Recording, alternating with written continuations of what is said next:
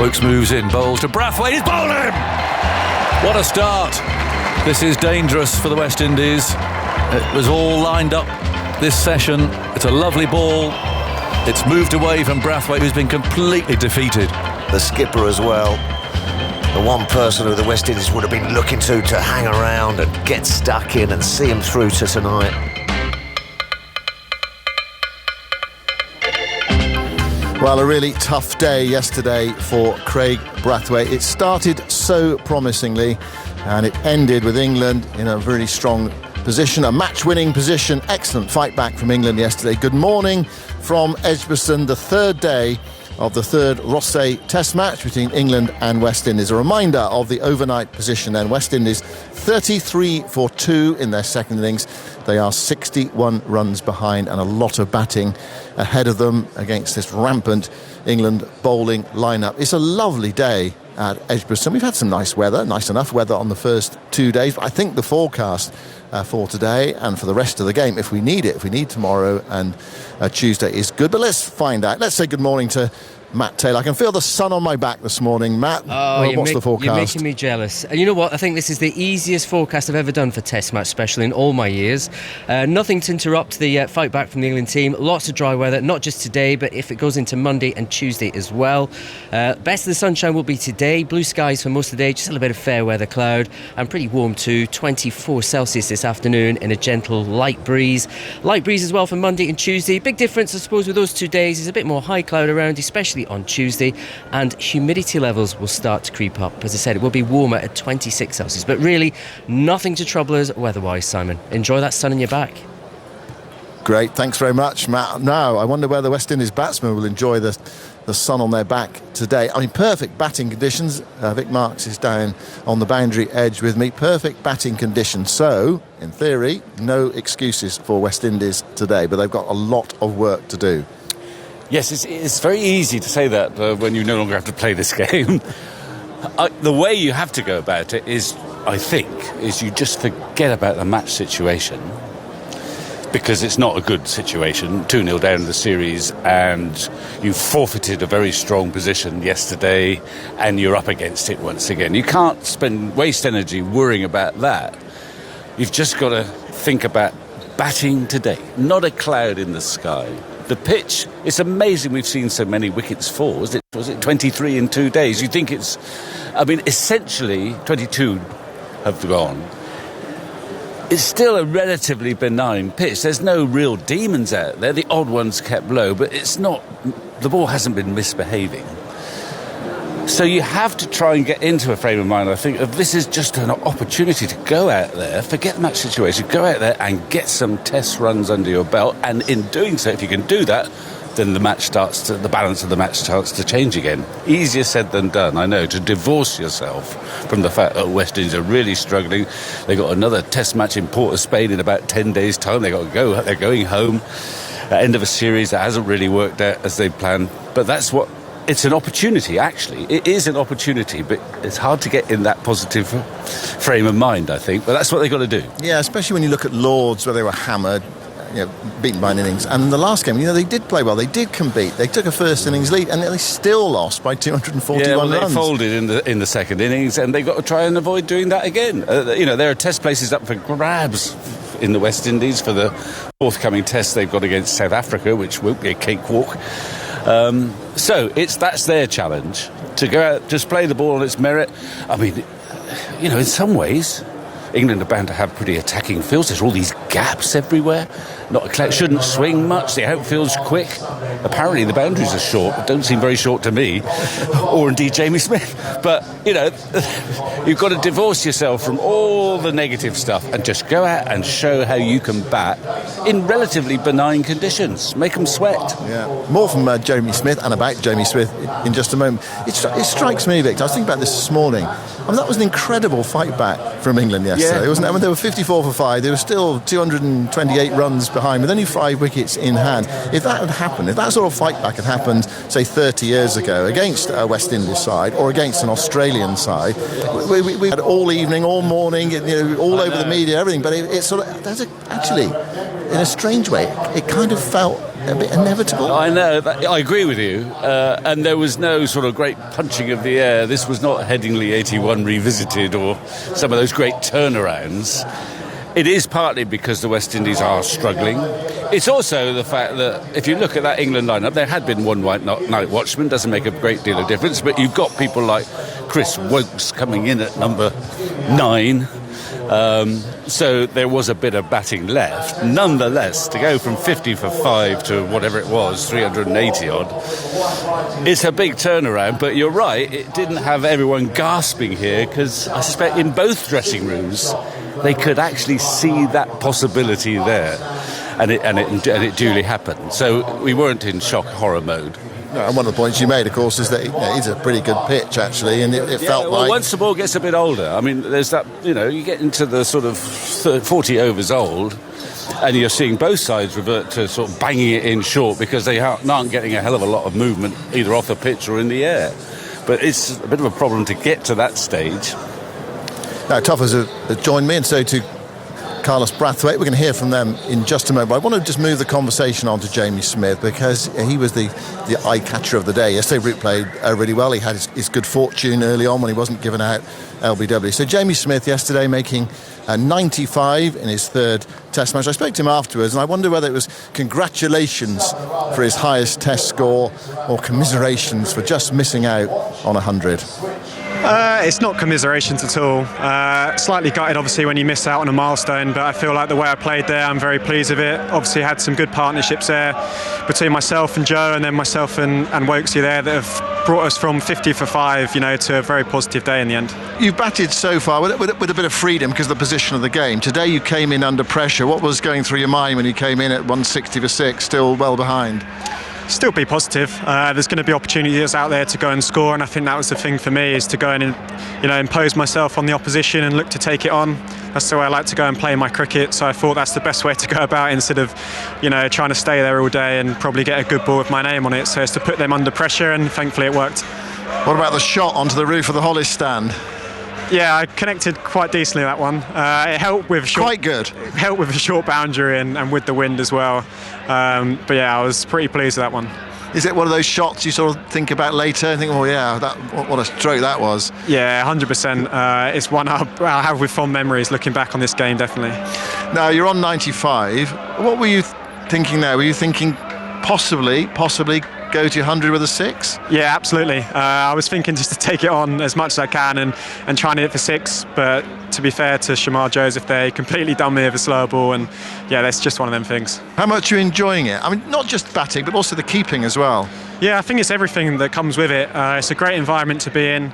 It's a very relaxed change room at all times. Even when we're 50 for 5 there, it was very relaxed. You can go out and be authentic to yourself and how you want to play. I think that's really important. It exudes confidence throughout every single player. So it's a great environment to be part of. Do you think you've got the game now? Well, you never know, but them couple of wickets there, obviously help. You ought to come back now, refresh with the bowlers who have, had some tough overs in the last few games. So to come back, we're going to be looking to, try and take as many wickets as we can while we're still in a deficit, and see where we get to. That's Jamie Smith after his 95 yesterday. Looks a really talented young player. We are already one man down today, one commentator down. Jonathan Ague's not that well. He's okay, but he's not that well, so he won't be with us at the start of the day. So we're very nearly 2 men down, because Victor got whacked on the thigh by a slip catch that eluded the person who's supposed to be there as the backup. Just proves we are live down on the boundary edge. That's the trouble with the modern game. You can't even rest at third man. Right, let's talk about Jamie Smith then. What really struck me about him last night is, normally when you say to a player, were you looking to go to 100 with a 6? They say, well, if the right ball came along, I'd just play it on merit. But he said, no, absolutely, I was going for it. I wanted to go to 100 with a 6. Yeah, absolutely. I mean, he just looks... he spoke really well there, didn't he? It just looks effortless, doesn't it? Effortless power with the bat. Goes under the radar with the gloves in hand as well, which is a good sign, because that means he's not doing anything wrong. Yeah, he looks a very well-adjusted young fella, doesn't he? And he's come in a couple of times when England were in trouble. I mean, what was that, 54 for 5, 113 behind, and he took his time.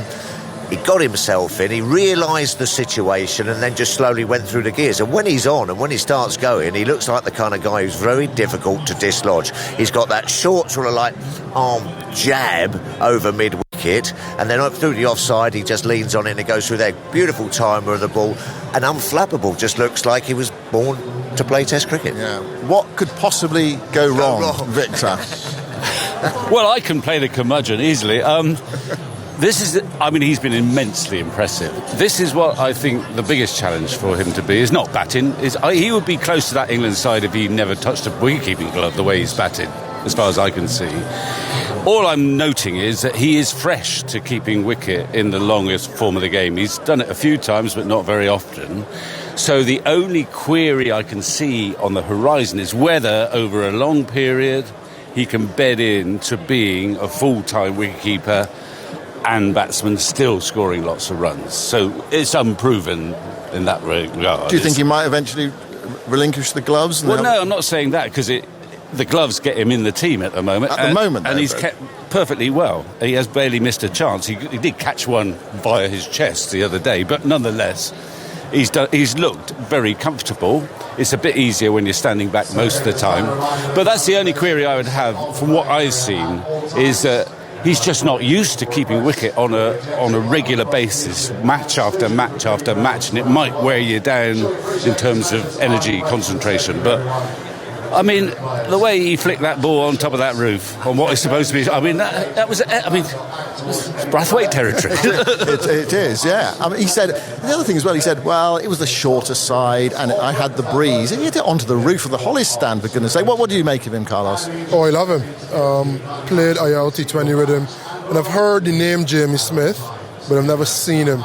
So I was watching, I tried to get a little bit of understanding of where's the hype, why is the hype there. And I tell you, one innings into a practice game, and I was joining the hype train. I was fully on the Jamie Smith train.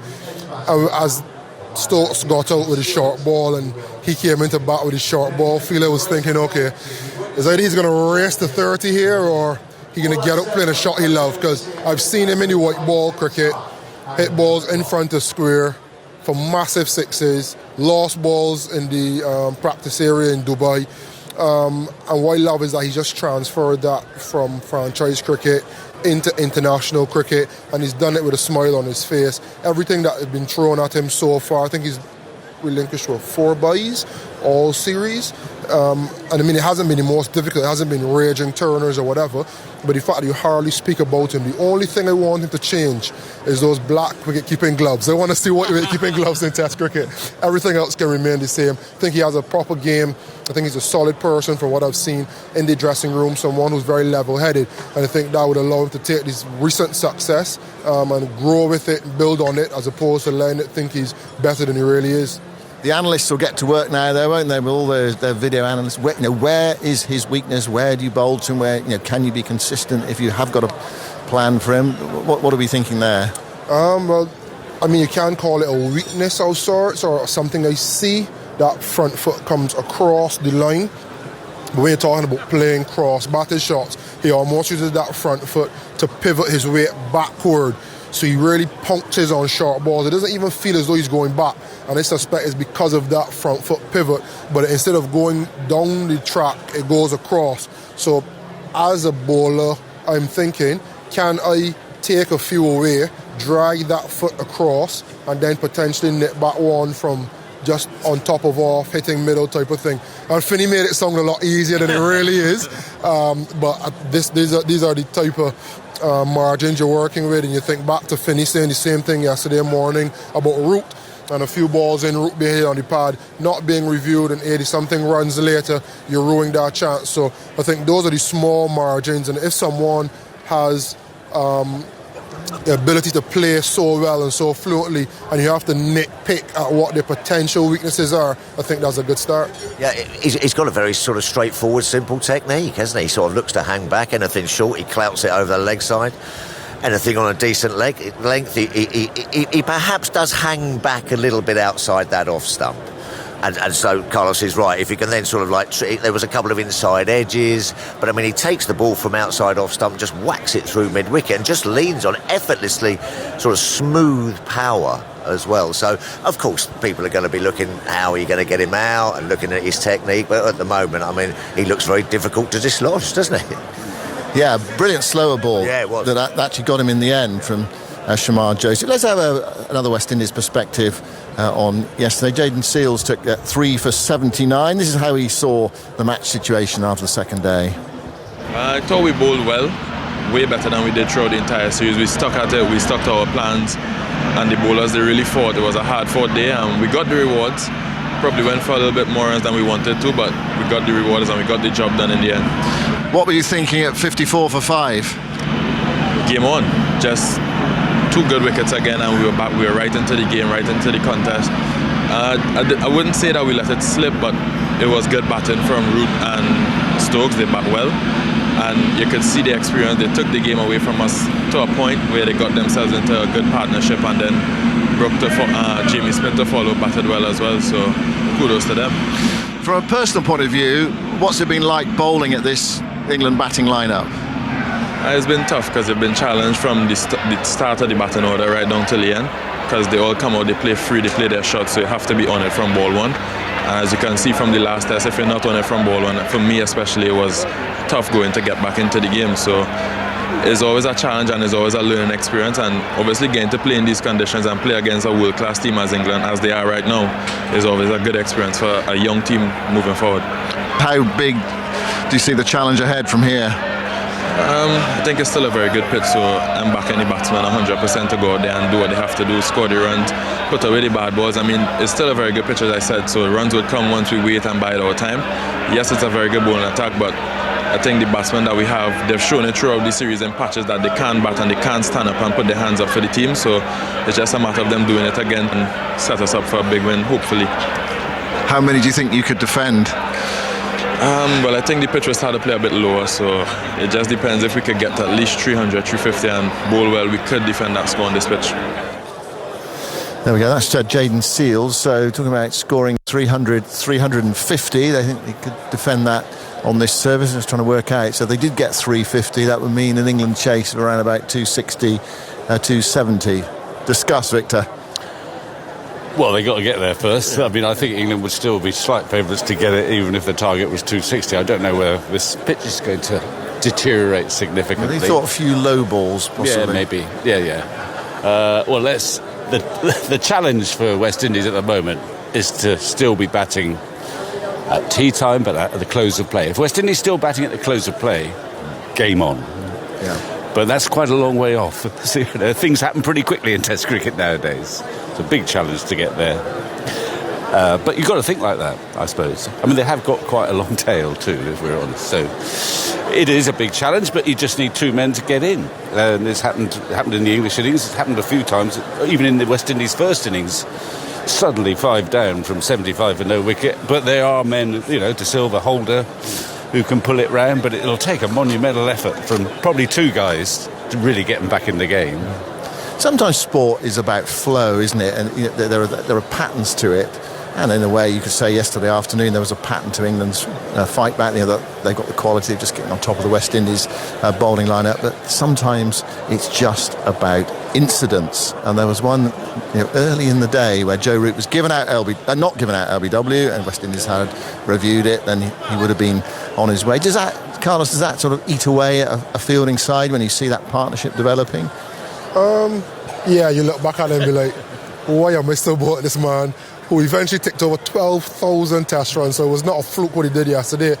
But then I'm a strong believer in processes versus results, and I think when West Indies look back at the process behind deciding not to go for the review, the bowler thought he was sliding down leg, keeper thought he was sliding down leg. I think Joe duped them by getting that front foot a bit down leg when the impact really and truly was more on middle. So he fooled the umpire, fooled the bowler, fooled the keeper. I think you got to give Joe Root a take. I don't think it was one of those ones where it was stone dead and everybody pondered and then 15 seconds went and they were like, shucks, we should have done it. I just think they generally didn't think that it was hitting. I think the only other thing you could say is in that situation, 3 down, Joe Root being a big wicket, they probably could have thought, would it have missed or would it have been umpire's call? Because obviously if it's umpire's call, you still keep your review, and it is worth the review if you have 3 left to use it on Joe Root. But you look back to the Ashes in 2019 and Tim Payne and Nathan Lyon thought it was worth the review, only to not have that review against Stokes a few runs later when they really needed it. So you can look back at that point, and it obviously was a mistake, but then when you look back at how the mistake happened, I don't think you could really blame the West Indies for not thinking it was out. I just remember Tendulkar saying when the review system first came in, I hate this system because they're always going to use it against me because I'm the best player. And the same applies with Root. You'd think you'd take a punt against Joe Root. If it was, I don't know, Gus Atkinson, you might... Well, we're not too bothered. We'll get him out anyway. But when it's Root, you think there's worth a little bit of a gamble. But I suppose, it didn't happen when I played, so I don't know quite how you react, but you've just got to try and wipe it out. I mean, the great West Indian sides I remember watching years ago, they would drop catches. But the bowlers then created chances again within about the next 15 minutes very often. So they got into the frame of mind of... So it didn't really matter as much. It's like a drop catch in a way. The catch goes down, but a really strong side just says, OK, we'll just create another chance. Which is, easier said than done. But I think that's the problem with the West Indies, because they know they aren't really a strong side. They know that those chances don't come around too often. Yeah. You then need to... So you're talking more about a side now who's in their development to becoming that strong side. So Stokes dropped a catch yesterday for all of 10, 15 seconds. It was hands on head. And then all of a sudden it was, we know we can get another chance around the corner sometime. So I think where West Indies are in their development and progression, they know that bowling to Stokes, bowling to Root, I don't think they expected what they got from James Smith, but bowling at those two guys, they knew that is where the game was, and they don't know when that next chance will come. So I do appreciate what the strongest sides will do. You think the Pat Cummins, which will start, Josh Hazlewood, if that happened, they'll be like, okay, cool, we'll do it again, maybe 4 overs time, 5 overs time, but for the West Indies, they need everything to happen exactly perfect for them to have the perfect game with ball and with bat. And I think that's a little bit of a challenge, because we know professional sport is seldom ever perfect, and I think Root and the quality that he brings, once you give him a sniff, he'll make you pay. Well, when Mikhail Louis is 200 not out at the close of play, Ben Stokes might reflect on that, that moment last night. It could happen. It could happen. I love that. Yeah. Actually, I sort of hope he does get runs, because he's batted really well in this series, but he hasn't really, and he's always got to double figures at the top of the order, where it's more difficult than elsewhere, and he just hasn't got anything to show for what has actually been quite an impressive start to a Test career.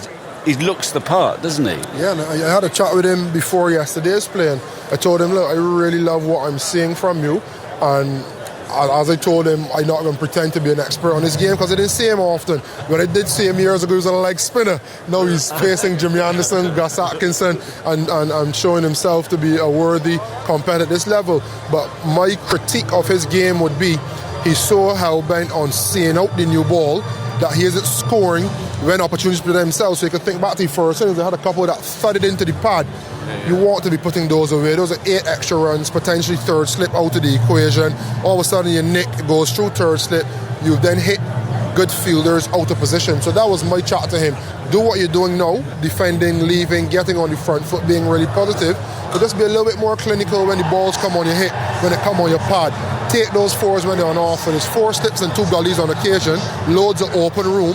How can you maximise that? Because I feel as though when he gets into 40, 45 balls, he all of a sudden thinks, all right, now I'm in, but I'm only 15. So then you're chasing at a ball that you wouldn't have chased in those first 40 balls, trying to get a bat on ball. So I think if he takes those scoring opportunities, there's less of a rush and a frenetic feel to get bat on ball, and he can then just move through the gears a little bit smoother.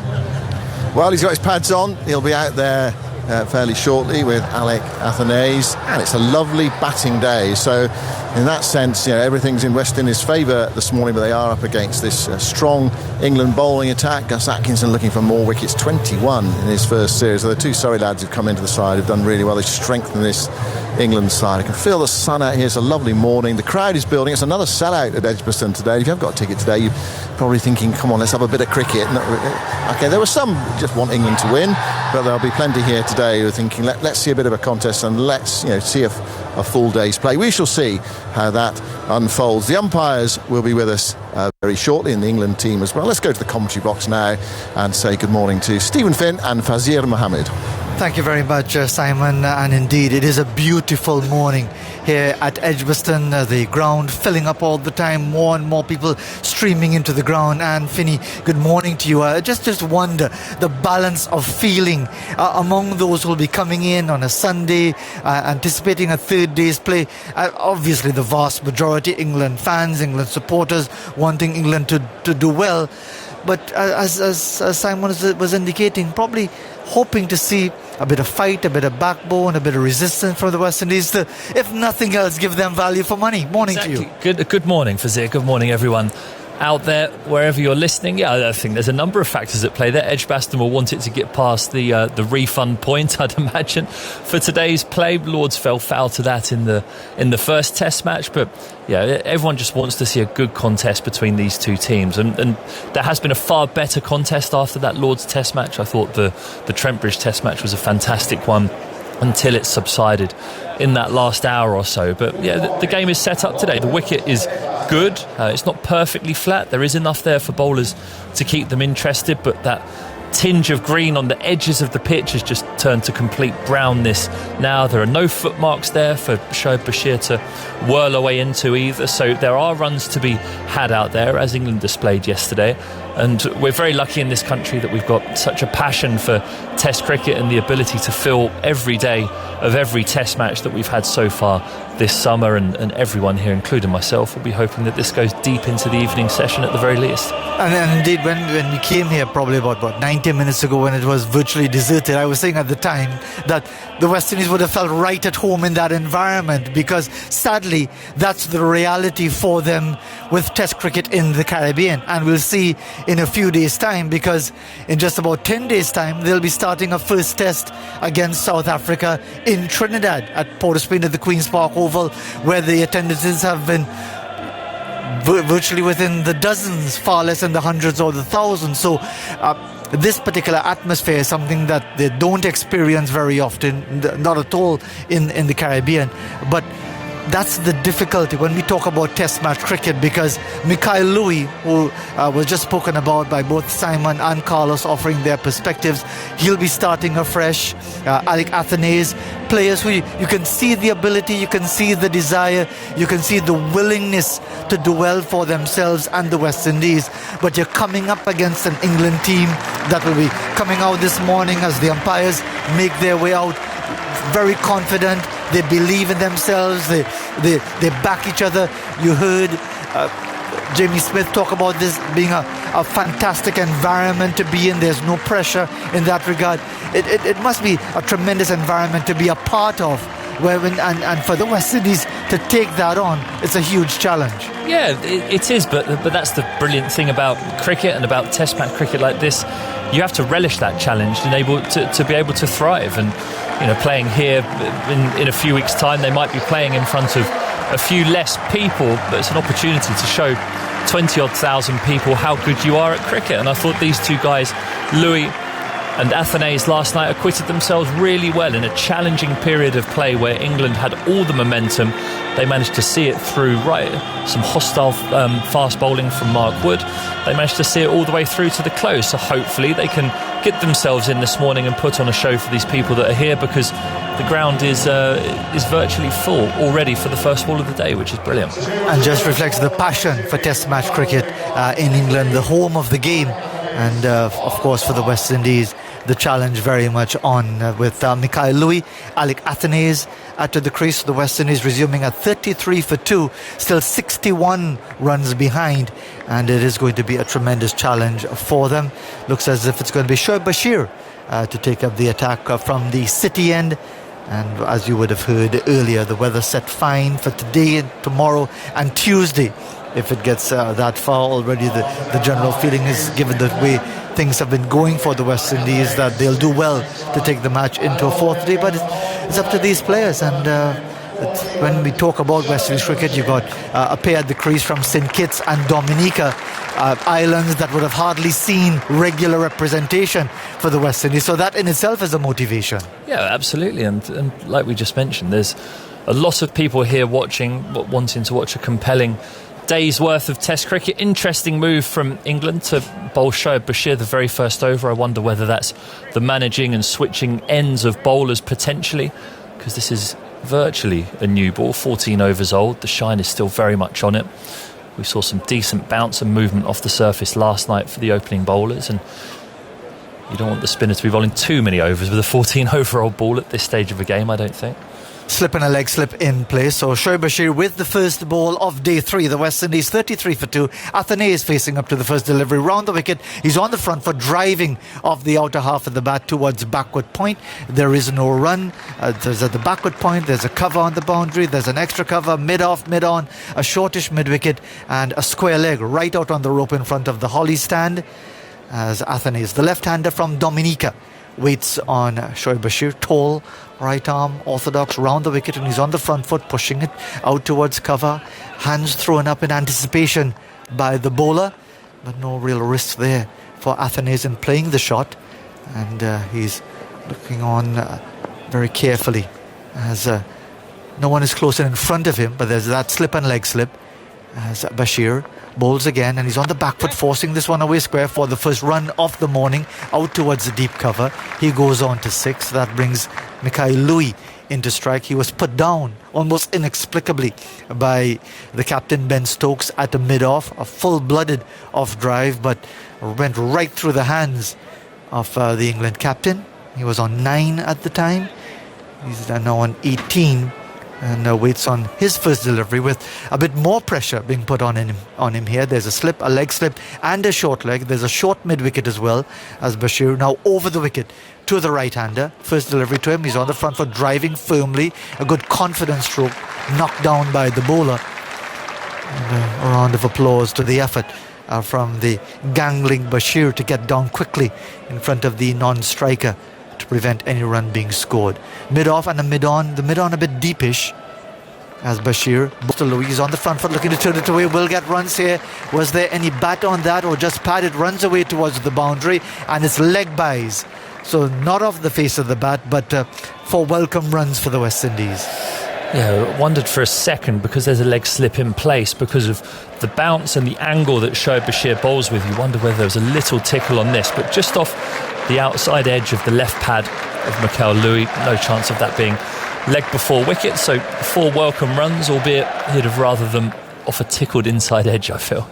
38 for 2. Last ball of the first over to Bashir down the leg side, and he's helping that short ball away to deep backward square for the single. So he'll retain the strike at the end of the first over of day 3. The West Indies have progressed by some 6 runs in that over, helped by the 4 leg buys. Louis is on 19 and Athane is on 6. They still trail by 55. Yeah, and unsurprisingly, it's Mark Wood that is taking his hat off and marching towards umpire Holdstock here. He bowled a hostile spell last night. It wasn't the 97 miles an hour that we saw in the second Test match, but he was certainly working up a good head of steam and caused these batters to be jumping around. Athanaze played him with good time, actually. He looks like someone, you talk about a batter who has time at the crease.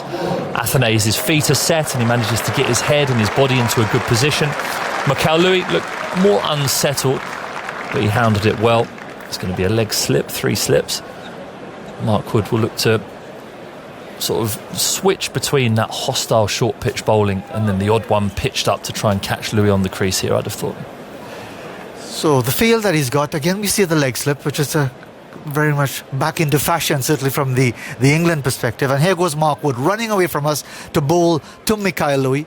First delivery for him is pitched up on a middle and leg and is turned away through mid-wicket for a single. He stumbles just as he's grounding his bat at the non-striker's end, so that immediately removed any thought of a second run, which might have been on. Would have been a sharp situation to come back for that second run. So he's off and running. He's gone on to 20 and 40 for 2.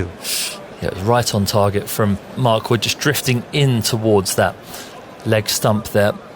Mikhail Louis, it looks as though that's a position that he may get himself into a tangle every now and again.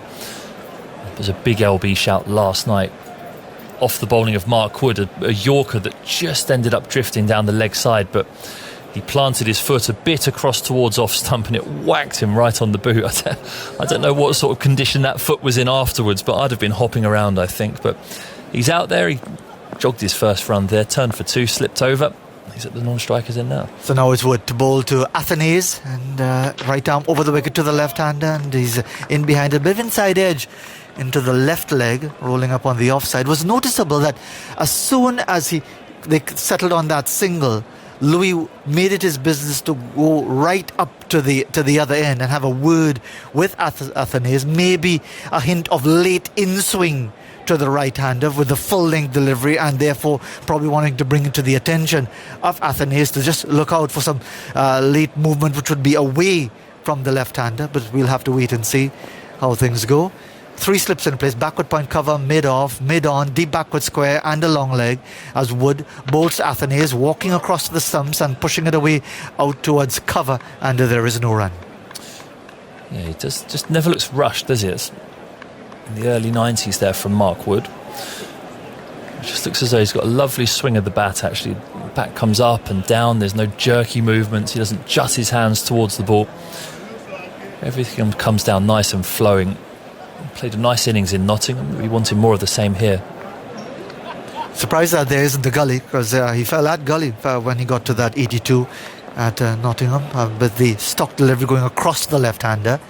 Here's Wood racing past the umpire, bowls to him, and he's getting in behind it, noticeably taking a couple of mini steps across the stumps to cover more of that off stump, playing it away square on the offside. So maybe that's what they're talking about, and the fact that they'll be working at the left-handers, especially we saw Kirk Mackenzie once again falling to those deliveries angled across him, and noticeably we're seeing that movement, that extra bit of movement from Alec Athanaze. Yeah, and I do think sometimes you get a gut feel as a bowler, whether it's a 3 slips wicket or it's a 2 and a 1. And when you talk about that, it's if you feel as though the wicket's a bit slow, you go for 3 slips because you don't feel like you'll get the bounce. Wood once more to Athanaze, short of length, he's ducking into it, took his eyes off it very, very quickly and took it somewhere on. But a bit of hostility, as you would expect from Mark Wood, with that genuine pace, but certainly did have Athanaze in quite a bit of trouble with that short ball. He was just in two minds, not sure whether to fend it off and then to duck, and seemed to just take it on the right shoulder. Yeah, it was a last second decision to try and duck that one, but he was jumping at the same time, so he actually didn't make himself any smaller by ducking. Right on that right shoulder. It's a painful blow. Just picked the ball up and said, have another go, Mark Wood. Needs to settle down very quickly to the last ball of this over that's pitched up, and he's driving it away on the onside. Really more an attempt at a flick through mid-wicket. Gets it off the inner portion of the bat out towards mid-on. So he's negotiated that testing first over from Mark Wood, and the West Indies remain at 40 for 2. Yes, Andy. Morning, Fazir. Mikael Louis is entering his danger zone. He's on 20 not out of 42 balls. His 5 scores previously in this, his debut series: 27 off 58, 14 off 49, 21 off 41, 17 off 40 and 26 off 61 in the first innings here. He's managed to make it through to 20 again, past the 40 ball mark.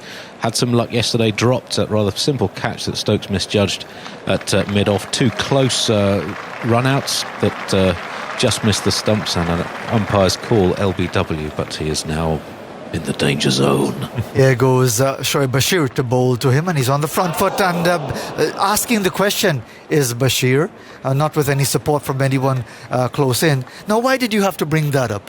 Didn't we talk about this before that? Don't say anything until he gets to 30. Come on, Andy. We're supposed to be on the same page here. You want someone else to call to ask for some statistics just before the end of the day, and you've got to pull out the spreadsheet once again? 40 for 2 it is.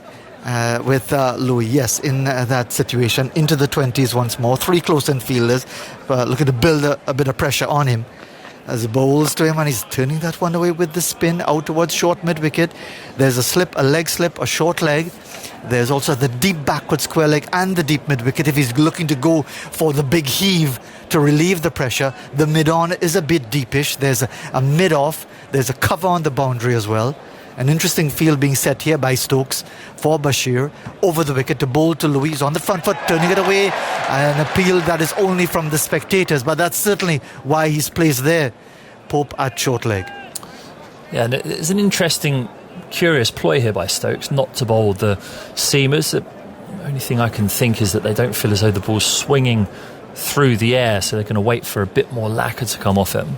Bashir bowls to Louis down the leg side, looking to help it away, not taken cleanly by Jamie Smith. And once more talking about Jamie Smith and his role in this England team, that excellent innings of 95 in the end undone by the clever bowling of Shamar Joseph, which he acknowledged after the day's play. Bashir, high arm action, bowls again to Louis, looking to sweep this one away, will get runs here, might get 4, and it will beat Mark Wood to the boundary. That was well played by the big right-hander, just straying down leg stump, and he picks up a boundary that takes him on to 24 at 44 for 2. He's not a natural drifter of the ball, Shoaib Bashir, and what you mean by that is, watch Graham Swan bowl, he had that beautiful drift outside the off stump, and then it would cut back, that because Shoaib Bashir is quite front on when he bowls, he gets the ball to drift in, if anything, and then it continues. So when his line is straight, you know that everything is going to be drifting and going down the leg side, so Louis can just help that on its way and beat Mark Wood fine of himself at deep backward square. Last ball of the over from Bashir to Louis on the front foot, and a bit of turn there. He was reaching forward, looking to push to the offside, and it goes away along the ground towards short mid wicket, but he's still there, obviously, as we've been reminded by Andy, in that danger area on 24, so he'll be wary of that, he'll be mindful of that, because he knows the challenges that he's faced in his debut series. Athanaze at the other end is on 6. The West Indies trail by 50 runs still at 44 for 2. Yeah, I'll continue the point that I began last over. If you can remember talking about whether Athanaze got out caught gully in Trent Bridge, but sometimes you just get a gut feel as a bowler about whether it's a 3 slips wicket or whether it's a 2 and a 1 wicket. And if it's a 2 and a 1 wicket, you feel as though the ball's bouncing and it might take a thick outside edge towards that gully region and carry there. But quite often in England, when you do get a ball that's 17 overs old, it's not as hard and perfect as it was at the beginning of the innings. You don't feel as though the ball's going to carry to gully. A deep third has gone down onto the boundary now, so there's 3 slips, a deep third, extra cover, and mid-off is the offside field. As Wood runs in out to bowl to the left-handed Athanaze, pitched up, and he's pushing into the offside, out towards cover, picked up by Ben Duckett, and there is no run, 44 for 2. And I know some fast bowlers are irritated whenever they see a gap in the slip quarter, and I recall Michael Holding, who of course many people will know about in his later years as an outstanding and forthright commentator, but old Whispering Death himself used to say he never liked a gap in the slip quarter. If he doesn't want 2 and 1, put 3 slips. Because it used to drive him crazy to see the edges going in any gap in that slip region. But I hear where you're coming from, depending on the pace of the pitch, whether it's stopping, whether there's going to be something maybe of the shoulder of the bat. So much would depend on the feeling of the bowler himself or herself. Long leg and a backward square as Wood bowls to Athanaze. He's on the front foot, almost as if he wanted to play that more towards the onside, but in the end getting it away along the ground towards mid-off. Yeah, I preferred a wall of slips. So if I had the choice between 3 and a gully or 4 slips, I would always opt for 4 slips and just try and get them to spread out a touch more than they might usually do, because there's nothing more frustrating than it going through that gap. But sometimes you do just get a gut feel that gully is a really important position, that bit squarer. And if you were to create a wall of slips from first slip to gully, you'd probably need 7 of them. So you're foregoing a few other fielders on the field if you're doing that. Here goes Wood. Bowls now to Athanaze, and he's reaching for a delivery outside the off stump, gets it away down towards third man for a single. I don't think they'll be too disappointed to see him going for that, but he was in control of the shot with an almost horizontal bat. He gets a single to move on to 7. Score goes on to 45 for 2. The West Indies still trailing by 49. That's after England recovered superbly from 54 for 5 within half an hour of day 2 to finish up at 376 in reply to the West Indies' first innings total of 282, 94 for Jamie Smith, 87 for Joe Root. And I don't think I've seen Joe pointed as he was then, walking off, having missed that arm ball from Gudakesh Moti to fall for 87. I'm sure there would have been other occasions, but he just was constantly berating himself as he was walking off after being dismissed for 87. Wood bowls now to Mikhail Louis, lifting delivery outside the off stump and falls off as we see so often when he's putting in that extra effort with that delivery, that lifted a bit, he dropped the wrist to let it go through to the keeper. Any thought on the mechanics of it as to why he tends to fall over so often? Is it about balance? Is it about putting in that extra effort, Mark Wood? Well, he's a bit of a chest drive bowler, and by that you mean his chest juts forward as he gets to the crease, that's what creates the delay in his bowling arm, and everything whips over from there, so there's a lot of momentum going forward. Wood with two slips and a leg slip to Louis. Short ball that he fends off very uncomfortably. Was probably expecting it to make even greater height on him, but the extra pace of Mark Wood causing some problems there. There's no short leg in place, which is always surprising to me when you've got a genuine quick bowler in action, and it just bobbled away on the onside. Yeah, he didn't look comfortable there. Louis was clearly worried about getting hit LBW, so he's thinking about getting forward, thinking about covering that line and length from Mark Wood, and that one just surprised him up around his shoulder. He just whipped away at it like he was swatting a fly away. Managed to keep it down and not let it balloon towards leg slip. Last ball of the over from Wood as he bowls once again to Louis. Pitched up, he's on the front foot, gets to the single. He is predominantly a front foot player, and despite the inconvenience of the previous delivery, was again confident to push forward for a single out towards cover. The West Indies are now up to 46 for 2, Athanaze on 7, Louis keeping the strike on 25. Andy, there's another test match going on not too far away from here in Belfast, and it's a low scoring nail biter. Ireland are chasing 158 to win. Collapsed yesterday evening and are currently 45 for 5. That's a bit of a recovery from 21 for 5. 4 wickets for the enormous Zimbabwean left armer Richard Ngarava.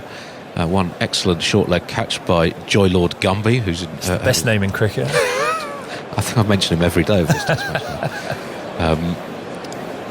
But yeah, Ireland with Lorcan Tucker and Andy McBride at the crease, fighting for a second consecutive test win. Shoaib Bashir starts another over to bowl to Louis on the front foot, and that's just away from Pope at a short leg. Definite bat on ball this time as he reached for that delivery. So a bit of turn, a bit of bounce for the off spinner, and so close to the short leg. Yeah, it was a thick inside edge onto the pad, just out of Ollie Pope's reach. He's excellent in there, Pope. Fantastic reactions. Can't quite peel that on him.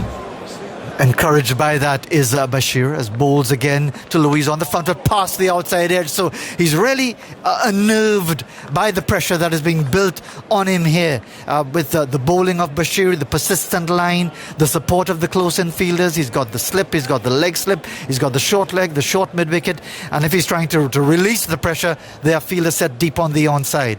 Bashir in once more, bowls to Louis, and he's on the front foot pushing into the offside. He'll be almost relieved to get that single out towards deep cover. Moves on to 26, and the score goes on to 47 for 2. Field just changing around now for the left-handed Athanaze, and more and more fans just finding their seats. The ground almost filled already so early on this third morning, even with the anticipation that the West Indies may capitulate on this third day, as Bashir round the wicket bowls to Athanaze. He's on the front foot carefully, playing it away square on the offside out towards cover. There's a real flourish of the bat when he's finished with the defensive shot and just pulls the bat out of the way. With a slip and a leg slip in place, they'll be looking for the early breakthrough. England, as Bashir, none for 9 in his 6th over, bowls to Athanaze, and he's playing it carefully away square on the offside towards backward point. There's no run once again, and this is going to be another one of those tests for the West Indies. These young players, very little experience, Kavem Hodge to follow, and then a bit of experience with Jason Holder and Joshua De Silva, but not a whole lot in the West Indies middle order. Bashir now bowled to Athanaze, a short ball that he's looking to force away square on the offside. Mistimes the effort, but gets it away eventually out towards cover point, but he's still there on 7. Mikhail Louis on 26, and the West Indies starting the morning at 33 for 2 after 20 minutes play. They are 47 for the same 2, still trailing by some 47 runs. So they've got a lot of work to do on this day 3 to make a match of this. More from Finney, and then it's going to be Simon. Yeah, there's been a couple of hairy moments this morning for the West Indies batters. Athanaze has been hit in the right shoulder by Wood. Louis has swatted one around his left shoulder, but managed to keep it down and get it to drop around his feet, and then a little inside edge onto pad, just evading Ollie Pope. So England are hunting here this morning, but West Indies standing firm for the time being, 47 for 2. Good morning, Simon.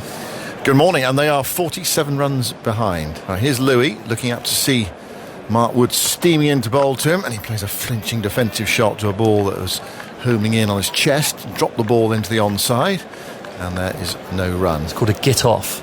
If you play it like that, you sort of push your hands towards the ball. Get off my body. Take the bottom hand off. It's get off me, yeah. As if you've got a fly on you. Bottom hand always comes off the bat. Ugh, keep it down. He looks awkward in that spot, actually. You can see Mark Wood working away. It's that angle in. Wood bowls from quite wide of the crease, so he's always angling in towards the body of a right-handed batter, which is so awkward. Slightly surprised there's no short leg there, though. There's a leg slip, but no short leg. 2 men back for the pull shot. Now, I want to get another change in the field. Looks like a third slip's going in from forward square leg. So 3 slips, a leg slip, 2 men back, and 3 saving 1, 2 on the offside. Wood running in from the pavilion end and bowling to Louis, and he goes past the outside edge, putting the bat there right in that channel, difficult channel for a batter, pushing at it. I feel you have to play, although you could have left it on length in theory, but one thing to say it, one thing to do it. 92 miles an hour. Exactly, yeah.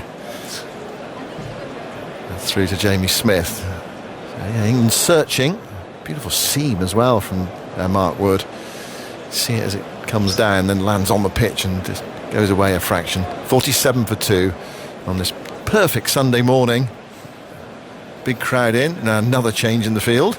That third slip's come out. He's gone back to where he was. I don't know whether that's Stokes always ticking, always thinking, or he just changed his mind. So mid-wicket back in. Wood bowls to Louis. It's full, and Louis gets the bat down just in time, plays it up to Wokes mid-on. We saw one like that last night where Wood appealed for LBW, and it was reviewed, and it was umpire's call from clipping memory. leg stump, but I think a significant chunk of leg stump. But the umpire deemed it to be going down, and Wood, he put that third slip in, but the ball is just angling in towards off stump, towards middle stump. There's nothing that's actually really moving away from the right-handed Louis here, so I think that's why I think Ben Stokes overrode Mark Wood's decision to put the third slip in and pulled him straight out to mid-wicket, so he can target that straight line that looks like it's troubling Louis. Wood sprints in and bowls to Louis, and Louis plays a fidgety push into the offside. Umpire's fielding at point, standing at point. I've seen umpires in club cricket catch the ball sometimes. You know, their players involuntarily just catch the ball and forget they're umpiring, not playing. Anyway, stepped out of the way, and Louis got a single to point. So, and that's useful as well, isn't it? Just getting off strike, so you're not facing a full Wood over. They've done that well this morning, actually. As soon as the ball has gone into that gap at extra cover, they've been quick to respond to each other and turn the strike, and being right left hand as well as a bowler, that's so annoying, having to continually change your lines. 48 for 2. Athenaeus on strike on 7. 3 slips in for him. Wood bowls to him across the bows. Oh, and it's chopped away. Hands on it at third slip. It's gone down towards the boundary for 4. That was so quick through that slip cord. And Harry Brook slams his hands down on the ground. It would have been a fabulous catch. It went so quickly off the bat. Brook and that slip cord. And they set high standards. So that was, what was that, half a chance, quarter of a chance? It went so quickly. That would have gone for 6, I'd say, down to deep third there. He's thrown his hands at it. 92 miles an hour from Wood. And yeah, Harry Brook, he's done well to get anything on that whatsoever. If it was at his face, I think it would have hit him before he'd been able to move, but he's tipped it up over the bar like a goalkeeper to the top left. But it was a brilliant save. Excellent. 52 for 2. Wood bowls. Athenaeus struck on the thigh pad. Wood has to run after it towards the square leg umpire and then just leaves it, in actual fact, because there was an easy single, and he's got some fielding support from Ben Stokes, and he doesn't want to bend down and stretch those hamstrings. No. You could get him in goal for Bristol City, couldn't you, Harry Brook, Simon? We've got some reinforcement. He'd be good at playing out from the back, I feel. Well, he looks the sort of sportsman that would be good at anything, doesn't he, Harry Brook? There's a few of those in this team, actually. Pope, Wokes, Brook, Jamie Smith definitely strikes me as someone who'd just be naturally good at everything. Wokes is the one, though. On it, you put a dart in his hand. That's where his nickname, the Wizard, came from. I don't want to take full claim for it, but we were on an under-19s tour to Sri Lanka in 2008. 53 for 2. Bashir begins a new over, bowls to Athanaze, who props forward and plays it back to the bowler, and there's no run. And the entertainment for us was an English pub on the ground floor of the hotel. We weren't really allowed out the hotel because we weren't old enough. Some were 17, some had only just turned 18. And there was a darts board and a full-size snooker table in this pub on the ground floor of the hotel. Bashir again round the wicket to Athanaze, who strokes it towards extra cover where it stopped, and there's no run. So we all had to give ourselves darts nicknames, and we played a tournament amongst ourselves to pass the time. And I was Stephen the Shark Finn, and he was Chris the Wizard Wokes. And I'm convinced that's where the nickname started. Yeah. Bashir to Athanaze, who goes back and just about keeps that out of his stumps, plays it back to the bowler. You've got to tell whether that kept low or not. He's right back there, Athanaze. Twiddle of the bat from him. He's on 12, 53 for 2. I thought it was just because he was so good at manipulating the seam of the ball. Well, I think that's what it's turned into, yeah, but... Bashir tosses that one up. Sweep shot, appeal for LBW, out. Given out straight away by Nitin Menon. He didn't think much about that. Athanaze stands there, thinks about the review. Louis comes down to have a chat with him. He doesn't look that convinced about reviewing it. And no, he's walking off. The timer has gone down to 0, and Athanaze walks off. He was looking to play a little sort of dab sweep shot, struck him on the pad, and Nitin Menon fired him out. Just having a look at the replay, and it does look pretty good. It's straightened and was going on to, well, without the technology, going on to hit middle and off. So Athanaze is on his way for 12, 53 for 3. And Ben Stokes decided to start with Bashir this morning, which felt like counterintuitive. It didn't feel necessarily like the right decision, or the logical decision, or the traditional decision. But Bashir has picked up the wicket, and he's looked quite dangerous as well. There's a bit of grip there for him. So 53 for 3, and West Indies still 41 runs behind. Yeah, it's been a good start from Bashir. He's looked threatening to Louis, actually, trying to catch him on the inside edge, caught short leg, caught the guy just behind square, the catching leg slip. But here to the left-handed Athanaze, just that slight bit of drift which he gets from round the wicket. Actually, he struggles to get it from over the wicket to the right-handers, but round the wicket, when he fully completes his action and bowls around himself, he gets that nice drift, and that's what would have tempted Athanaze into trying to play that fine sweep. You play that shot when you feel the ball is going down the leg side and it feels like a safe shot, but because the ball pitched and turned and beat the edge and then straightened and hit him on his back leg, he was in serious trouble there. Just a slight misjudgment from Athanaze, who played the seam bowling quite well but didn't look quite as comfortable against the spin of Bashir. A good captaincy decision from Ben Stokes. I'm sure Bashir gets another test match wicket, and talk of people enjoying and looking confident whilst they're out there. He looks remarkably confident, Bashir. The way he interacts with people, the way he stands there at the back of his mark, it's just something really confident about the way that he operates, and he's loving life in this England team.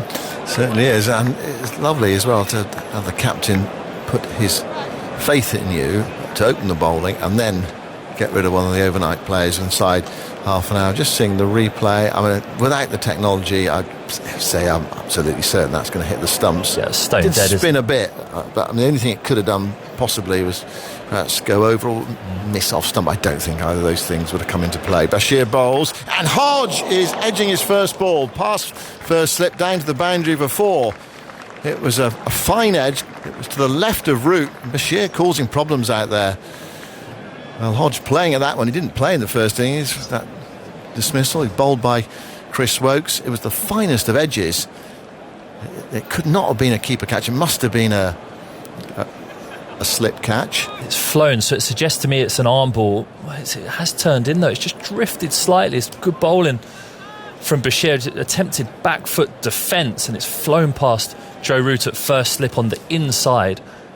57 for 3. Bashir goes in and bowls to Hodge, who comes stabbing forward, and he beats him on the outside, and it's taken by Smith. Well, a really good over from Bashir, who's on 1 for 13. That was his 7th over. So And 4 of those were that involuntary nick through first slip. It was a bit too wide for the keeper, and it went so quickly. It happened so quickly. Just seeing the technology on that LBW, it was umpire's call. So height the only issue, but of course he was given out. So if he had reviewed it, then it would have stayed with the umpire. It's funny actually, you see that just face on. You don't necessarily, I mean, you thought possibly high, but sort of rule it out. But it didn't look as though it was going to bounce that high. But technology said top of middle stump. And that was good enough for umpire Menon. 57 for 3. And here is Wood to bowl to Louis. Louis plays away from his body, dabbing into the offside, sets off for a single. It's not there. And Shai comes in at the non-striker's end. Kevin Hodge hadn't come that far in actual fact, as Atkinson hurled the ball at stump to the non-strikers. He missed them. And then the 2 batters go down to have a quick chat. It was almost there. It's a little feeling that Carl Louis, first ball of the over, I'll just get off strike here with a single into the offside. I don't think there was one there. Kevin Hodge probably making that decision, but also thinking, I'll just have a look at the non-striker's end for a bit. 57 for 3. I mean, there is a huge gap between backward point and wide mid-off. And he thought he could get one there, but he couldn't.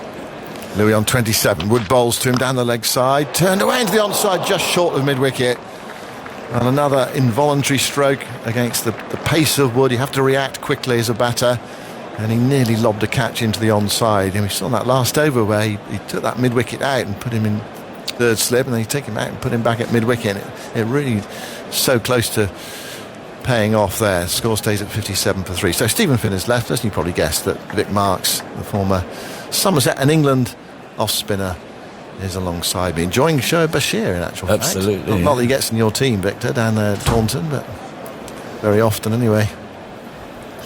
Not very often, but hopefully in the future. In the future, along with Jack Leach. Wood ball to Louis, full. How's he got that there? He gets the bat down on it just in time, plays it down towards fine leg. Is that the old draw between? Yeah, something like that. He's troubling him with that full ball on the stumps. Louis just about getting the bat down that time. Thick inside edge, down towards fine leg, evading the leg slip. And he gets a single. Louis goes to 28. And West Indies to 58 for 3. It was one of those ones heading towards his toes, possibly heading towards leg stump, or it might have been missing.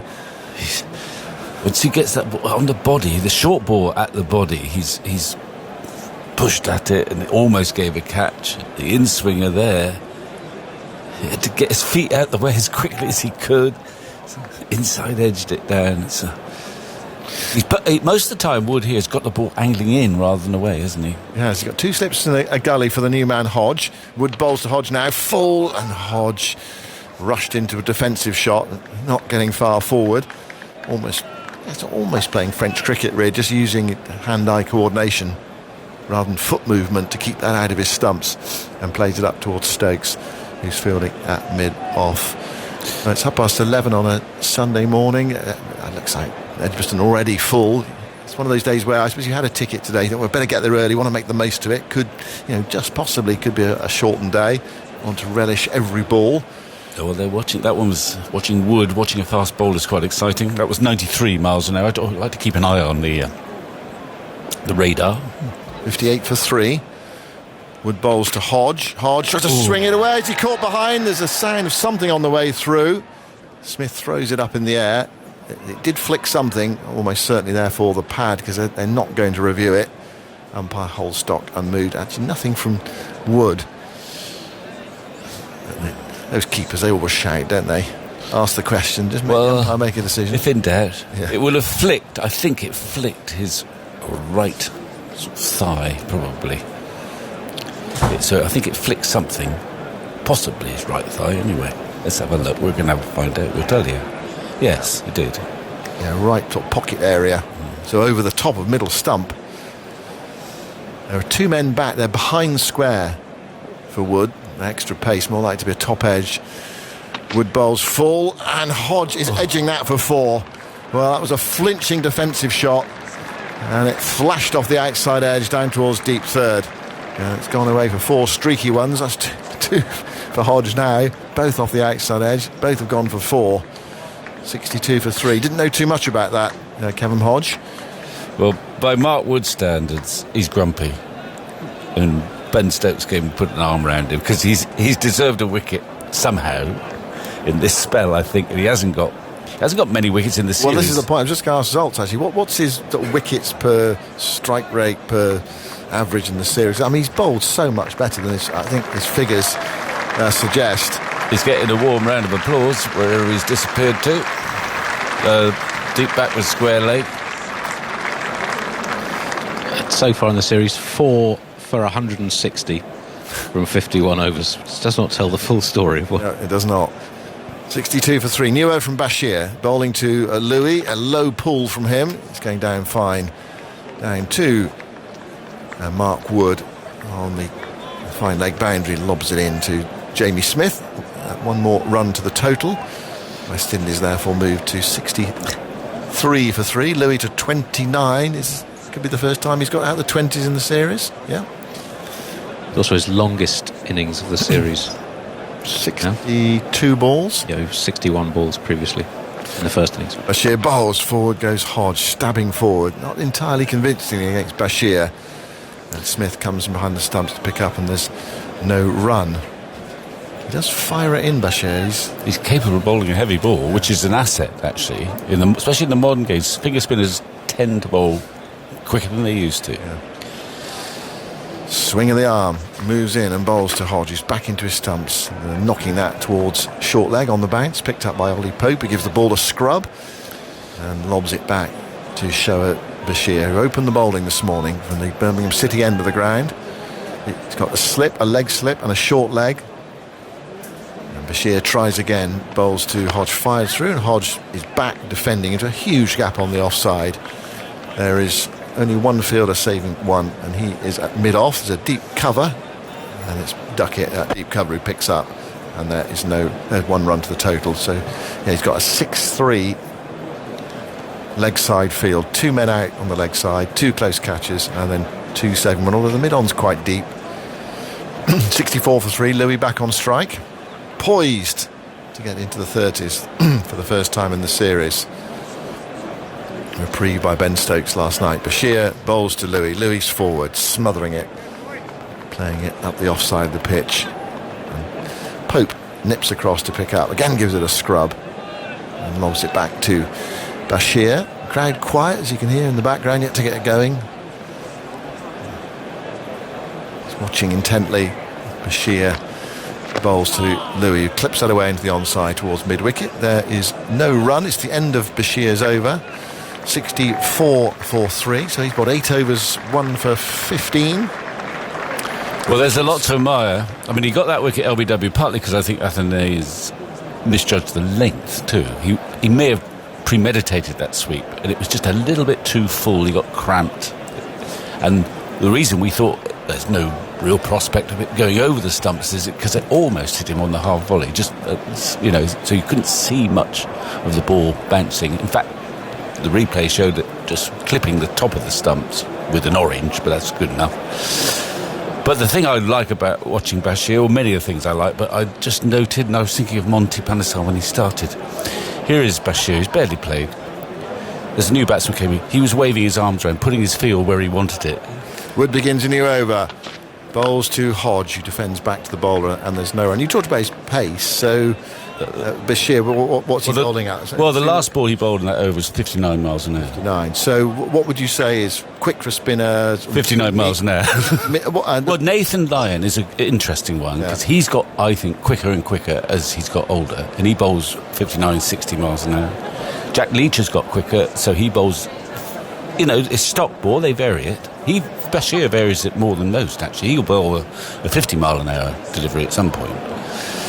So Leach, I think, is up around 55, 56, and I reckon that's quicker than used to be the case. Bowling to Hodge, who swings it away. That's a good-looking shot. That's gone for 4. Out to the Hollies stand. Square with the wicket. England have 2 fielders out, but Duckett is deep backward square leg rather than an orthodox deep square leg. So 4, 68 for 3, and Hodge goes to 13. That's his best stroke so far after 2 streaky ones off the outside edge. But looking back, Panesar was bowled it quickly, and it was by and large that was an asset, especially if it was still sort of dipping. He was up high 50s, quicker than Swan. And Adil Rashid, who bowls quite slowly. Well, no, he's around 48 foot. But Shane Warne, leg spinners tend to be a bit slower, I think, by and large. Warne bowled sometimes 49, 50. Wood to Hodge, full, driven, nice looking shot through the covers, chases on, think the ball's going to win. Stokes is pursuing it, has to give it up.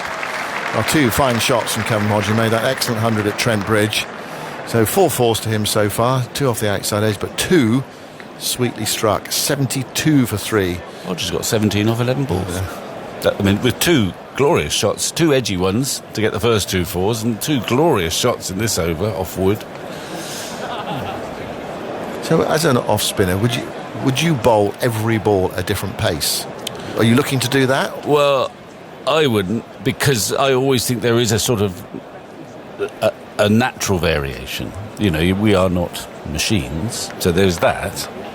So, like you say, I'm going to bowl a quick one, but it might actually come out a bit slower. Well, yeah. Wood to Hodge. Hodge covers up, plays defensively to Stokes at mid-off, and there's no run. And how much variety you introduce would depend a lot on the surface. So, when it's spinning, you're not too worried about lots of variety, because the odds are in your favour if it's turning, and essentially the quicker you can bowl it, if it's still dipping a bit and spinning, the harder it is to play.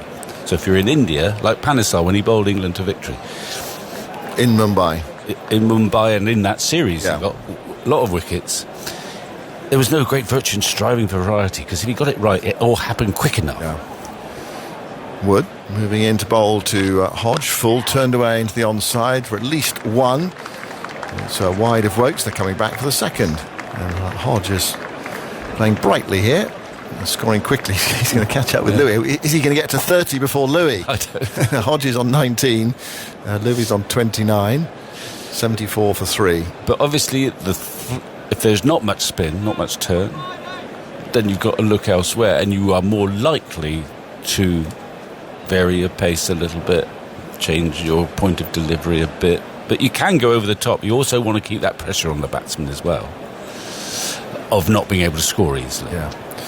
Lots of gaps, 3 slips in the gully, and Hodge is profiting at the moment. Wood comes in to complete the over, bowls to Hodge. It's down the leg side, it's swung away towards fine leg along the ground, and Hodge gets the single, takes the bowling, and he goes to 20. It's a good battle this. Who's going to get to 30 first? Hodge is 20, Lewis 29. Hodge is going to be on strike. Now, apart from for concussion... So what's he doing? Hold on a second. You're not allowed to make a substitution in a test match on the field, but you are, of course, allowed to make a substitution in the commentary box. Jonathan's not well today. Nothing to worry about. He's just feeling a little bit below par. So Daniel Norcross is with us for the day, and he is going to pick up commentary after a few more thoughts from Victor. Well, I suppose it's vaguely a like for like, and therefore permitted. Possibly not in terms of sartorial elegance. Anyway, it's lovely. It's lovely to see you, Dan, because I glimpsed you last night, and I know you were contemplating a little bit of a lie-in before heading off for Cardiff, but here you are. I was contemplating it. Bashir is in, a full, on off stump, pushed into the offside square of the wicket, shot through for an easy single. Hodge to 20. Yes, well, I had a sort of a lie-in, and then the phone made a noise. Well, and then I woke up. And the rest, as they say, is history. Mayday. Was it Mayday? Mayday. There was a touch of Mayday. Yep, touch of Mayday. Cardiff will have to wait, as Bashir is in from the City end. Forward comes Louis, back to the bowler, no run. Were you surprised that Bashir opened the bowling? Well, I surprised, welcomed it. I think, you see, there is this notion among some captains, but not Ben Stokes, that you have to go through all the seamers first before you let the spinner have a go. Bashir is in, it's pushed into the offside. There's a huge gap in the offside. There's only one person saving one in front of square, so it goes out to the sweeper. They get a single, 77 for 3. And I can just about remember myself feeling like the bowler of the last resort. Yes. They've tried everyone else, so you're going to have a go now. And Stokes has always been much more proactive in that regard than some of his predecessors. And it gives Bashir confidence. What's been wonderful is how he's revelled in the Test cricket. He's in once more. This is flighted and driven again through that enormous gap in the offside. I say gap, the offside is just open apart from mid-off and slip. One more to total, 78 for 3.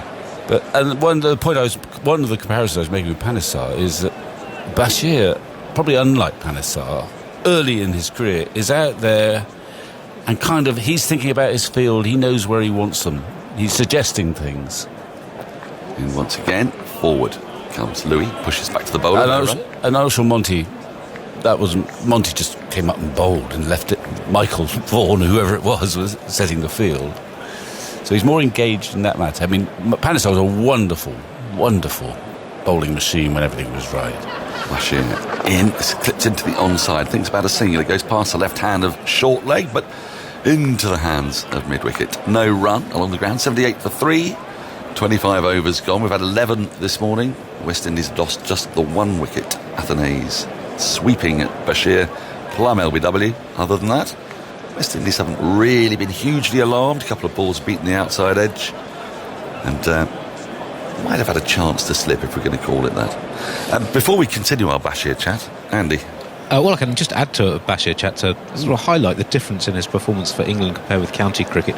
26 wickets at average 30 in his 6-match test career so far. In 10 matches in county cricket, he's taken 16 wickets, average 70, which is a truly extraordinary... What's going on? Well, it is extraordinary, those stats. And, well, of course, he would never have been picked a decade ago, 5 years ago, certainly not 40 years ago. Never would have been picked. It's almost on the basis of beating Alistair Cook once on Twitter.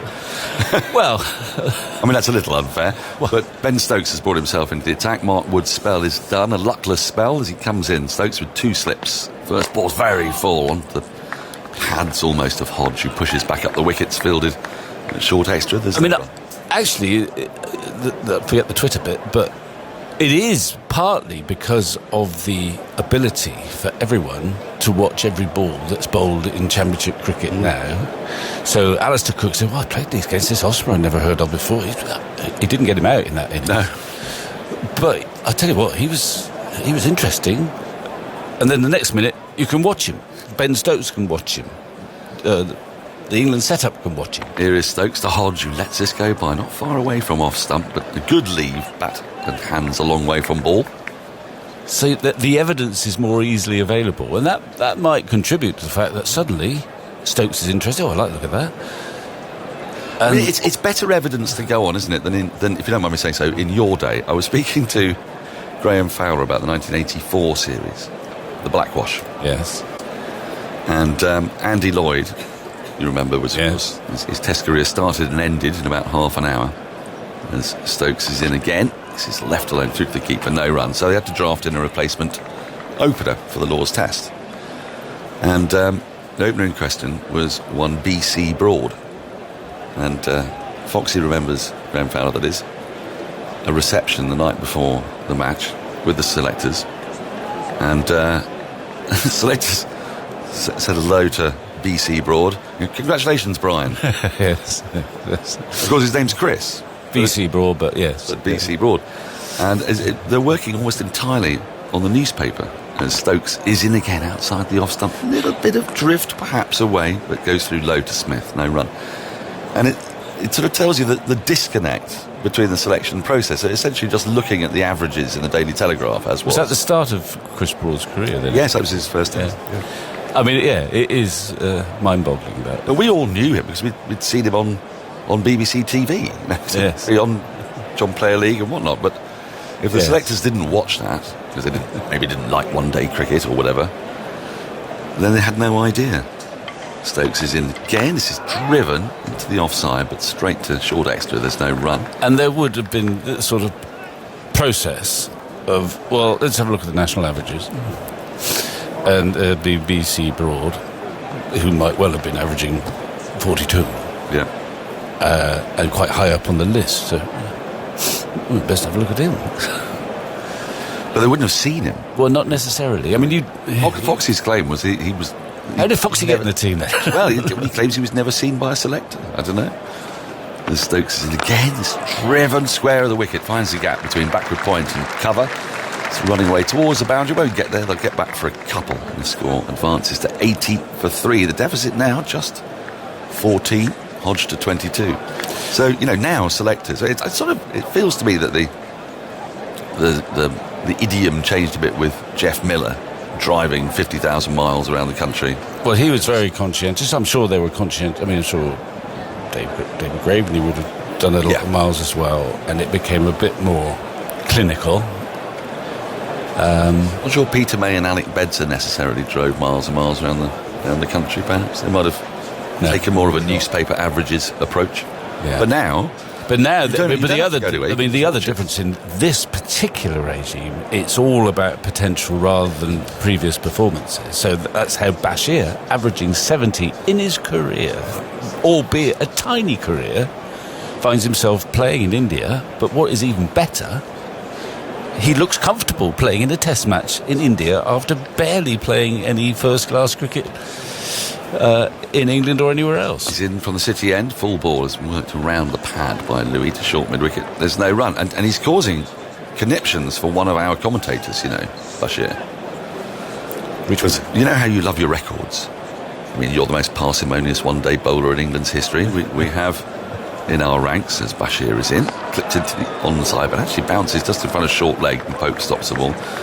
We have the youngest man to 50 test wickets in our ranks. In our ranks? In our ranks on Test Match Special. What, in this match? Tuffers? No. I like this game. Bashir's in, forward comes Louis, pushes it to the offside. There's a big gap, as I mentioned last time. Stephen Finn? Yes, and they get an easy single. Beg your pardon, Stephen, wherever he is. So Stephen Finn got to his 50th wicket when he's, I think Andy told me, 22 years and 9 days? 60 days. 60 days. So he's under real threat then. Well, Bashir is only... He's 20 years and 9 months old. And he's got 26 wickets? Yep. So, yes, that's why Finney is prowling around angrily every time Bashir takes a wicket. So he was like, what's he doing giving him the ball this early in the proceedings? There's Tom Hartley. Why isn't he playing? Bashir's going to come round the wicket to Hodge here. We've got a leg slip, a slip and a forward short leg. Hodge just covers up in defence, going back into his crease, pushes it to the onside, and Pope picks up a short leg. I mean, it's a remarkable ascent, isn't it? As Rehan Ahmed's was, in Pakistan, 5 for on debut. Will Jacks got 6 on debut. Didn't Tom Hartley get a 5 for on debut? In comes Bashir again, it's pushed back to him into the ground first. It's a bit of a crowd catch, and he throws the ball back at the keeper Smith. Hodge has to duck.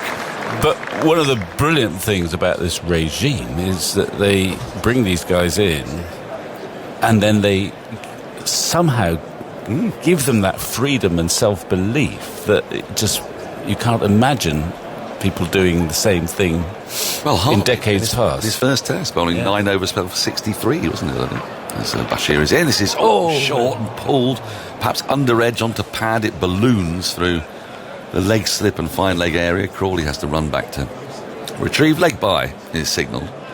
End of the over, 82 for 3, 27 gone. The deficit now just 12. Louis 31, Hodge 24. I mean, it's almost beyond coincidental, isn't it, that Jacks gets a 5 for on debut and Hartley does and Rehan Ahmed does. And Bashir, did he get 5 on debut as well? He didn't get 5 on debut, but I think he had 6 or 7 in the match. And then Atkinson gets 12 on debut. Yes, so it is an extraordinary run of successful debuts. In terms of youngest England bowlers to 50 wickets, Finn leads the way. The youngest spinner was Derek Underwood, who was 24 years and 1 month old. The youngest English off-spinner to reach 50 wickets, by my reckoning, was David Allen in the 60s, 26 years and 2 months old. Yes, the off-spin feels like an old man's game, Victor.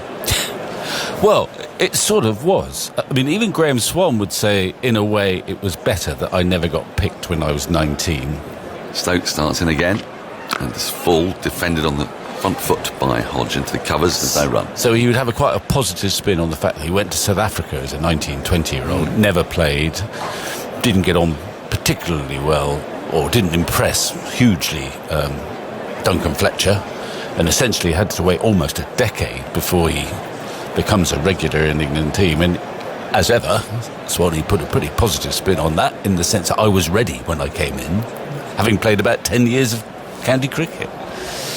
Here's Stokes into Hodge, 2 slips in place, full driven back to Stokes. It goes up and over his head and down towards the long off boundary for 4. Nice crisp connection for Hodge, straight into the ground.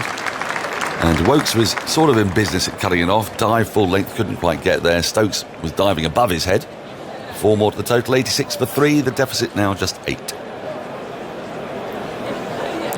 Well, he's after a few streaky boundaries. Hodge has hit some good ones, hasn't he? But of course, I mean, I don't think England now take that view of, the longer you play county cricket, the more ready you are. It's almost if you played more county cricket, the less ready you are. Whereas Stokes comes in. This is played guided, really, to backward point from the crease by Hodge. Yeah, I think that would be over the top counterproductive. I think you have to keep an eye on what's happening in county cricket, and that's how Jamie Smith has, made raised eyebrows fairly quickly, and is now in the England team. But Bashir is a real one-off. I think it's more likely to happen with bowlers, really.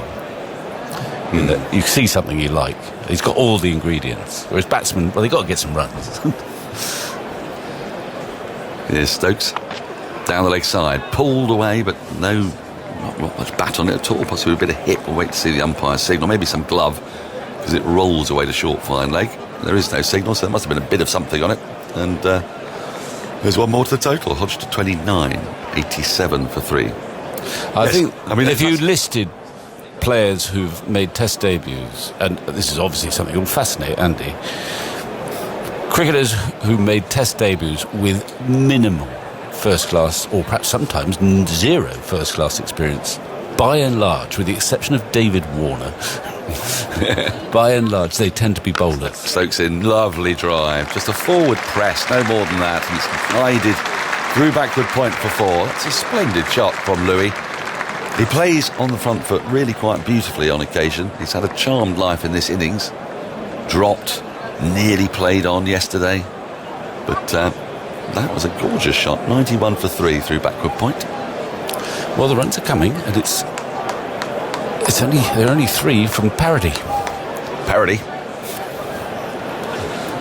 They are indeed. Here is Stokes. And Louis just turns this into the onside. Back of a length ball, really just clips it in front of square and gets an easy single because there's nobody fielding there. It's a deep mid-wicket. But nobody saving 1. 92 for 3, just 2 runs away. I suppose Brian Close, when he got into the side, he's 18. Was he a batter or was he a bowler? Well, I think he was a batsman who could, obviously Close, he could do everything. Yes. Bowl off spin, he could bowl. I think at that stage he bowled seamers, but I think primarily he was a kind of bowling all-rounder. Yes. I don't know how much he'd played exactly prior to his debut in 1949. Dennis Compton might have been quite inexperienced. Well, he might have been, yeah, but I saw Goward's played 2 seasons, more or less. Both of them played 2.5 seasons, a lot full seasons before he got anywhere near it. Bashir starts a new over. He's been bowling all morning. He's clipped away nicely through deep backward square leg. Wood runs round to field from long leg, and they get a couple of runs. It brings the scores level. 94 for 3. Hodge 29. Louis 38. So it's at this point you'll start to hear us using the word in effect or effectively a lot. West Indies are 94 for 3 or effectively 0 for 3. As Bashir is in once more. This is defended on the front foot by Louis into the onside, straight to the field and no run. It is slightly surprising we've had an hour's cricket and we haven't seen Wokes or Atkinson. And I'm wondering, Wokes, there was sort of murmurs yesterday that he might have a slight issue with his quads. Bashir is in a quicker ball, just driven up to mid-off. There's no run. And Atkinson, of course, is playing, I think, his 3rd back-to-back game for the first time in his career, I think. I think it's Surrey. Well, you're the expert on all matters round. I am something of, yes. I can't think of a time when he's played 3 back-to-back games. They usually rest him after 2. Andy might be able to confirm, but he's looking horrified at that suggestion. Bashir floats this one up. It's nicely worked into the onside, out towards deep mid-wicket for a single, and the West Indies move into the lead. Louis to 39. Sorry, missed the question. I was looking something else up about false shots, which I'll come to at the end. Oh, false shots. Mark Wood's false shots. Gus Atkinson, has he ever played 3 back-to-back games for Surrey? I know there's a story about Matt Fisher, isn't there? There's a stat about Matt Fisher who's not managed to weave, I think, 3 or 4 games together. But Atkinson, I mean, he's in a squad with a lot of fast bowlers, so they're able to rest him and rotate. As Bashir's round the wicket, it's worked into the onside, past a diving short leg. Pope. Crawley has to tidy up, and another runner. Cruz runs coming quite comfortably this morning, 96 for 3. There's just been the 1 wicket to go down. You can see that on the BBC Sport website and app, where we have clips and highlights throughout the day's play. And of course, we have every ball of every game of the international and domestic cricketing summer. Bashir is in, over the wicket, forward. Comes Louis into the onside, pushes to short mid-wicket. There is no run. That is the end of the first hour. And honours even, I suppose you'd say. Alec Athanaze being the only wicket to fall. LBW to Shoaib Bashir. The West Indies have advanced to 96 for 3. They've got themselves a lead. Obviously, they're behind the game ever so slightly, but if they're going to make a game of it, they need to bat out the day. They haven't made the worst start. Hodge has 30. Louis has 39. So looking a little bit more composed and fluent this morning. Hodge has looked terrific. Following on from his maiden Test century. I'm going to get out of the way because Ali Mitchell's going to come in, and you, Andy Zaltzman, have got some fascinating stats on false shots against Mark Wood. I do, so far this series. So false shots in the CricViz database, they count edges and plays and misses. And so far, Mark Wood in this spell and his 312 balls, so it's 52 overs in the series. Just over 30% of those deliveries have produced a false stroke from the West Indian batters. 22% plays and 21.7% plays and misses. 9% have been edged. In terms of where this puts him in a league table of what you might call unluckiest bowlers in a series, looking at bowlers for England this decade. In fact, since the start of the 2019 summer, so actually the last 5 years, who've bowled 30 or more overs in a series. That is the highest false shots percentage that any bowler has extracted from the opposition for England in the last 5 years. In global terms, puts him 6th on the list. Marco Jansen leads the way here in England. He managed to get 34% false strokes in a series dominated by the ball that England won 2-1 after losing the first Test. But to put Woods in context, he's averaging 42 this series, 4 wickets for 171. And all the other instances of bowlers bowling more than 30 overs in a series and getting over 30% false strokes, they're all averaging under 30 for those series. So he's getting a lot of false shots, but not a lot of wickets. So I don't know how you interpret those necessarily. Well, I interpret it. It is now official. Wood is the unluckiest. He must have. I thought it was Stuart Broad, but he is the unluckiest bowler, probably in history, but certainly in the last 5 years, and he wears it well. I mean, he has actually. He doesn't grumble much. He's one of the least grumbliest of pace bowlers. Stuart Broad will give you the impression, Vic. Yeah, he did give me that impression. He's misled me.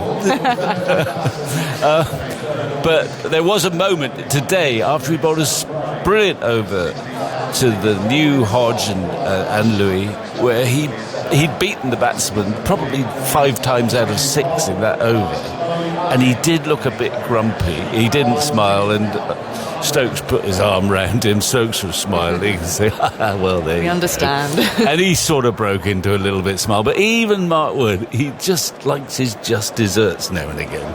And he deserves them. Yeah, exactly. For his efforts. He's been bowling quick, wasn't he? Hitting 94 miles per hour. I think it's been his quickest delivery of the match, which is in his spell this morning. So drinks have been taken. That was the slight delay here. 96 for 3 then. And really, since Kavem Hodge came out to the middle, the runs have been coming at a much quicker rate. He's 30 at a run a ball. Well, he had those 2 bits of luck, didn't he, against Wood, where he edged one down to fine leg, he edged one through the slip cord, and he looked dicey. And then in the next over, to the unlucky Mark Wood, there was a beautiful pull shot and a cover drive, and away he went. So it's worth watching at the moment. It is, and he's on strike to Ben Stokes. Vic is leaving us for a moment. Carlos Brathwaite will be coming in just a mo. Jamie Smith banging his gloves together enthusiastically, getting ready to bob down behind the stump, standing some way back with 2 slips alongside him. Stokes moving in here to Kavem Hodge. Ball's full, and well, he brought his back down. It was Yorker length, and he somehow squeezed it past that off stump. But Kavem Hodge has got his eyes turned up to the sky. That was seared in by Stokes. Full, honing in on the stumps. Carlos has just sat down at the right time. Has that bounced over the stumps? Goodness me. Has just bounced over. I think the reaction from Kavem Hodge is one that I love, though, because he's so intent on trying to aim for perfection. He's not happy with the way he played that ball. He's still there. Staring intently down the pitch, gets a straighter ball, and he's swung this away. It's not hit as cleanly as he would have wanted, out to deep square leg. Duckett's there to field, and Hodge through for the single. But I like watching him, Carlos. He comes out with an air of intent. He's sort of little and large alongside Mikael Louis, aren't they? The two of them, quite a contrast. He's quite a nuggety batter, but full of punch and power. Yeah, and what I love is that he understands his games. He's not flirting with anything outside the off stump. He's waiting until the ball comes. And when you look at his technique, you dissect it. Way on the front foot, head into the ball, but he's not coming out to the ball. So he's using that to press forward and get back, because he loves to cut, he loves to pull. And then he's good enough, if the ball is full, to be able to use that head position to hit the ball on the ground. The perfect example was the 2 balls from Wood, short and pull, then forward and driving nicely. 2 slips here and a catcher at a shortish point. Comes forward is Louis, looking to punch, finds Brook there at extra cover, and there is no run. So 97 for 3, Hodge on 31, Louis on 39. The one wicket that has fallen this morning went to Shoaib Bashir, with Stokes opting to open the bowling with Bashir at one end and the pace of Wood at the other. And that was Alec Athanaze, who offered a chance to Harry Brook, a chance which flew off the outside edge through Brook's hands at gully and down to the boundary for 4. That was when he was on to 7, but he was eventually then dismissed for just 12. LBW. Stokes moves in, full again on off stump. That's been driven by Louis. It's a past Mark Wood at mid-off, and it runs for 4. Beautifully balanced shot. He's moved on to 43, so he's got out of that 20 zone, which was his real issue, wasn't it, this series? He couldn't get beyond 26, 27, couldn't get beyond that kind of facing 60 balls mark. He's doing well. Yeah, he's gone from 40 balls to 40 runs. And I've enjoyed watching him. And I like that now he's a little bit more sure when he wants to score. That shot is a perfect example. In goes Stokes. Bright sunshine here at Edgbaston. It's inside edge this time, looking to drive through the covers once more, but this one squirts behind the square leg umpire and asking for a second, and they'll get it because there's a misfield by Bashir in the deep. Didn't pick up cleanly at the first time of asking, so comfortably black, bringing up the 100 has been brought up. 103 for 3 now for West Indies. Acknowledged by the crowd here, in a 50 partnership between these two. And the lead is 9. A 50 partnership in just 9.1 overs. Yeah, they've batted very well. You can't remember many fault shots that they've played. Mikael Louis has looked a little suspect to Shoaib Bashir, but he's looking better as he's gone on, and he's looked really, really good against the pace. Let me knock on wood so I don't. Commentator's curse. Stokes moves in. Tucked in off the pad, baton pad by Louis into the onside. Stokes picking up in his follow through. That ends the over then, so the lead 9, 103 for 3. And I think that is the one area in his game which he can improve. When the balls come into his pad, because he wants to go forward, he's leaving the ball well, he knows where his off stump is, he's driving the ball nicely straight and through extra cover. However, when it's jagging back or it's shorter and straighter, he just gets hit onto the tie pad, onto his pad. And I think because you're at a level now where there's fewer bad balls, you need to be able to capitalise on those balls that are slightly offline. How can you play a couple whips off your hit, couple 2s, couple 4s, all of a sudden instead of getting to 20 as he's done regularly, you know, into the 40s like he is today, and you're looking to raise your bat for a milestone and go on to make bigger scores in Test cricket. Yeah, Louis learning his craft in the full glare of Test cricket, having barely played much in the way of first class before this. Here is Bashir, new over. Hodge is forward, but it runs off the outer edge of the bat, down towards deep third. Nobody there, so it's a long chase back here for Root, who picks up, and they're going to run 3 here. Throw comes back in, and Smith gathers. 106 for 3, then the lead extending to 12. So important now, those runs, that deficit wiped out inside the first hour. A real positive sign for West Indies. Now it's about partnerships, compiling, working together. Yeah, and without too much alarm, and again, running 3 and running the way that they did, the running between the wickets, the series has been really good. Dropping and running, turning 1s into 2s. Slip, leg slip, and a short leg here for Louis, who is working it on the ground, flicking it to Brooke, who's there at mid-wicket. Now, is Kavem Hodges' mother at the ground, do we know? Because he has an English mother. She lives over here. Her partner had British passport. It's part of Hodges' backstory, isn't it, that he was brought up by his grandparents after a time when his mum moved over to the UK. And there's a really good article that Will McPherson did chatting to Kavem Hodge after the Trent Bridge 100, which revealed that his mum works in Chalfont St Peter. She is involved with the Epilepsy Society, and she is supposed to be here at Edgbaston. There's another catcher in front of the wicket here at a silly mid-on. Tickle into the leg side by Louis. So Stokes is putting catchers in attacking positions in front of the bat here. I think it's a really good option as well, and I'm a little unsure. He's close to 50. He's supposed to remove that deep mid-wicket, tempting him to go if he wants to. Bashir, the sole wicket taker so far today, moves in bowls full. This is launched by Louis down the ground. And that's gone for miles, dispatched for 6. And it brings up the 50 in style. A maiden Test 50 in his first series, Mikael Louis. He'd struggled to get out of the 20s. And that is an emphatic way to bring up your first ever 50 in Tests. And such an important part of the game for West Indies. And he did go for it. And he got it. And remember, he got out in Nottingham. Similar shot. This one is a better length, I think. Able to get through the length of the ball and get up and under it. He's on 51. Bashir again tickled past Pope at short legs. A diving stop by Brooke. He's done well there. The crowd appreciate that. Sorry, it's Atkinson. Down full length. So 112 for 3. Louis just got down on one knee for that 6, didn't he? Pummeled it away down the ground. And you can see there's a little bond forming. Hodge celebrating Mikael Louis' 50 as most as hard as Jason Holder celebrated his century at Trent Bridge. Bashir a little quicker that time, and is there an edge? Bashir is appealing for something. It's gone to root at slip, but that has died down pretty quickly. And he really darted that in. He's been varying his pace really well throughout this day. 112 for 3, end of the over from Bashir. The lead is 18. Yeah, Mikael Louis maiden Test 50 in his 6th innings of a series in which he's shown consistent starts without being able to go on until today. 85 balls, 1 6 and 4 fours. He only made his first class debut in February of this year. Had a fine season for the Leeward Islands, 682 runs, average 48, which by recent standards in West Indian first-class cricket is extremely high average, 3 centuries, 4 other 50s in those 14 innings, and now a maiden Test 50 to add to those. Yep, he certainly wouldn't have faced too much in the way of 90-mile-an-hour bowling in the West Indies Championship, would he? No, I could only think of Alzai Joseph, who he'd be teammates with, so probably nets, and Shannon Gabriel.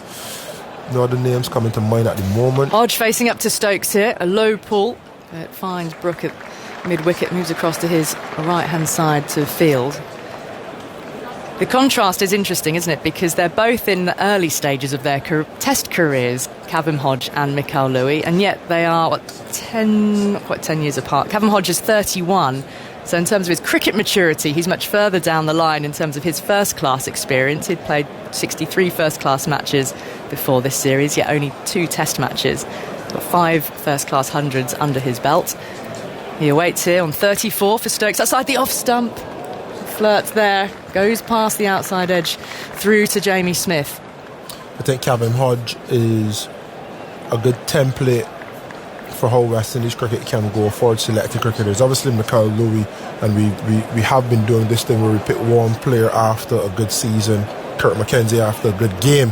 He didn't even make Jamaica team consistently, but got a double in one of the trial games and then went straight up to international cricket. But Hodge has toiled away at first class level. He understands his game. Stokes over the wicket, full straight, coming forward. off the inside half of the bat past the square leg umpire down towards the boundary. They're coming back for a second, and Louis really getting a hurry on. The throw's wide of the stumps. No one was at the stumps to gather the ball, but well run by these two. Again, good positive running. Yeah, and I think for someone like Hodge, he understands why he's successful at that level.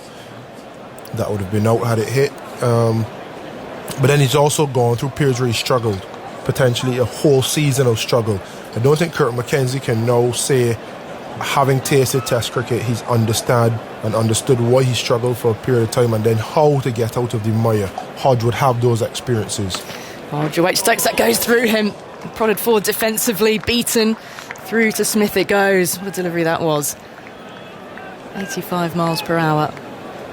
Hodge wanders away towards square leg, looking to compose himself and face up again. Just enough movement off the pitch.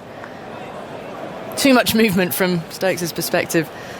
Hoping it was going to take the edge. A beautiful ball. Very well ball. Sometimes you just got to admit you get a good nap. Craig Brathwaite, Gavin Hodge. Luckily Hodge is still there. Full bit of width driven. It's gone down to the deep third boundary. Dive at Gully. Couldn't stop it. It really flashed away hard. Atkinson there in the field. At a boundary to take West Indies onto 118 for 3 in the lead 24. One thing Hodge was talking about in the wake of the Trent Bridge 100 was at his age, he really wants now to bed into this West Indies Test team, because as he says, I'm sort of too old now to get dropped and work my way back again. So yeah, but the thing is, the likelihood of him being dropped is a lot less because he understands his game. Stokes moves in again, and once more he's beaten, prodded forward defensively. And Stokes has to take his cap from the umpire, end of the over, where he's beaten the bats. He's seen one flash away for 4, but the lead is 24. Louis on 51, Hodge on 40. Really promising signs for West Indies if they can stay in there and a little bit of luck goes their way. They've got to start building this lead. And I think, coming back to Hodge, I think one other country or team that does it quite a lot is Pakistan. I saw some stat where they had, I think the last decade or so, they had 30-something players who've only played one test or one series and then been dropped, never to see the light again. I think it's quite difficult to create a culture and a set of standards when you have players in and out. All of a sudden players have to start to fend for themselves, whereas you compare that to the more successful sides where players get a run of games and then they can execute the team plans, they can build on their own failures and get to the level of success that they would ensure that they're successful Test cricketers, because they know they're getting the full length of the rope. And then the players underneath know they continue to bide the time, because when they get their chance, they're going to get there for a long so time. that culture of consistency needs to be bred, and it needs to start at some point in time. And it's easier to have consistency with 28, 29, 30-year-olds from the West Indies, because we don't play a lot of cricket. So Jamie Smith and Gus Atkinson would have played the same amount of first-class games as Kevin Hodge in half the time. Bashir, new over here to Louis. Little tickle into the ground and fielded by Pope at short leg. Yeah, it's that continuity, it takes away the fear of failure when you know you're being given a decent run in the side, and that's so important. That's a real big part of the Brendan McCullum ethos. Run towards the danger, don't fear the failure. But yeah, giving players a run. And I'm sure now that likes of Atkinson and Jamie Smith will feel that, we're in for a little while here. And then Pennington as well, Potts. Yeah, and also keeping them around the squad. In goes Bashir, forward pressing defensively. And so, Gus Atkinson going on a couple of England... Well, he was out in India, wasn't he, before coming in and actually making your debut. You've been around the setup, you understand. White ball stuff. Oh, that's right, yeah. So you've been around for a while. You've been carrying drinks, but you've been getting to know just the setup, the personnel, the staff, how things run. Bashir over the wicket here to Louis. Tickles it a fraction wide of Pope at short leg, and there's no run. I've also been trying to look at Kavem Hodge's bat during this innings, because it was said that he used a bat that David Warner had given him for his 100 at Trent Bridge, whether he's been playing with that all series. Here goes Bashir, forward pressing. And Louis drops it into the onside. Pope is there to field. And apparently Usman Khawaja gave him a bat after the Gabba Test match as well. So he's carrying one from Khawaja in his bag. But Who will he collect a bat from District? Probably Root, with a little bit of history. Well, yeah, they're big friends, aren't they, Kevin Hodge and Joe Root? Quicker, launched high and long again by Mikael Louis. And where is this going to land? Front row of the stands. Might have been caught as well. It's a huge cheer down there. But that's the second time Louis has launched into Shoaib Bashir. Bides his time, waits for his opportunity, and then bang. I think that was a catch in the crowd, Carlos. There's some high fives and fist bumps going on down there. He'll be celebrated. His WhatsApp will be going off. But get good batting again from Mikael Louis. That's in the slot, mid-on and mid-off, or up mid-on, hanging slightly. Bashir now over the wicket. Gets up on his toes, tickles it into the onside. It's a dot ball, end of the over then. So Louis on to 57 after that 6. The lead is 30. West Indies second innings 124 for 3. Carlos, I'm going to give you to Zoltz for a moment for a few stats and numbers, and then you're going to be joined by Simon Mann. Looking at Mikael Louis' acceleration, he had 31 from 71 balls. Now 26 from his next 22, including those 2 sixes off Shoaib Bashir. Just to highlight what you were saying about the sort of churn of players since the start, since Stokes and McCullum took over as in charge of England. Their first test was June 2022. England have played 26 tests and used 28 players. West Indies are in their 15th test, have also used 28 players. That sort of highlights what you're saying about how players have not been given that stability that England have given theirs. I love results. Here's Ben Stokes bowling to Hodge. It's full and driven by Hodge up towards mid-on, and it's picked up by Chris Woakes. Now, Carlos, you thought I was joking when I was saying in the pre-match chat about Louis being 200 not out at the close of play, weren't you? No, I was hoping not thinking you were joking. It is unrealistic for someone who's never made it past 28 as it was this morning to all of a sudden score double, but do the stuff that dreams are made of. Be sure Shamar Joseph got 5 and took a wicket off his first ball and a 7-footer win. It made good headlines and it made a good narrative, so I'd love for him to get to 100 first. Yeah, he's 57 not out. He's at the non-strikers end. He's hit a couple of thumping sixes. Here's Stokes bowling to Hodge. Low pull towards deep backwards square leg. That will get him a single. Duckett is there. He'll have 2 men back behind square on the leg side. Bit of extra club on that return from Duckett. Goes over the keeper's head and has to be backed up in the covers. So one more, 125 for 3. The reason we were making the point, we were talking about sometimes the flow of sport, but also incidents make such a difference. I'm talking about the Root one yesterday. Of course, Louis was dropped by Stokes yesterday evening at mid-off. A straightforward catch, really, by, well, not just Stokes' standards, by any standards, really. And Louis is making the most of it so far. Stokes bowls to Louis. It's full. It's driven off a thickish outside edge. Well, Stokes, a moral victory there. There's a short third in. It went straight to him. It was good from Stokes. He was drawing him forward, swinging it away, and he went for it, trying to hit that through extra cover, and got it off that thick edge towards short third. And Louis come down the pitch to do some guarding, but I think that was more about the away movement, the away swing there from Ben Stokes. A little bit of the length as well. Happy for him to drive at that length. If he brings it back, that's when you just show the discipline to be able to leave. Louis waits, back raised, staring down the pitch. Stokes goes in and bowls to him outside the off-stump edge, caught, second slip. Well, the ball before, you just had a sense of that, and Louis has to drag himself away again. His head rocks back. I've done so much hard work. I've made my half century, and now he's on his way. And Stokes, who dropped that catch yesterday, sees him off. Nicely taken it at second slip, and England have their 4th wicket. Just fending it really. It's almost catching practice, wasn't it? He's putting the bat there, and Crawley accepted it. 125 for 4. And that, for me, that was the fear. He's now been scoring. He's been scoring off Bashir, bat on ball, bat on ball, bat on ball. Got that one from Stokes. It was full, so the shot was correct. The fear was, if that length is dragged back, can you stay inside your box? Can you leave? Can you ask Stokes to come a little bit fuller, come a little bit straighter? And again, wanting to feel bat on ball, he's dragged out. I don't think the dismissal should take away from what has been a fine knock. It's only 57 in the grand scheme of things, but I think we've seen the start of an important player potentially for the West Indies. Tall, elegant, shown consistency against a new ball to ride it out, to score leave the balls well, and he's shown today that he can put a little bit of pressure on the spin as well. So there's a lot to like about that young man. Yeah, ultimately disappointment for him. You just saw it in his face, his body language. Most batters are pretty disappointed to get out, but when you've done that work, I don't it's not the way he got out as well. Just pushing at it a bit, almost putting the bat there. And Crawley accepting the outside edge. So Jason Holder's out there at number 6 for West Indies. Played so well in the first innings, and he won't give it away. He'll be determined out there. If you let him stay in for a while, he can cause some damage. So they're looking to be really go at him early here.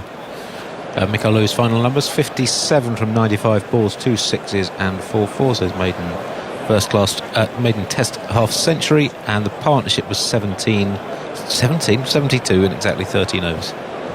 Yeah, quick partnership. Hodge at the other end is 41 off 41, benefiting from a couple of edges off to get off the mark with 2 boundaries, but then he's played some fine shots. 3 slips in. Stokes bowls. Holder gets one on his pad. That's an easy ball first up, really, to knock away. Nice friendly one off the mark, a bit like a charity match, that.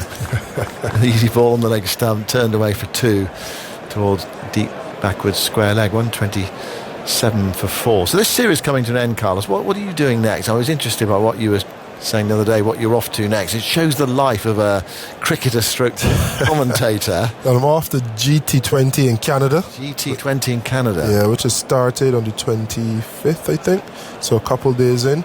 And then I head off to Caymans for a T10 tournament. So Canada and the Caymans. Yeah. Here is Stokes bowling outside the off stump. That's better from Stokes. Holder lines it up well and leaves it, and it's through to Smith. And that's the end of successful over from Ben Stokes, his first wicket in the West Indies second innings. 127 for 4. So take off 94, and then you have West Indies lead. So that's 33, I make it. Yeah, 33 for 4, effectively. So the Canada tournament, who are you playing for there? Brampton Wolves. Sometimes you can't always remember. No. You can't always remember. The Brampton Wolves or Brampton Wolves? Brampton Wolves? Brampton. And where are they based? To be honest, a lot of the franchises just have city names. Right, and they just play them in one venue. And you just play in one venue. So in Canada, they are playing in Brampton, funny enough. But last year, played for Montreal Tigers.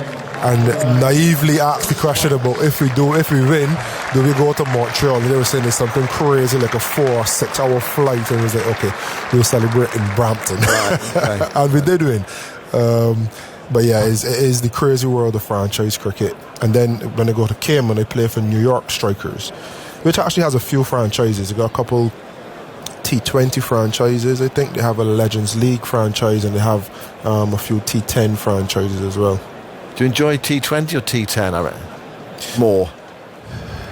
Good question. Funny enough, the body enjoys T10 a lot more. 2 overs, in and out.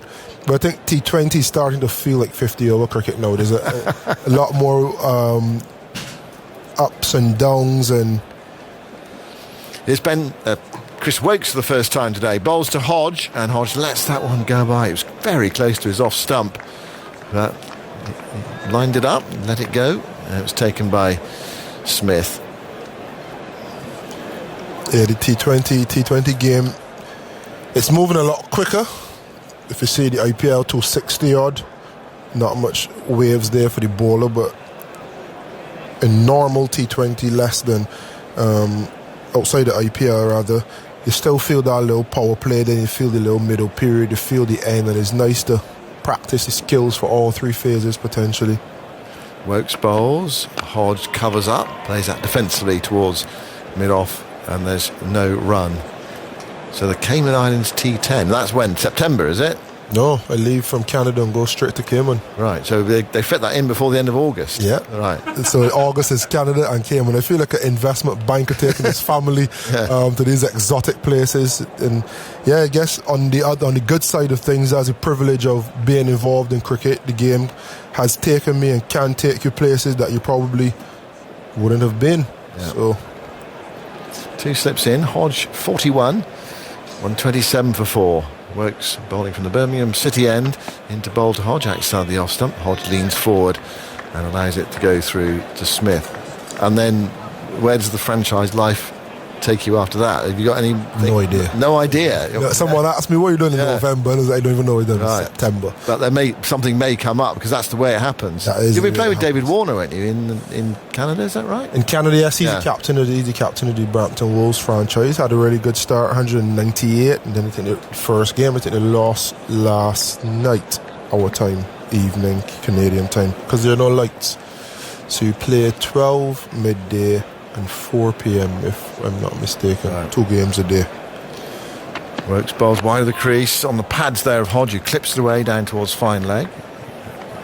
Mark Wood sends it in to Smith. One more run. I have enjoyed Canada, and then a cause close to my heart, the Princess Margaret Cancer Foundation. So they had a opening ceremony of sorts. They want to include cricket into their raising of funds, so cricket to conquer cancer. So they have hockey, they have cycling, ride, and hockey to road hockey, which is common in Canada, but they're now embarking on bringing the Caribbean and the Indian and Asian community in Canada and Toronto especially, through cricket. So that was real special. So hopefully get to connect with them once I'm back for GT20. Works bowls, Holder strokes that nicely, fluently, confidently up towards mid-off. It doesn't pierce the field, straight at the fielder. And there is no run. 128 for 4, so 2 out today. Louis for 57, just putting the bat there, taking the outside edge. Crawley slip, second slip, taking the catch off. Stakes for 57, and Athenaeus LBW to Bashir for 12. You can hear from Ricky Elcock at lunchtime today. He's got a really interesting story, career story. Here's Works bowling and Holder driving nicely again. The crowd think it's a catch. The short extra cover. Pope takes it, but it was on the bounce, and there is no run. It's the end of the over. 128 for 4. Former cricketer, became a pilot with Virgin Atlantic. First black captain for Virgin Atlantic. But then Combamerian as well. Went to Combamere Secondary School in Barbados. Right. Myself, Chris Jordan, Rihanna. I had to call Rihanna last, so I won't stop listening. And also we'll be heading to Belfast at lunch for news of that tense test match between Ireland and Zimbabwe. Ireland are 117 for 6. They need 40 more. They were going well, that 6-wicket partnership. It's now been broken, so tense finish there.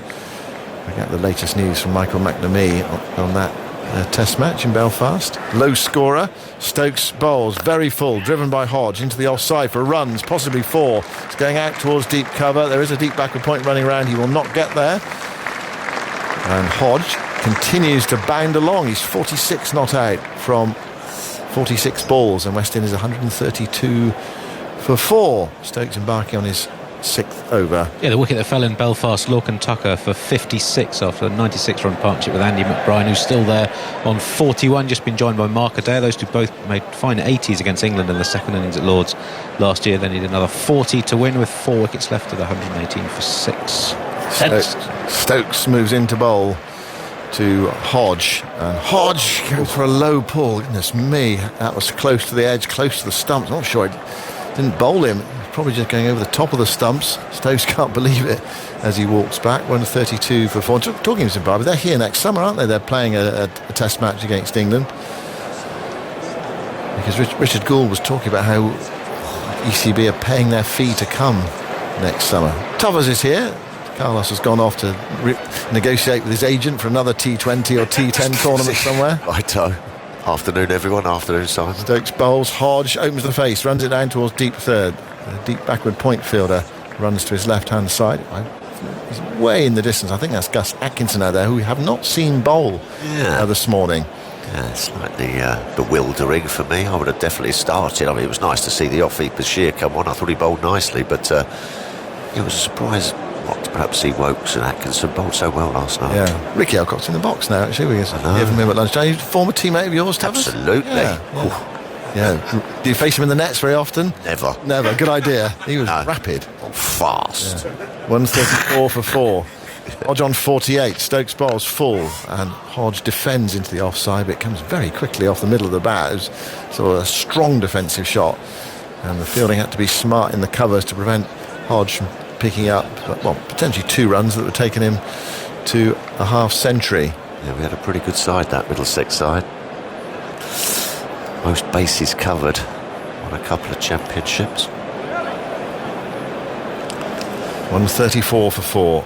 Ben Stokes in the sunshine, back to his mark, runs in now and bowls to Hodge outside the off stump. He rides the delivery and guides it towards deep backward point, and they are through for a single. Hodge to 49 and 135 for 4. Rocky Flintoff, that's where it matters elsewhere, is making his professional debut today for Lancashire in the One Day Cup, playing Kent in Blackpool. He's aged 16 and 113 days. Lovely. And he becomes Lancashire's youngest player. And you can follow commentary on all the games in the One Day Cup on BBC Sport website and app.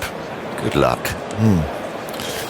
Yes, inevitably there's going to be a lot of focus on his every move. It's not easy, is it, for a young player that age, 16. Stokes bowls to Holder. Holder turns into the onside. He's off for a single. Stokes is after it and hurls the ball at the stumps. The non-striker's end. Wonderful, athletic, energetic piece of fielding.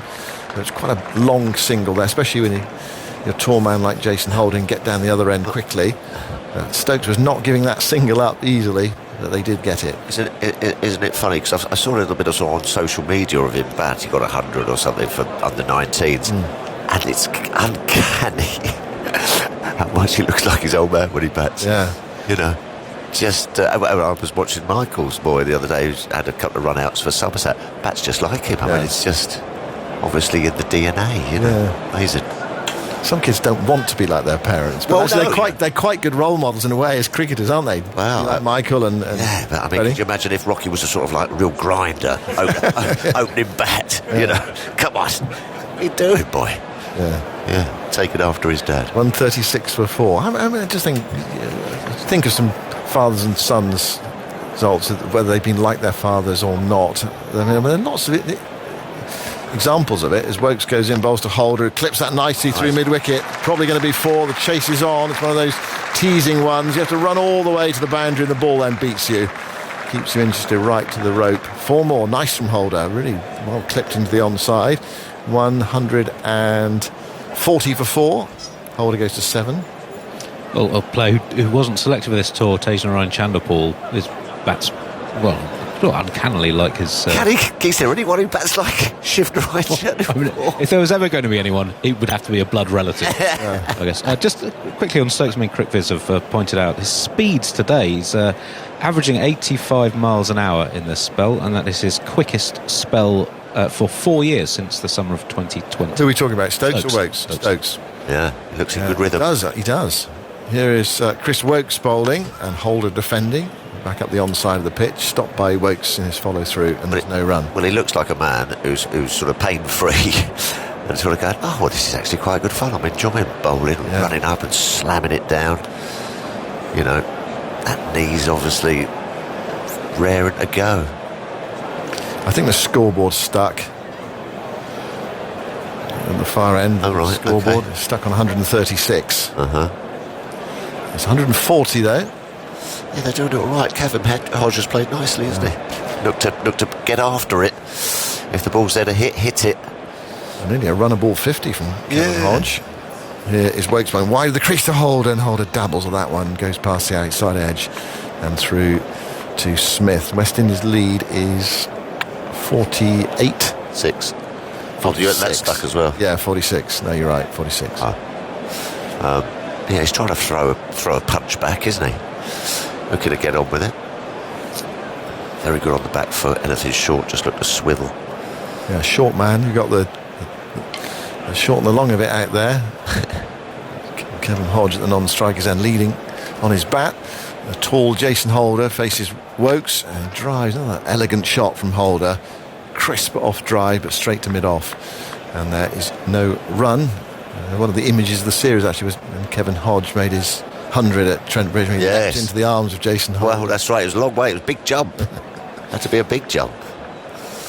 Played really well that day, and the West Indies could do with another knock like that from him. Well, they're still in the game, but they need something special here. They need a big partnership. Make England chase 200 plus. Absolutely. Anything like that, you just never know. You're in the game. Woakes bowls. Holder guides it away into the offside. They're off a quick single shot at the stumps, so the striker's end misses it. It's backed up. It needed to be as well. Otherwise, that would have been 4 overthrows. It was Atkinson, who's very athletic in the field. He's a good fielder. Dived away to his left. Yes, and with those couple of sixes, he's shown a bit of promise with the bat as well. He goes about his business quite quietly, doesn't he? But you're right. He's got all the facets sort of pretty well nailed down. Good all-round cricketer, Gus Atkinson. 141 for 4 with that single into the offside. So Hodge now is on 49. Holder's on 8. Can't get in Surrey's first team, of course. Well, they kind of manage it, don't they? Don't always play for them. Works bowls. Hodge defends. Goes towards cover. And that's Brook again to his right-hand side. And it's the end of the over. We've got just about 20 minutes to go until lunch. West Indies battling away. Ireland need 33 to win now with 4 wickets left against Zimbabwe. Fazir Mohammed is going to take us to the lunch interval at 1 o'clock, and then we will hear from Ricky Alcock. Yeah, they're showing some good fight, the West Indies. I feared for them a bit this morning. Losing that first wicket, you thought it might be a bit of a procession, but Cavan Hodges got stuck in. Looked to play his shots, and he looks like he's enjoying himself. Yeah, and he's certainly given the bowler a chance, which is the way he plays. He's now on 49, Holder on 8. He's just come in after the fall of Mikhail Louis, but given the way England play their cricket, you know sooner or later a ball is going to turn up with your name on it, so you might as well look to capitalise where you can. Yeah, and I was glad for Louis as well. Yeah. Get some runs.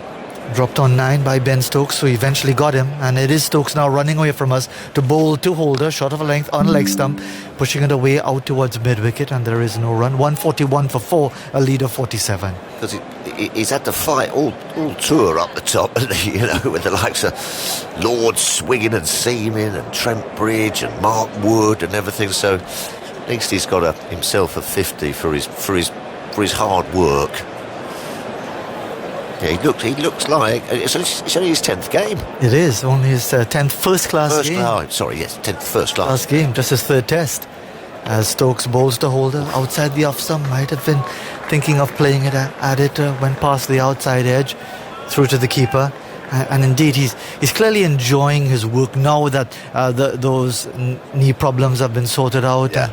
And, really getting it, and you sensed before it happened that he was working at Mikhail Louis, and sooner or later would have been able to remove him, as he did with that slip catch. Well, he makes this England bowling attack just 20% better, doesn't he, when he's fit and firing? The balance. And goes again, bowls, and a delivery that's pitched up and played defensively back up along the pitch. And he's always had that ability to come on and break partnerships, you know, when it's his day, and he gets it swinging. He's top quality, Ben Stokes. Quicker than you think as well. You know, we were chatting about it when we were together on television just a few minutes ago, today being the 80th birthday of the great Sir Garfield Sobers, yes. Arguably the greatest all-rounder who ever lived, and now I'm sure if Sir Garfield is watching on or listening his native Barbados, he'll be enjoying to see this duel between the all-rounders. Stokes back bowling again as he would have as a left-arm seamer. Of course, he bowled left-arm orthodox and Chinaman googlies as well, apart from being one of the greatest batters who ever lived. Wow, could field and all, couldn't he? Over 100 catches. As Stokes bowls him short, he's into the pull shot. His Holder gets it just about the midriff. An average height human being, or someone like the man at the other end, Cavan Hodge, would have gone over his helmet, but it is the giant Jason Holder. So just above midriff with that short ball. Yeah, he could do just about everything, couldn't he, Sir Garfield? Started his career batting way down the order as a left-arm spinner.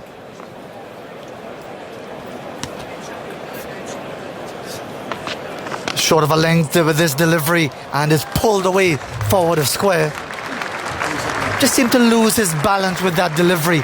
Ben Stokes banging it in, and Holder was able to capitalise, crashing it away forward to square. 145 for 4. The lead is now 51. Yeah, picked up pretty simply really from Holder. Gets into position almost like a front foot dispatch over mid-wicket. No real pace in the pitch. If anything, it's sort of got a bit slower as the game's gone on, but ball has swung. But you get no value for short if you're not express pace like a Mark Wood. 2 slips in place still. Looking for that edge together with the keeper as Stokes bowls outside the off-stump edge. And it's put down. Just as we were anticipating it. That was regulation. Oof. It came at him obviously quickly. It's a slip catch. We often say that no slip catch is all that easy, but that was eminently catchable. And Jason Holder has escaped there on 12. It's 145 for 4 at the end of the over. Yeah, they've dropped a couple, England, during this innings. Back foot, bit of a poke at it. And as we were saying earlier, he's got it swinging. Ben Stokes should have been gobbled up. Nice catchable height. No, another one down. A little bit of reverse swing. He's pretty good in there as well, Zach Crawley. He's taken some blinders and he's a pretty safe pair of hands, but you don't mean to drop them.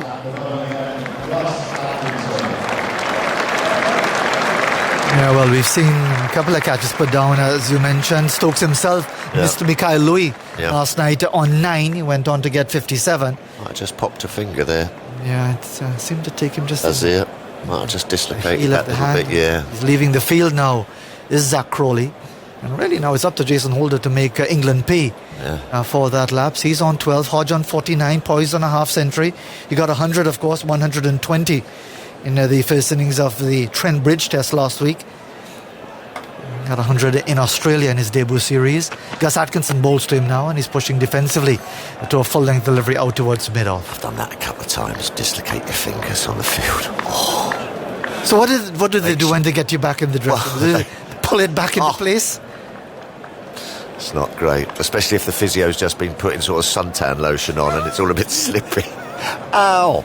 But you look down and you know something's just not sort of quite right, and you look down and go, oh dear, and they're all pointing the wrong way. Yeah, not much fun. Atkinson bowls again to Hodge, and he's pushing defensively again. A repetition of the previous delivery, playing it away out towards Stokes at a mid-off. So the West Indies, from the overnight position of a 33 for 2, they've lost Alec Athene's LBW sweeping at Shoaib Bashir. He went for 12, 53 for 3. And just in the last few minutes, the demise of Mikael Louis, finally getting out of the 20s, getting up to 57 before he was taken at second slip by Crawley of the bowling of Stokes, 125 for 4. So the West Indies at the moment lead by 51 at 145 for 4. Atkinson bowls and he's in behind it, straight to delivery, plays it back up along the pitch. And England here being made to work. They've had their opportunities. They've created a few chances. Certainly Mark Wood, with his express pace, caused quite a few problems for the West Indies. But they've managed to hang on, showing a bit of fight, showing a bit of determination. And I think that's what the fans here will appreciate. It's a full house once again at Edgbaston. They're urging England, of course, on to victory. As Atkinson bowls again to Hodge down the leg side, looking to turn it away, just brushing the thigh pad on the way through to the keeper. Well, it's always nice to see a contest, isn't it? You know, and I think that you're right. I think that this Sunday crowd, even though they're a bit docile, perhaps just thinking about what they're going to have for a bit of lunch. Or trying to remember what happened last night. Well, perhaps, yeah, perhaps. But I think they're quite enjoying this sort of this battle. As you said, it's another full house. Really, an appetite for Test cricket here in England, which is heartwarming. Delivery that's pushed away on the onside for his 50th run. Kavem Hodge certainly showing what he has to offer for the West Indies. It's taken him some time to get his opportunity at Test match level. He's been on the regional scene for the better part of a decade, and after 100 in Nottingham, he's now reached 50 with the West Indies 146 for 4. 50 off just 56 balls with 7 fours. His third 50 plus score in just his 5th Test. Made very good 71 in Brisbane, 120 at Nottingham. And looking at how many balls it's taken him to reach his 50s. 2 slips go down with Jason Holder on strike as Atkinson bowls to him and tucks him up. Loud appeal given him. The only question there would be height, because he's a tall man. He was on the back foot. It jagged back into him. He's been given out leg before. He's going to review. Got to review. Must review. But I mean, it looked, he got trapped on the crease.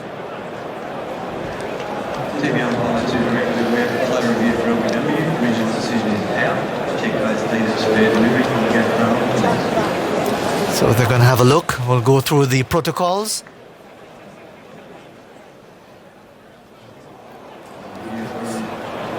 Umpire's call perhaps. Looks in trouble there. I mean, it's hit him just on that knee roll, but that knee roll is a long knee roll. Yes, it is. That could be the only factor that could save him. No inside edge. So it's just about the ball tracking to confirm. Remember, it's been given out on the field. So even clipping will send him on his way.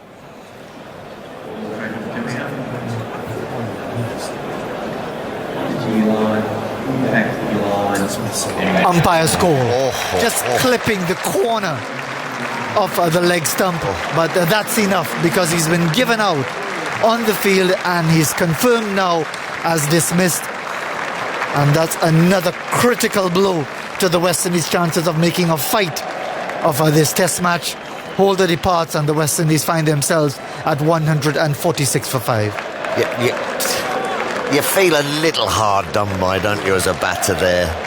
I mean, I know it's just clipping the leg bail just on the corner, but I suppose it looked good. I can see why the umpire would have stuck his finger up there. And Gus Atkinson continues to impress me.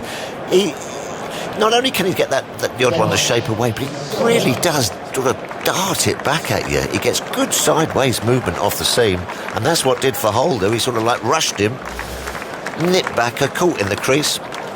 Impressive. Very impressive indeed, and very effective. Yes. Gus Atkinson, and his 22nd wicket now of the series, his debut series. Thank you. 12 in his first test match. Joshua De Silva comes out to the middle now. The West Indies here fighting desperately to carry the match deeper into day 3. The feeling would have been, starting the day 33 for 2, that it really would be only a matter of time. Jason Holder casts a forlorn figure, now making his way up into the dressing room and will consider himself unlucky based on the technology. But again, it's 6 of one, half a dozen of the other. You can't have it both ways. And indeed, clipping the stumps, the decision on the field is out. If it had been given not out, he would have survived. That's the margin of error. That's how it goes in the game. Yep, absolutely. You win some, you lose some. Ben Stokes looking to just drive another nail in the coffin. Runs in now, bowls to Hodge. He's in behind it, playing it away square on the offside. Initially seemed to say no, but then was called through for the run by Joshua De Silva. And it's 147 for 5. The lead is 53. Well, I suppose he had his chance earlier off Stokes, then he got put down to second. Precisely. These things happen in the game. They do. It just looked good, didn't it? It's sort of, it's one of those ones when the sort of batter looks like it's been done by a nip backer and slightly overbalances. Looked kind of good. Yeah, I suppose when you look at the replay and you see it just clipping, you'll say, well, oh my goodness, if I was given not out, it would have stayed not out. But as I said, that's how it goes in the game. It's the technology, it's the margin of error. Can't be going on over that too much. Stokes bowls and De Silva playing it away square out towards cover point. There is no run. I have to say that Ricky Elcock is poised over your shoulder constantly. Arms folded menacingly. What have you done? Menacingly. I can feel it. I can sense him. He's going to be our guest at lunchtime. Ready to unleash. Of course, he didn't get the chance to unleash against the West Indies in 1990. Oh, what a shame. Ruled out by injury. Here he goes. Lifting delivery. There sticks the glove of Joshua De Silva, and I'm not afraid to show the anguish of that blow on the right thumb as it just lifted off a length. And he's just bent over in anguish. A bit of extra pace there from Ben Stokes. 86, 87 miles an hour, and really got that one just a pop at De Silva. Just has that ability, doesn't he, Ben Stokes, to... I think he's got him on the bicep. A little cold sponge or a bit of cold spray or something. But that one did leap at him just from back of a length. Yep, up a high part of the right arm, just before the shoulder itself. Yeah. It's that sort of like, it's that angle of release that does a lot of people. You feel it must be coming in, and then it just shapes away. Really is a good length. Really difficult bowler when he's on form. As you said, that was what 86.5 miles per hour. Well, when Ricky was playing, we didn't have the radar. I wonder what he would have clocked in those days. I think he would have been a little bit quicker than Ben Stokes. High 80s, low, and up close to the 90s. I think so. Easy, pretty easy, I reckon. It was a period when it was really tough to break into a West Indies team. If you're talking about the 1980s, you're talking about Holding, Roberts, Marshall, Garner, and so many others. I can remember us playing a game at Uxbridge, which was quite sharp, quite a good pitch, bouncy pitch, and I think it was Kent, and I think Ricky bowled him out, and he hit Chris Cowdrey right on the badge of the helmet before he'd moved. He did. He just sort of went back and across, boink, like that. Bat was still back in his takeaway. Doink. Oh, nice. That's what became a commercial pilot, so the need for speed seemed to be a real fixation. Stokes bowls a full-length delivery that he's looking to play away towards the offside. Is Joshua De Silva, after getting a bit of treatment, playing it away out towards cover. And another Barbadian, Patterson Thompson, fast bowler as well, became a commercial pilot as well. Yeah. And of course everyone knows the story of Colin Croft. Yes. Yeah. Mean so-and-so with the ball, Colin Croft. Yeah. Very difficult to get away. He was always at you from that angle that he bowled. Ugly. Ooh, get off. 3 slips go down. 147 for 5. As Stokes bowls to De Silva. In behind it, plays it away towards the offside again. The West Indies uncertain here, unsteady with the loss of Jason Holder. Before that, Mikhail Louis went for 57. Earlier, Alec Athanaze, LBW, sweeping at Shoaib Bashir. So they're effectively 53 for 5. It's about 4 minutes to go to the lunch interval. Stokes 1 for 41. Enjoying his work now. And we saw that from the Lord's Test match when he reached that plateau of 200 Test wickets to add to 6,000 plus runs. Very good. And again, bowls to De Silva, playing it away square. Now he'll get the run, going quickly for the first. Might want to come back for the second. They wisely decide against it to end the over from Ben Stokes. 1 for 42 for the England captain. And the West Indies 148 for 5. Hodge 51 and De Silva on 1. Yes, Andy? And Gus Atkinson taking his 22nd Test wicket in just his 3rd match. That now puts him clear 4th in most wickets by an England bowler in his first 3 Tests in men's cricket. He's now behind 3 legends of English bowling. Tom Richardson played for England in the late part of the 19th century. Surrey fast bowler, took 23 wickets in his first 3 Tests. Then 2 post-war greats, Alec Bedser, 24 in his first 3. Fred Truman also 24 in his first 3. So Atkinson is now 4th behind those 3. He's overtaken Maurice Tate, inter-wars medium pacer, Nick Cook, left-arm spinner, who had a great start to his career in the 1980s, and a chap called Simpson Hayward, double-barrel name, who bowled, I believe he's the last serious underarm bowler, and he used to bowl underarm lobs in the early 20th century. Some people say I did a bit of that. Last over to the lunch interval. An interesting third morning's play as Atkinson bowls to De Silva, looking to turn it away off the thigh pad, dropping short of the keeper, picking it up on the half volley. Down the leg side, Jamie Smith. It just looks simple, doesn't it, Atkinson? It's just nice straight lines, no extravagant run up, and then he just bowls. I like the way he just bowls the ball, head down, walks back. Gets on with it, doesn't he? No histrionics, and just bowls that nice steady line, but has moved it. I mean, not a lot of people have got it to seam as much as he has. So he's the 4th most successful overall after 3 Tests among England bowlers.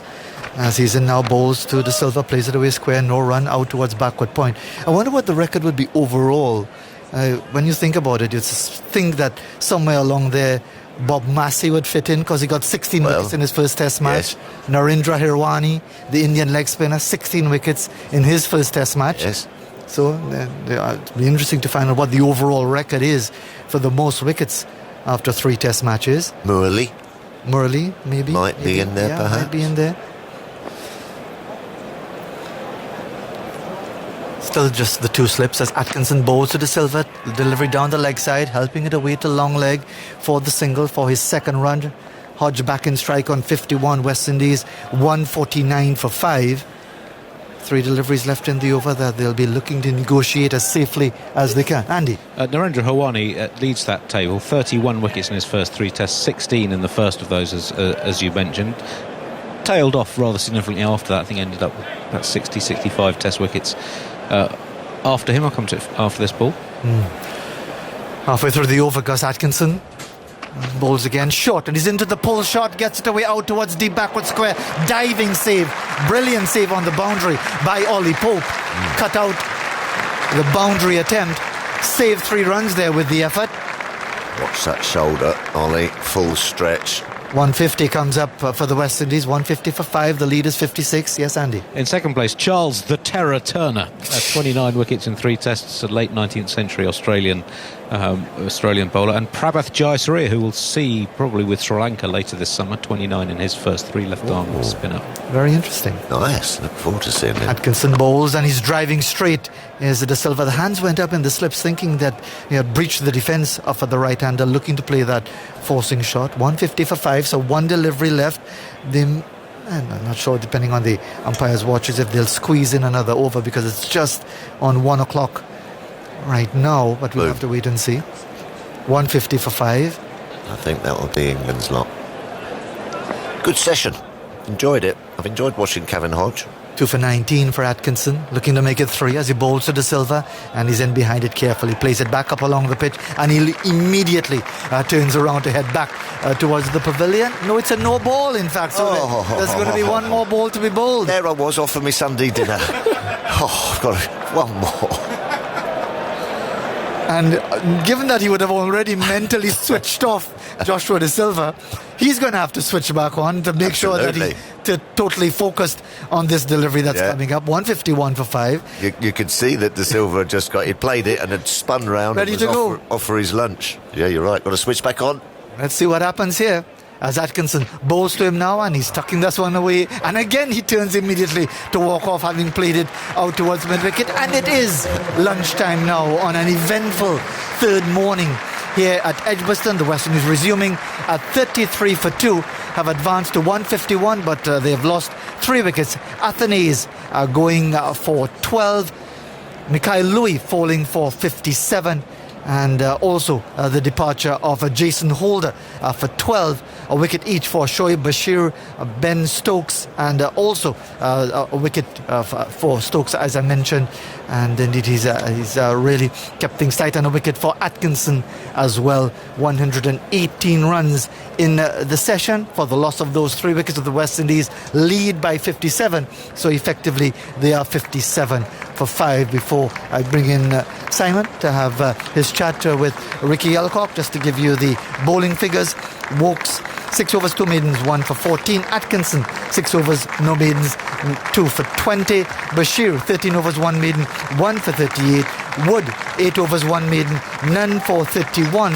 And Stokes 8 overs no maidens, 1 for 42. Here's Simon. Razia, thank you very much. Really interesting morning's cricket.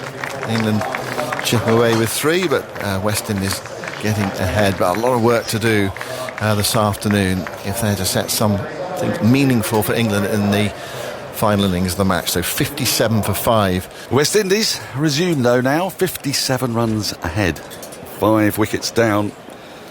They show really exciting glimpses. Stephen Finn is alongside me. Glimpses as the first ball goes through to the keeper of what might happen or might have happened, but they just kept on losing wickets at just the wrong moment. There were some drop catches. It was an action-packed session, really. Plenty happening. How many runs were there in that session? Oh, I've asked Andy just as he's got some food in his mouth. There were 118 for 3 in 27 overs. It's rather fun, wasn't it? Action-packed, yeah. It was action-packed. Yeah. Now, Mark Wood is in the attack. We have got quite a field for Cavum Hodge, who's on 52. We have 2 slips, a deep backward point, cover mid-off, mid-on, and it's obviously a short ball ploy because we've got a deep square leg, a long leg and a fine leg. There's Wood. It is in. And that's full. It strikes on the pad, going down leg, I fancy, just tailing away. Wood asks a question, doesn't really want to pursue it. Yeah, it's definitely reverse swinging here, or at least tailing, I'm not sure I'd classify reverse swing as being able to swing the ball both ways. I'm not sure that's possible at the moment. This ball definitely tailing in with the shiny side towards the leg stump. It hits flush on the front pad, but I think clearly just going down the leg side. But it's quick, it's straight, with a bit of shape on it from Mark Wood. That was the bluff, really, with the field set out for the short ball as Wood is in. And he's a little short, he gets up on his toes, Hodge, and just guides it down to deep backward point for a single. First run after lunch, 152 for 5. We've seen a lot of short ball ploys on this pitch. Saw it a lot last year as well, didn't we? Yeah, this pitch has had more pace in it than that Ashes game last year. I think that was a real turgid, horrible test wicket, the one that was here last year. This year, the edges have carried, and the thing that you want, you can understand as a fast bowler, if the pitch is flat and it's true, that's fine. But if I beat someone and I nick them off, I want that ball to carry to the slips. But last year in the Ashes test, it wasn't. Everything has carried to the slips so far in this game. As Wood is in again, right arm over into De Silva, who gets struck on the pad, and that's a better shout. That looks closer, and he's imploring. He's on for the second implore. I think they might have a look at this one. I think the chances are it's probably umpire's call and clipping leg, but I would not be at all surprised they are going to look at this. That looks a lot better. Straighter, doesn't it? Yeah, it looks a lot better to me, and you can tell where the ball ends up as well. That's thudded. To the umpire to director, we have a player review for LBW. Original decision is not out. I've checked both feet. It's a fair delivery. Can we go to front on, please? You could also tell from Wood's appeal, couldn't you? Because he did the appeal and then he appealed again. He did the bounce up and down appeal. Front on coming up. I think it's just tailing down. Umpire's call. Thank you. It appears there's no bat involved.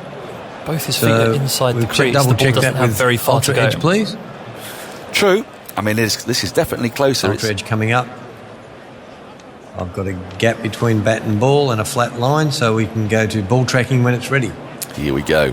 He's not even got a stride in. He's got almost a foot in front of the crease. Ball tracking coming up. Impact in line and umpire's call on the wickets. Adrian, you'll stay with your original call of not out. I'll let you know when you're on screen. You're on screen now. Umpire Norcross, spot on again. Well, if there was no batter there, that's cartwheeling leg stump out of the ground. I'd like to know the percentage that was hitting leg stump. I would say that's in the 40s percent hitting leg stump. Clearly, it has to be more than 50 for it to be overturned on umpire's call. It looked much more out, and in fact, you're right, Vinny, that would have knocked the stump out of the ground. I think it wasn't a clip. As Wood is in full, goes straight through to Silva, beaten for pace. He's got the field set out for the hook, but so far he's not bowled a short ball yet. And just to explain, half the ball or more has to be shown to be hitting the stump. For it to be overturned. For it to be overturned, yeah. For it not to be umpire's call, basically. Yes. For it to be hitting. And on this occasion, it was about sort of 48% of the ball. Yeah, but then had that been given out, it would have remained out because of the umpire's call working the other way. Yeah. I mean, as John Arlott once described it, a shot that wasn't so much late as posthumous, the previous, the next ball that we've had. He's busted his bat as well. He's hit the ground trying to dig that Yorker out from Mark Wood, and it's smashed the back of it to pieces. So immediately calling for a new bat. He might need a lighter one if he's going to deal with this pace from Wood, because it's quick and it's moving through the air. Now, I did a bit of investigative journalism during the lunch break, and I saw Zach Crawley getting in a car. Okay. So I don't know, because I've not had official word, but I suspect... That's right, Pennington's at extra cover. I suspect he might be going off and having his hand looked at. He dropped a catch, didn't he? Got a sharp chance. And he immediately looked at his finger, wasn't comfortable. So, have we got news? England opener Zach Crawley has left the venue for a scan after receiving a blow to his right index finger. On fire today. Wood is in, and that's full. Played up to mid-on, there's no run. So we have confirmation. Zach Crawley. Some would question whether you had that information fed to you before to make yourself look good. I saw him get in the car. Yeah. Well, yeah. I've just deduced. End of the over. Very good one. Wood could have easily have had a wicket there on another day, and umpires giving that out, because it looked very out in real time. But I suppose he's also, the umpires, factoring in that there is a bit of late tail. And Wood bowls wide of the crease as well. That's the thing that the umpire would be factoring in with that decision, Wood he never really gets close to the stump, so you add that reverse swing to the angle with which Wood bowls from, and it means that it has to be hitting perfectly in front of middle and off for it to be continuing on to hit leg stump. I think Andy had something for us. Andy, just an update on the lucklessness of Wood. Oh, yes, which I think was some 1950s spy novel as well. Over 30% of the deliveries he's bowled this series have produced an edge or a play and miss, putting him near the top of the full shot percentage by a bowler in a series. In this innings, Bashir is starting up from the City end. He's in, or the Birmingham end, and forward comes Hodge and gets an easy single into a massive gap that's on the offside between mid-off, really, and deep point. There's no fielder apart from the slip. he's had 2 umpires call LBWs go against him on review, and a dropped catch as well. So 0 for 32 off 9. Again, unlucky. He's unlucky, but you know, I have a feeling that sometimes he bowls so quickly that, you know, those plays and misses, bat's nowhere near the ball. I mean, they look like he's got close, but actually the bat is somewhat late on it.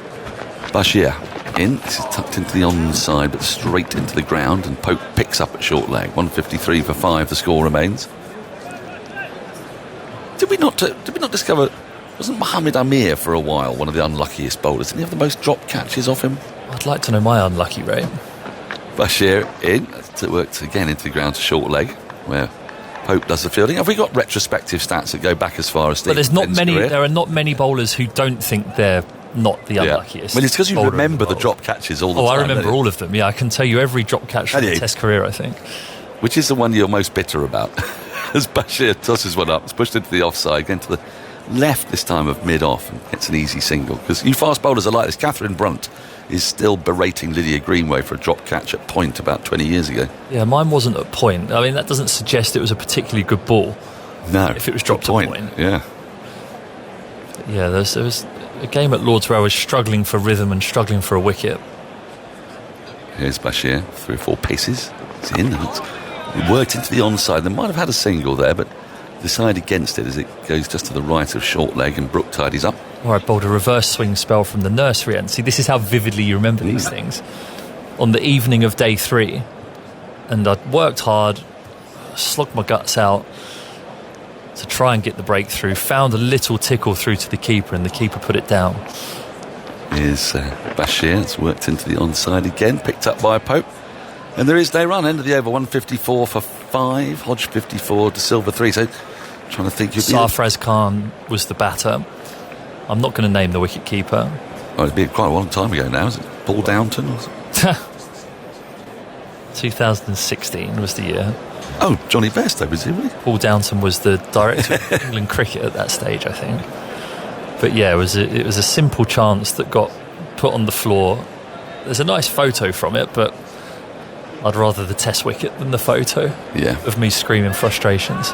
But do you equally well remember the absolute screamers that are taken off your bowling, where you've bowled a bit of a long hop and it's been slashed and then brilliantly caught at backward point? Conveniently forget those things. Wood runs away from us. It's down the leg side, flicked at, missed, can't catch up with it. De Silva, good take from Jamie Smith, diving away to his left. But most bowlers, you could definitely ask them and say, what the things that have irked you the most in your bowling career, and they can tell you. I'm sure even Vic, when he comes on, he can remember drop catches off his bowling that still annoy him. It's odd, He's isn't nodding. We don't really keep a record, do we? Well, Stuart Broad did. Did he? Stuart Broad did. He claimed, I think he was the self-proclaimed unluckiest bowler in the world for 3 years, or the most drop catches off his bowling in Test cricket history ever. Oh, wow. Here's Wood. De Silva, short ball, hit out towards, where's he gone? I've missed it completely. Square leg. It's gone through square leg for 4. No, into square leg's hands for none. Oh, what? I completely missed that. Because we've got a deep square leg and we've got a long leg, but there is no run then. It's the first short ball we've seen Wood bowl. He's got this field for a short pitch bowling, but so far, I mean, you wouldn't call it a bluff really, but he's not yet put in the bouncers until then. De Silva on strike on 3. Wood runs into him. That's full. It beats the outside edge, flies through to Smith.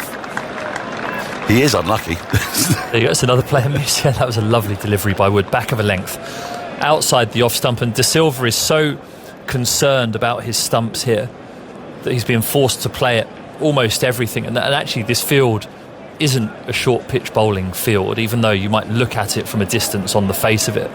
This is a field that's allowing Mark Wood to attack those stumps full and straight, and if he gets clipped through that region, either square leg or backwards square leg, there's protection there for it to stop it going for 4. Wood runs in once more, and De Silva just defends this into the offside, but finds the gap between cover and point, and gets through for the single. Now, will they put a third fielder out for Hodge? They will, because they've had a third one out for him.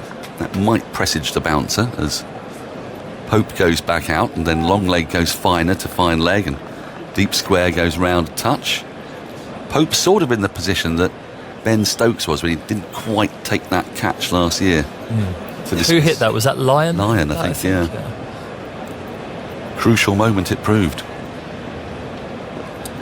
Yes, he's actually a little bit closer than that, but he's also further back than he was, if you get my drift, sort of halfway back.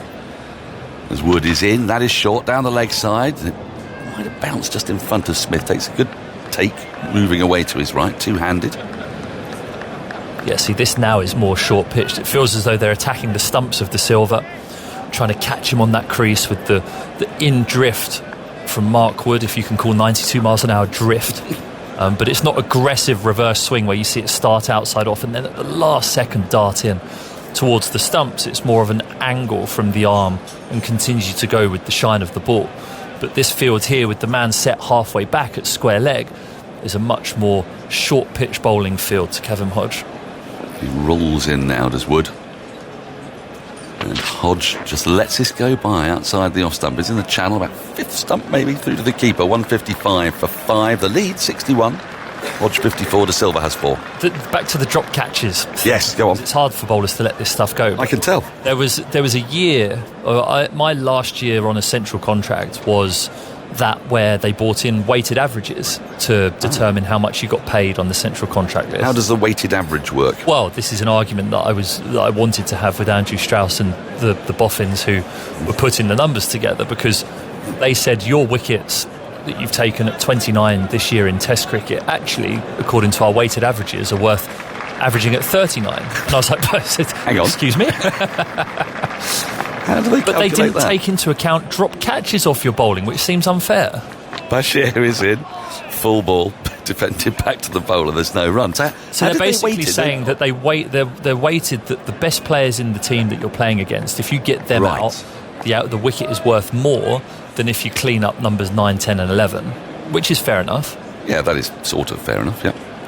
Bashir's in again. This is driven nicely through extra cover. Sweeper will have to run round, and does successfully, just to keep it to 156 for 5. But then if you're going to penalise me for only cleaning up the tail, I want to be rewarded for snicking off the top 3.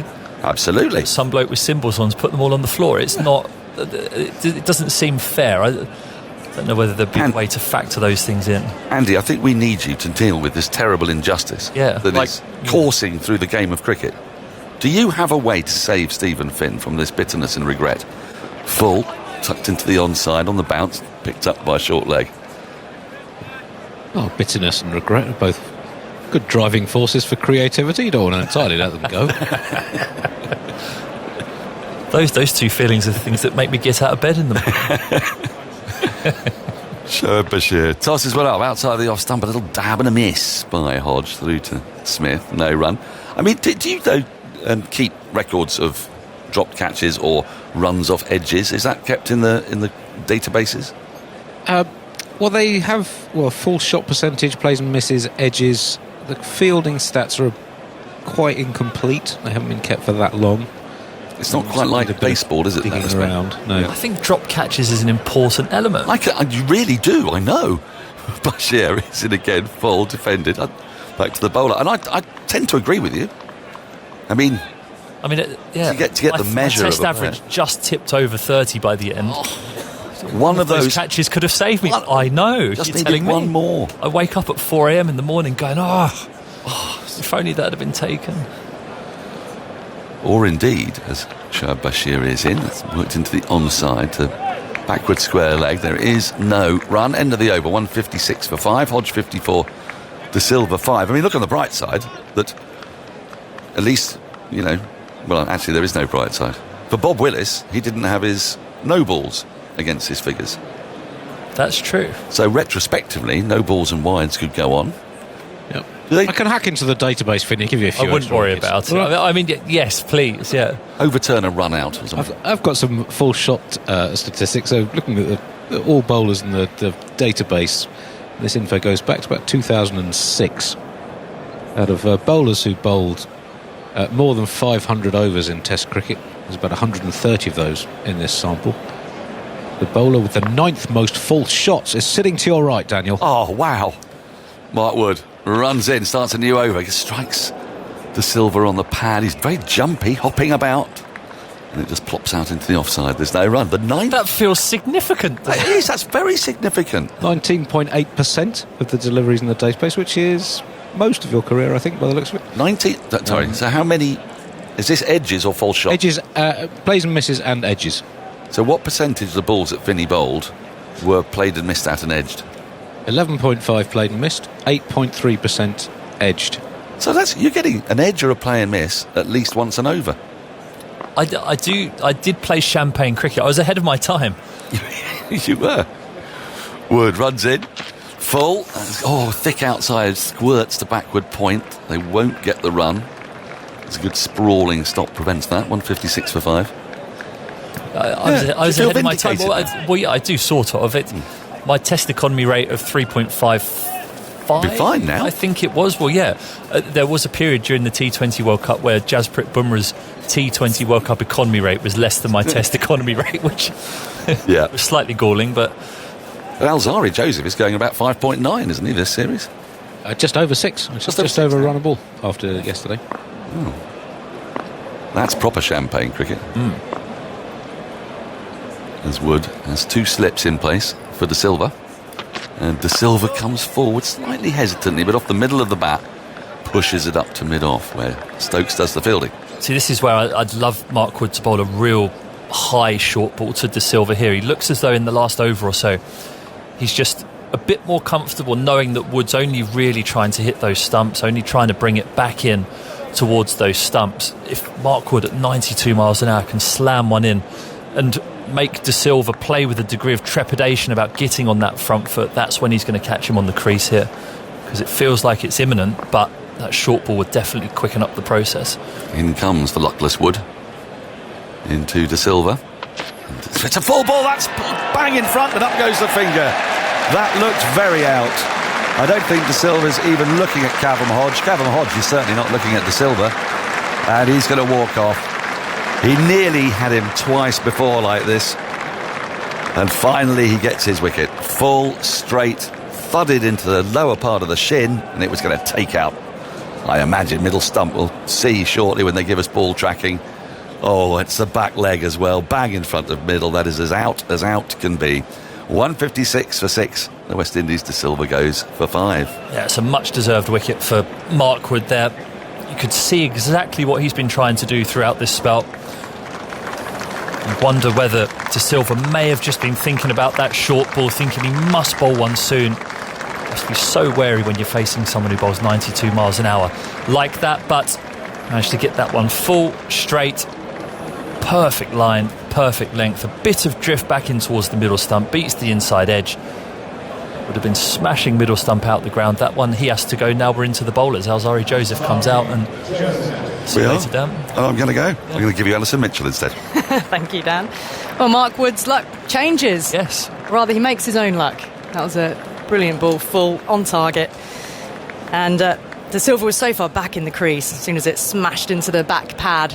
But yeah, and he knew it, didn't he? Head down, straight off. Yeah, Cavum Hodge he averted his eyes. Didn't even look at him, just turned and started looking towards the Holly stand. Yeah, and when you look up and your partner's not even looking at you, you know it's time to go. And go he did. Well, Mark Wood is getting an arm around the shoulder from Chris Woakes down there as well. Woakes has had a fabulous game with the bat, the wickets that he took as well in the first innings. But Wood will continue here. And Alzarri Joseph is scraping away at the crease. Got a leg slip in place. 2 slips on the offside. And Kavem Hodge down at the non-strike is end 54, not out. Bit of a tinkering in the field being done here. Fine leg being pulled around a little bit finer by Ben Stokes. And deep square leg being pushed back in front of the Holly stand. So here is Mark Wood. West Indies are 6 down with a lead of 62. Wood in, and that's full. He's dug out by Joseph. And he'll get off the mark. Out past the square leg umpire. Bringing in fielder from the deep. And so Alzarri Joseph off the mark. But England really looking to press home now. Get these last 4 wickets and set about chasing whatever target West Indies are able to muster from here. Yeah, it feels as though this might be the moment that Mark Wood's luck changes in this series. He's got a reverse swinging ball. This is the sort of scenario where it's very difficult to get the ball out of a bowler's hand. The bowlers are coming in. Kavem Hodge is staying there steadfast at the moment on 54, but it feels as though things may happen quickly here, especially whilst this ball's moving laterally. It's Hodge who's on strike, short of stature, crouches low in the crease, waits for Wood, gets the ball in the off stump, and he gets to play it on the rise. Back up the pitch, though, into the hands of Mark Wood, who fields and gets some rousing applause here from the crowd for a well-earned wicket. The LBW of Josh De Silva, who's out for 5. And Kavem Hodge on 54, not out, is fractionally behind the top score so far for the innings, which was Mikael Louis with his 57, getting his maiden Test 50. And 2 big sixes down the ground in that innings as well, which entertained as well as helped the cause of West Indies. But his wicket fell, and then really when Jason Holder's wicket fell, it felt as if West Indies, or the game, leaves England in the box seat to drive it home on this 3rd day. Yeah, I mean, the momentum changed for me in that afternoon session yesterday, where the Root and Stokes partnership were building, and you could just feel the momentum or the wind being sucked out of the West Indies in that scenario, just because they knew that if England got close to parity, the way that their bowlers have been bowling, this 3rd innings would be really tricky. I was so gutted for Mikael Louis there, actually, but he played so nicely. He's charmed the Holly stand all day yesterday. He did, out there, he became a cult hero, and yeah, if anyone deserved to score more runs in his 57, he's such a cheery attitude as well towards cricket. It was a shame to see him go for 57. Atkinson here now from the City end, and it's got past Alzarri Joseph, prodding forward defensively, getting a good stride in, but the ball beating the outside edge of the bat and through into the gloves of Jamie Smith. You feel we will see more of Mikael Louis, and I hope he gets a decent run in the side. And I think if you finish a series with a good score, that's always, he's worked his way up. The struggle, couldn't get out of the 20s. But he's got those starts as well, and that can be the hardest thing sometimes here in England, is facing those first 40 balls. He's just found ways to get out in and around it. But yeah, to have played very little first-class cricket and to come into this big Test series and do as he has done, I think has been impressive. Atkinson over the wicket again to Joseph, who manages to get bat on this one into the onside, just up the side of the strip, picked up by Bashir. Opening the innings, you're up against a quality new ball attack, albeit Atkinson very early in his career, but goodness, the way he burst onto the scene at Lords. 22 wickets in the series now. Yeah, he has now. Backed up by the extreme pace of Mark Wood, Shoaib Bashir, who bowls in attacking fashion. So much control, varying his pace. And they've been behind the game a lot of the time, West Indies as well, which counts for a lot. Atkinson bustles in again to Joseph, full delivery, gets in behind it and defends. And Atkinson in his follow through saves any single. Slightly off topic, but have you seen for Glamorgan today, there's a young lad called Ben Kellaway who's taken wickets both bowling left arm spin and right arm off spin. Really? Yeah. I like that. Yeah, I was just watching his watching it on Twitter. No, X, isn't it? It's called. We know what you mean. Yes. Yeah, that one. Well, that is quite something, isn't it? Yeah. Just to be able to change at will mid-over.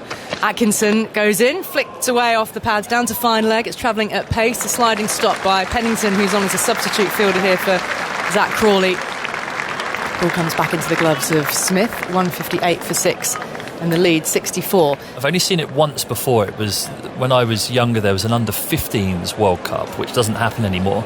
But I'm pretty sure that Sir Alistair Cook was playing in this under-15s World Cup. I'd have been 9 or 10 years old because Cookie's much older than me. And yeah, England played against Pakistan at Essex, and there was a guy that bowled both right and left arm spin. In comes Atkinson outside the off stump of Hodge, who defends solidly. Out to extra cover finds Stokes, and there's no run. So that's a constant shift for the bat, a constant shift for the captain to be changing the field all the time. The only shame is that you have to stipulate to the umpire what you're going to bowl. Bowling. It'd be great if you didn't have to. You could just... Well, that's a great debate, really, isn't it? As to whether it feels as though if batters are allowed to turn their feet around and play reverse sweeps, why would the bowler not? There's an ambidextrous bowler coming this way soon, Kamindu Mendis of Sri Lanka. Atkinson full, Hodge whipping along the ground to Bashir at mid-wicket, no run, end of the over. He bowls with both arms. He's played 3 tests, more as a batter. He's picked up 3 wickets, only bowled in 1 innings, took 3 for 32, and has bowled in one-day internationals and T20 internationals and a lot in domestic cricket. As a batter, he's 2 centuries and 2 other 50s in his first 5 innings for Sri Lanka, currently averaging 107 with the bat, and the Sri Lankan batting lineup that will be here for the Old Trafford Test on the 21st of August. Rather more experienced and seasoned than this West Indian side. They've been Angelo Matthews been here several times before. Dinesh Chandimal, Dimuth Karunaratne has been one of the most consistent openers in recent years. So I think they will offer a sterner test for England's bowlers than the West Indies have managed so far. And does he bat exclusively? Is he right? Is he a right-handed bat? He's a left-hand bat. Left-hand bat. I'd love to know though. Yeah, it is a new over from Mark Wood, rushing in here to Kavem Hodge, and he's struck on the pad, but going down. Or was there a bit of bat involved? Mark Wood's got the LBW of Josh De Silva in his previous over, but he's coming together here with Ben Stokes. They're going to have a look. Close. I think that's really close. If he's not hit that, Ollie Pope from leg slip is saying that is darn close, and from here, this angle. Well, we're having a look. Is this going to be wicket number 7? It's 158 for 6 and the lead 64, so not out. West Indies Check effectively 64 delivery. You go to 6 at the moment. Front on coming up now. Seams in on the knee roll. Okay, it appears they made a deflection there. Can we go to ultra edge, please?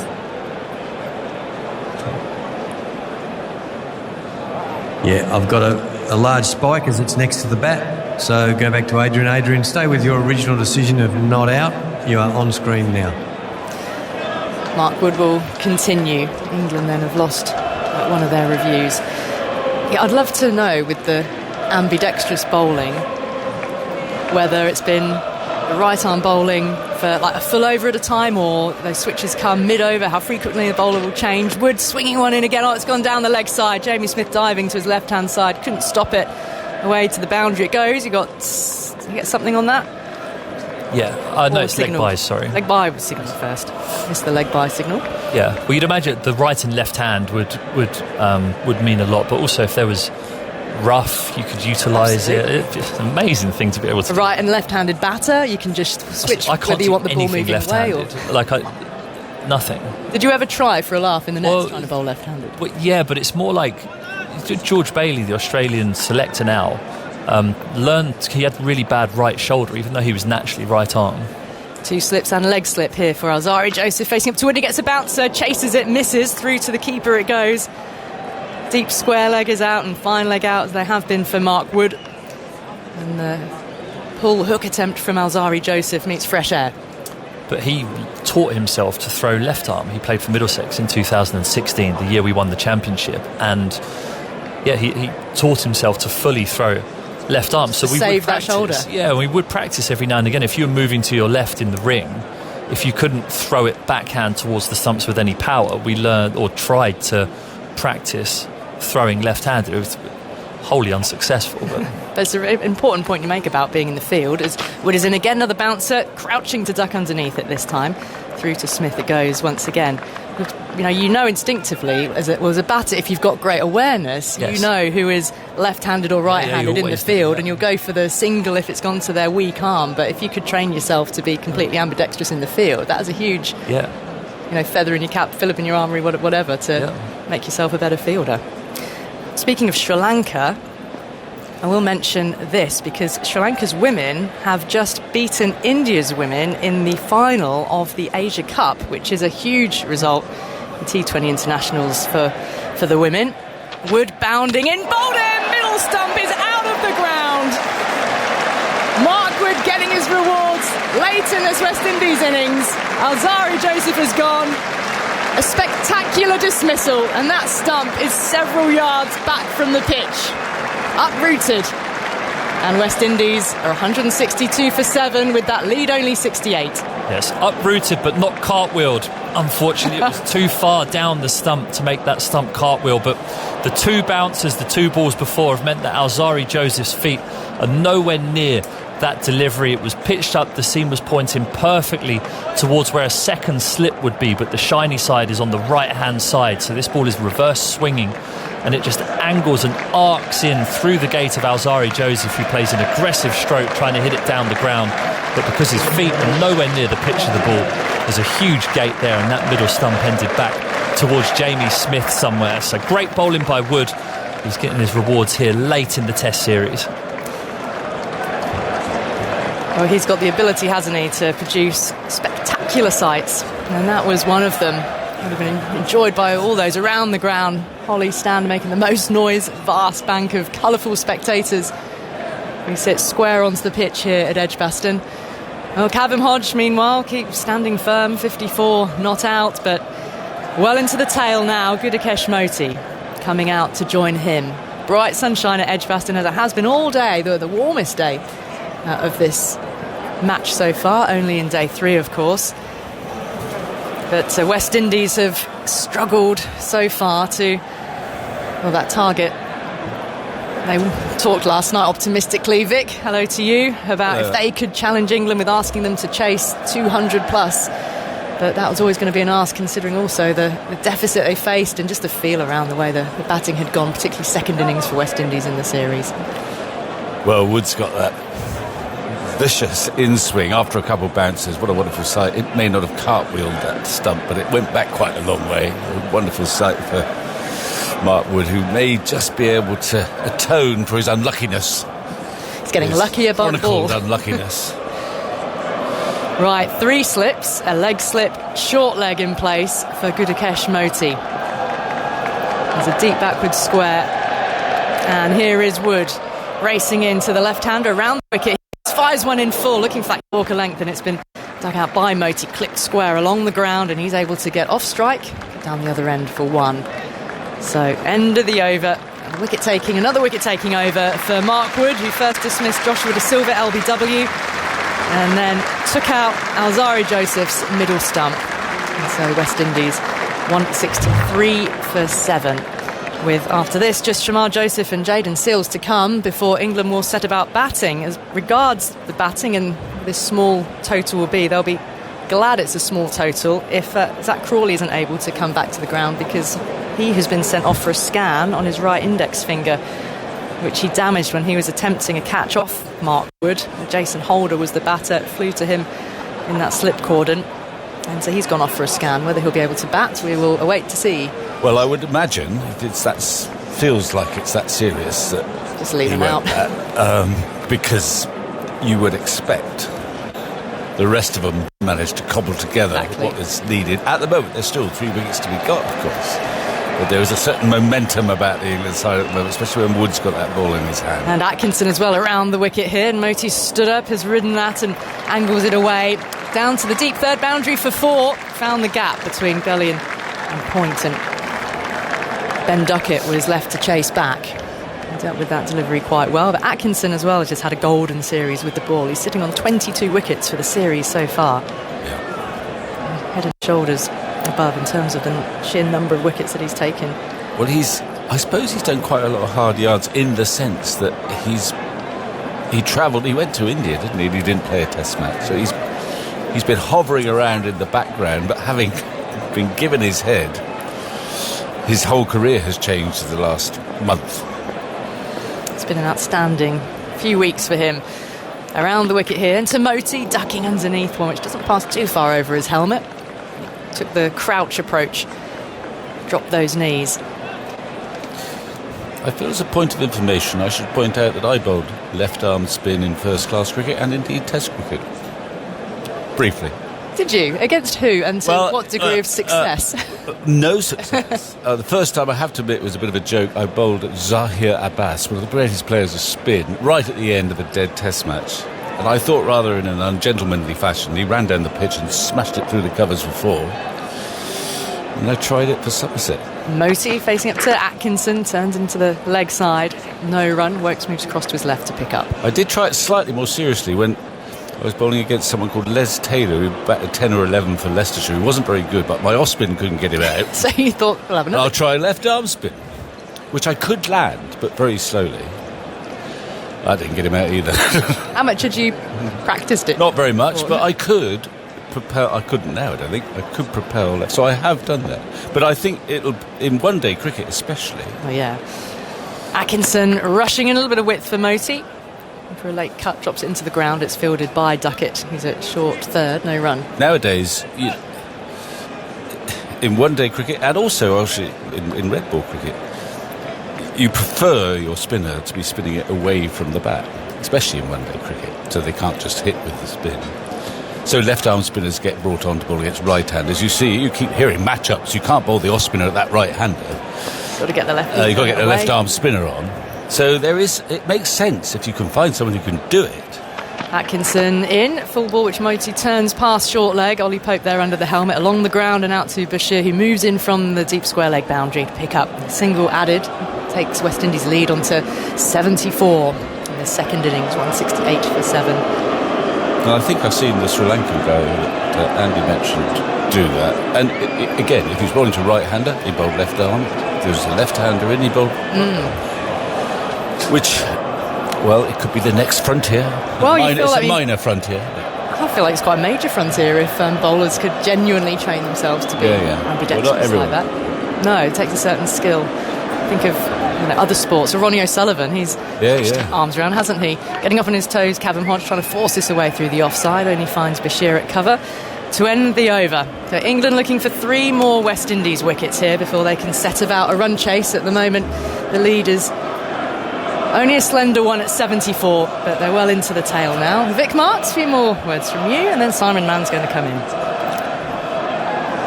Well, Mark Wood doesn't want to come off just yet. He just wants to make up for all those unlucky moments throughout this Test series. He didn't play in the first game, did he? Well, I have to apologise. I can't do a Simon Mann accent with my very best will in the world. But what do you do? It is what it is. Okay, well, I don't think you can do a Fazia Mohammed accent either. I don't know how well you did with the left arm spin. But certainly at the moment, England just looking to finish off the job at the West Indies second innings, languishing at 168 for 7. A lead of just 74 as Wood in again. Bowls to Moti. Lets it go by outside the off stump. So when you bowl those left-armers, whatever the situation, did you have to notify the umpire? Yeah, I told him, yeah. So let me bring this up again. Why is a batter not mandated to notify the umpire before he does the switch hit? Before he switches from right to left or right to left to right? I suppose he might claim that it was an instinctive thing that he only decided to do after the ball had left the bowler's hand. And I'm supposed to believe that? You ever thought of law as a profession? I thought of getting bowlers to govern the game as the next delivery is outside the off stump from Wood and can't lay a bat on it. Well, it's Gudakesh Moti. We also know it's a batsman's game, don't we? Yeah, I appreciate that, but no, you've got to tell him. At some point, you've got to highlight the imbalance there for the good of the game. Yeah. The old era of the Victorian gentlemen and the professional bowlers. There's a few people out there, left arm spinners like Samit Patel, and Jack Leach, who bowl left-handed but throw right-handed. I do that. And right. As Wood bowls full-length delivery outside the off stump, lets it go through the keeper. Of course, at an infinitely lower level. Yeah, okay, well that's good. Yeah. So how is it? could you bowl right-handed? If you can throw right-handed, you think you might be able to learn to bowl right-handed? No, I can't. Because, how do I explain this? I'm a natural right-hander.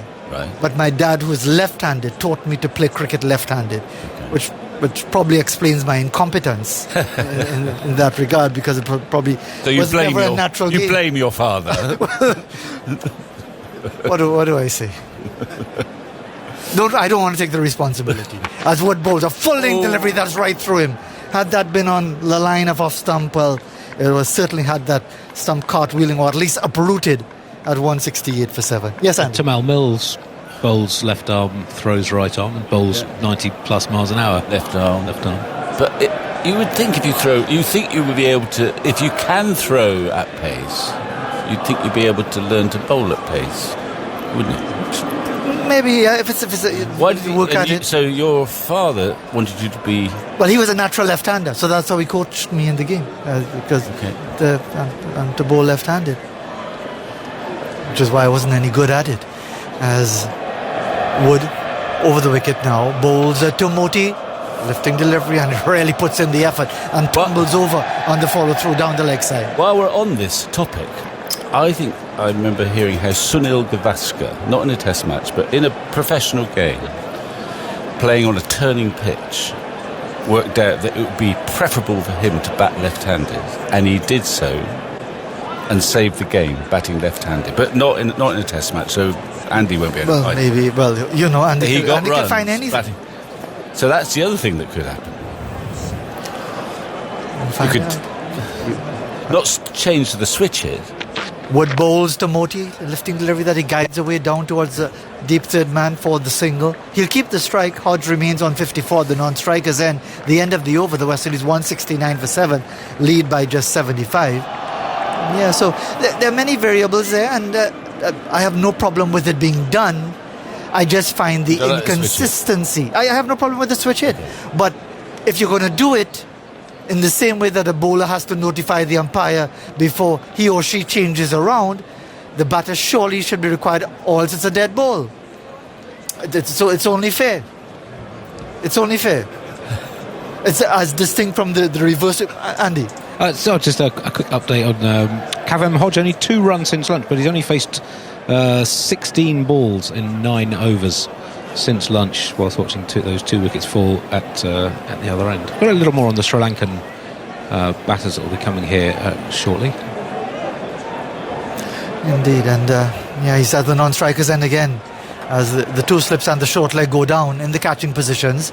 Atkinson bowls now to Moti, turns it away backward a square, goes quickly for the first run. He's thinking of the second, but they stay their ground. 170 for 7.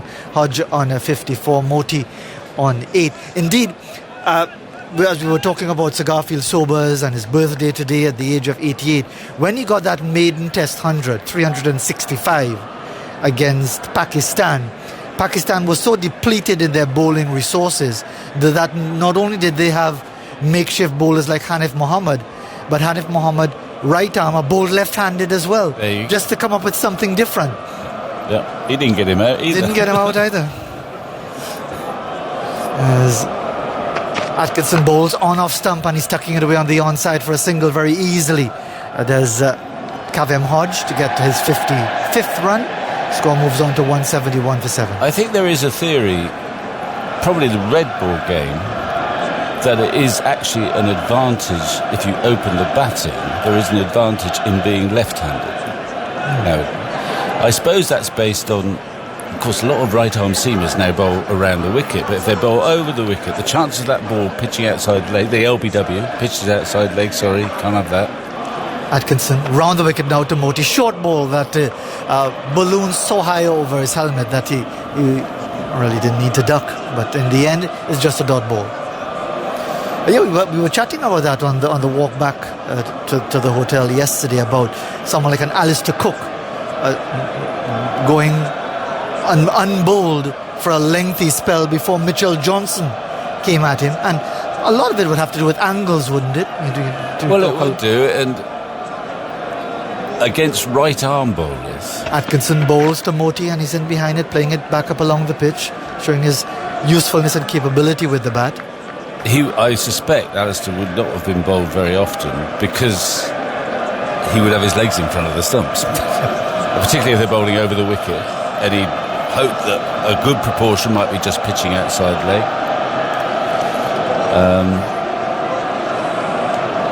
And I don't know what his ratio of bowls was like, Alistair Cook, but a lot of batsmen don't give you much sight of the stumps nowadays. Atkinson bowls now to Moti's in behind it, pushing it away out towards extra cover. There's no run again, Andy. That dismissal we were talking about was in the 2013-14 Ashes. Clean bowl by Johnson, a fast left-arm ball that moved away. Then he was clean bowled by Harris a couple of games later with one of the all-time great deliveries. And prior to that, Alistair Cook had not been clean bowled by a pace bowler for more than 7 years in Test cricket. Had a few inside edges onto the stumps. The other theory I've got about Alistair Cook is, and I think I've told him this, We'll wait for it with this delivery, completing the over from Atkinson. Bowls another short ball, and Moti ducks under it to let it go through to the keeper. 171 for 7. The West Indies lead by 77. I don't think he's ever acknowledged this, but there's no reason why he shouldn't now. I am convinced that the knee roll of his pads was actually about 3 inches below his knee. So, umpires work on the basis, it's hit him above the knee roll, can't be out. Well, if your knee roll is 3 inches lower than your actual knee, there's a lot of umpires who may not spot that. But I'm convinced his pads had his knee roll. He's a tall man, and his knee roll would have been somewhere sort of about 3 inches below his knee. Could be one of the great scandals of cricket history, Vic. Tampering with the pads. I don't know that you can punish him for that. Are you suggesting that one of the knights of the realm It's has not tried to cheating, it's deceive- just that he's got small deception? pads. All right. We'll try and delve into that further. Well, he may not admit it because he might do that. There's no reason why he shouldn't now. I don't think they can deduct any test Exactly, runs. they won't take back the runs. Wood in now, bowls to Hodge, pitched up and past he's the got outside him. edge. He's got him, caught behind. Another wicket for Mark Wood. He's really been a thorn in the flesh of the West Indies. Hasn't really gotten the reward until now, but he's working his way through the low order, and he's gotten the important wicket off Kavem Hodge. The West Indies collapsing on this third afternoon. Extreme pace, a bit of movement off the seam, taking the outside edge, and Hodge departs. Well, that looked a pretty serious delivery. Bear in mind that he's been angling that ball in, whether it's reverse swing. That's how he's got a couple of his LBWs. Bowling a fullish length, but getting it back in. That was also a fullish length. It looked like it was coming in. I'm sure Hodge was sort of partly guarding against that, and it appeared just to hold his line. It's been quite a good innings there from Hodge, actually. He's played some good shots, and he's been deprived of the strike a lot and hasn't done much since lunch. Watch wickets fall at the other end. But it's a very satisfying little spell for Mark Wood. No one begrudges him these wickets, and that was a pretty serious delivery, I reckon. He was only defending it, and he was anticipating a bit more in swing, perhaps, or maybe it just held its line. Lovely edge for Smith to take behind the stumps, and Mark Wood now 3 for 36. And 3 for 5 since lunch in 5 overs and 1 ball. Hodges' final figures: 55 from 76 balls. His third 50-plus scoring test, second of this series, to go with that excellent 120 at Trent Bridge. 7 fours in that innings, but not only 17 balls since lunch before that dismissal, only 5 balls in the previous 6 overs. To what extent, Vic, can that disrupt your rhythm and movement as a... Well, I think all top batsmen, unless it's really difficult, they like the strike. And I think it could be a factor. There's something you've got to adjust to. Mark Wood to the new batter, who's Jayden Seales. First delivery to him, down the leg side. Just putting in an extra bit of effort. Well, we've seen him clean up Alzari Joseph, sending the middle stump out of the ground. He's just gotten the wicket of Kavem Hodge. So he's really enjoying a bit of success after quite a bit of frustration. Certainly at Trent Bridge, where he generated tremendous excitement on that second day. And the West Indies responded to that England first innings total of 416, but only now is he getting the success that his exertions would have deserved. Got Joshua De Silva as well, plum LBW. Wood bowls a lifting delivery and Seals takes it on the body. Ducked into that short one. No such thing as the fast bowlers union anymore. Well, it hasn't been for a long time. Yeah, that went away some time ago. Yeah. I think actually, but there is, I think, Mark Wood did just turn round and asked if he's okay. Actually, they do that now as well. They hit them and they say, "You're right," after what some of the tragedies that have happened. Yep, yeah. And he does seem to be a pretty easygoing individual, which is not necessarily the case you'd find in most fast bowlers. As he bowls down, pitched up and cartwheels the stump. No intention of getting into line. Jayden Seals really not good enough to get anything on that delivery, and the spectacular sight of the cartwheeling stump marks the end of Seals. Very, very brief. Wouldn't have expected him to last very long. A fourth wicket for Mark Wood and the West Indies, 171 for 9. Well, Stephen Finn was saying that the cartwheel didn't happen, but that one cartwheeled several times, that off stump. I think the off stump is more prone to do that because there's no electronic wires there to sort of keep it there. I mean, that is a fantastic start. He's just got two absolute classic dismissals. That softened up with the short ball that hit Seals, very uncomfortable. You all right? You're all right.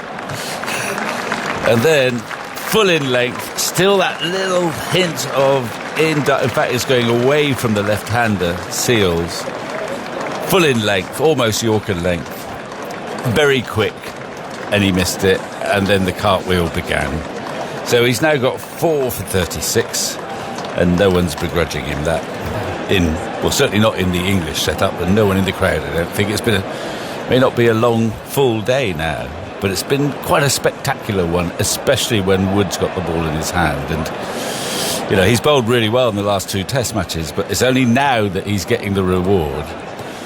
And he'll remember this spell because everything is just clicked now. He's got that length, he's got that in swing, and now he's got batsmen who are really quite worried about facing him. And now he's got the chance to finish up with a 5-wicket haul. Yep.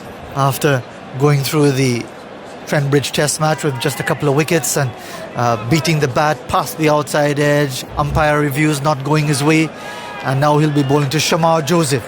And he's got, it's odd, isn't it? Joseph's come in, and straight away, for the first time, there are 3 men on the leg side boundary. There goes Wood, in now to bowl to Shamar Joseph, looking to end the innings. Short ball that is forced away, square on the offside, and should get 4 here, will get 4. Just getting a bit of width outside the off stump, keeping his eyes on it very carefully, showing that he does have some ability with the bat, Shamar Joseph, and he gets off the mark with 4, 174 for 9 with 1 delivery left in the over. Well, there is this notion, isn't it, that Shamar Joseph is a much better batsman than Jayden Seals. I'm surprised that Seals I think he wants to bat at 11. Someone said he just wants to bat at 11. I can't understand why. But he got runs, did he not, in the previous Test match? Yes, and that was rather a good shot. And the field he's induced the field to spread all over the shop, even though it's only Moti at the other end. Well, you wouldn't think it's a tear-away fast bowler to a number 11 with the way the field is set. Just the 2 slips round the wicket to him with the last ball pitched up, edged and caught, and that's the end of the innings, and that's 5 for Mark Wood. It's taken some time to have the success that his efforts have richly deserved, and now he finishes with 5 for 40. Shamar Joseph taken at second slip, and the West Indies' second innings has come to an end. 175 all out. England need just 82 for victory and a 3-0 clean sweep of this series. Well, what a spell from Mark Wood. He's getting a few hugs from the England players, and no one's begrudging him that. A golden spell, fast bowling, full length mostly. The odd short ball just to keep him honest and make him a bit wary. Good catch actually at second slip by Brooke, I think. Remember, Crawley's not on the field. The England players are giving Wood the space to raise the ball up to the crowd. 5-wicket haul. He's getting a standing ovation. Of course, he's a very lucky bowler to be bowling at the West Indian tail. Indeed, but it's still a situation where you've got to be on target. Yeah. No, I'm only mocking the fact that he's been described or, told to be the unluckiest bowler, of the last 10 years. But he deserves those 5 wickets, and it's been a spellbinding piece of bowling. The game, it's not over, but it's almost over. We'll see who England's new opening batsman will be. Yeah, with Crawley having that finger injury. I guess, presumably, it'll be Pope. Crawley may not even be back from having his scan. We'll wait and see. And Andy?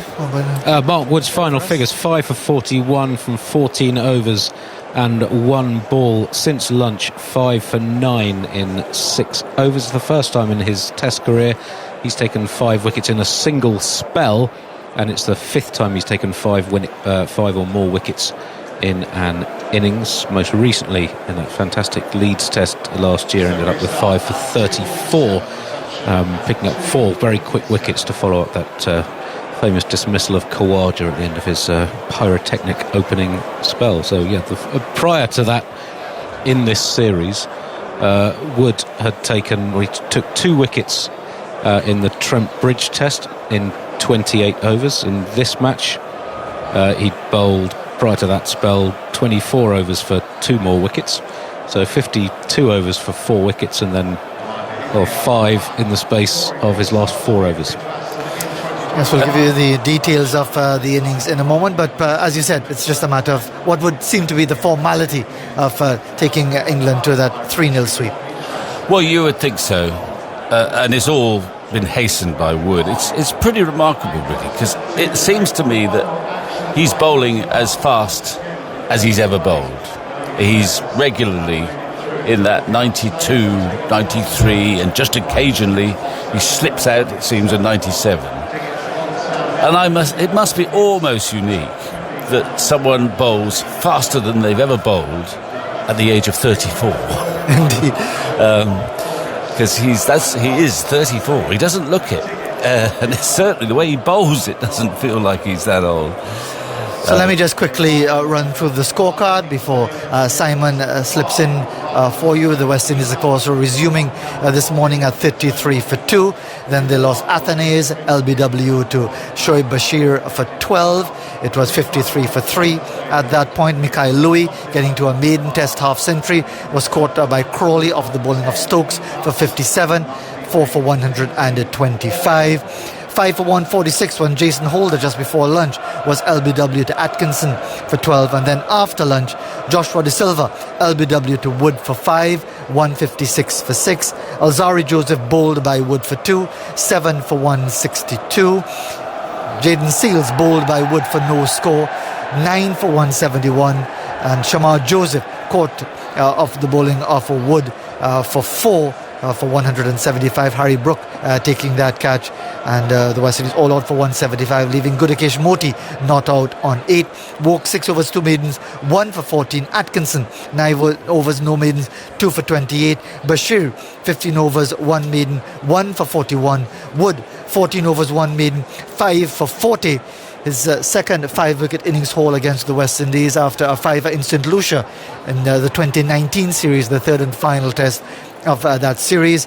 And Stokes, the captain, 8 overs, no maidens, 1 for 42. We're going to have a quick word from Vic, and then it's going to be Simon as the English start their reply very shortly. They need just 82 to complete a 3-0 sweep of this series against the West Indies. And in fact, it will be Carlos who's going to be stepping in very shortly to contemplate the situation and probably put the West Indies' effort in perspective, and indeed an appreciation of the bowling of Mark Wood as well. Here's Simon. West Indies losing the last 6 wickets for 29 runs. There was some resistance at times with Louis and Hodge, but Mark Wood destroyed the lower order, and England need 82 to win. The light roll is going up and down on the surface at Edgbaston. What are your thoughts, Carlos? I think it was an exceptional spell of fast bowling from Mark Wood, and There are a lot of things that West Indies can take, and I hope that his performance over these 2 test matches is a lesson to the West Indies fast bowlers. The 3 fast bowlers are very young. Alzarri Joseph, yes, 100 test wickets, but still a lot to learn. And I think when you see how selfless Mark Wood was at Trench Bridge for little reward, and then you see come back first innings, again, selfless spell, soften the ball up almost, allow it to get reversing, and Gus Atkinson takes all the plaudits, Shoaib Bashir and Trent Bridge, but he gets his reward today. There's always something there for you if you pay that respect to the game, pay that respect to buying into the team cause. So you will feel at times as though there's no reward and it's tiring. Why am I doing it? Especially for Alzarri Joseph and Shamar Joseph, probably the 2 out of the 3, including Jayden Seales, that would be tasked with the thankless workhorse, short balls, hostile stuff. But if you can commit to the plan and execute it to the best of your ability, although you may not be rewarded at the moment, your reward will come. And it was really pleasing, obviously from a West Indian standpoint. Didn't want that reward to come so quickly. But it was pleasing as a lover of good cricket to see him work away so hard and now be rewarded in the back end. So really good performance from him. Yeah, I mean, that was a remarkable spell. 5 for 9 in 6 overs. OK, West Indies, they have a brittle batting lineup, and we suspected something like this might happen today, but even you, Carlos, having seen the series, you probably thought something like this would happen today. But that was outstanding bowling from Mark Wood after lunch, roaring in from the pavilion end and taking out the middle lower order. Got rid of Hodge as well, who resisted for 55, and West Indies all out for 175. So what have we got in series scores, Zolt? So have we got one big score, one outlier, 450 at Trembridge, and everything else under 200, is that right? Yeah, at Lords 121 and 136, 457 and 143, made 282 in the first innings here. Yeah. And then 175. Mark Wood's final 21 deliveries, he took 5 for 7. Yeah, outstanding fast bowling.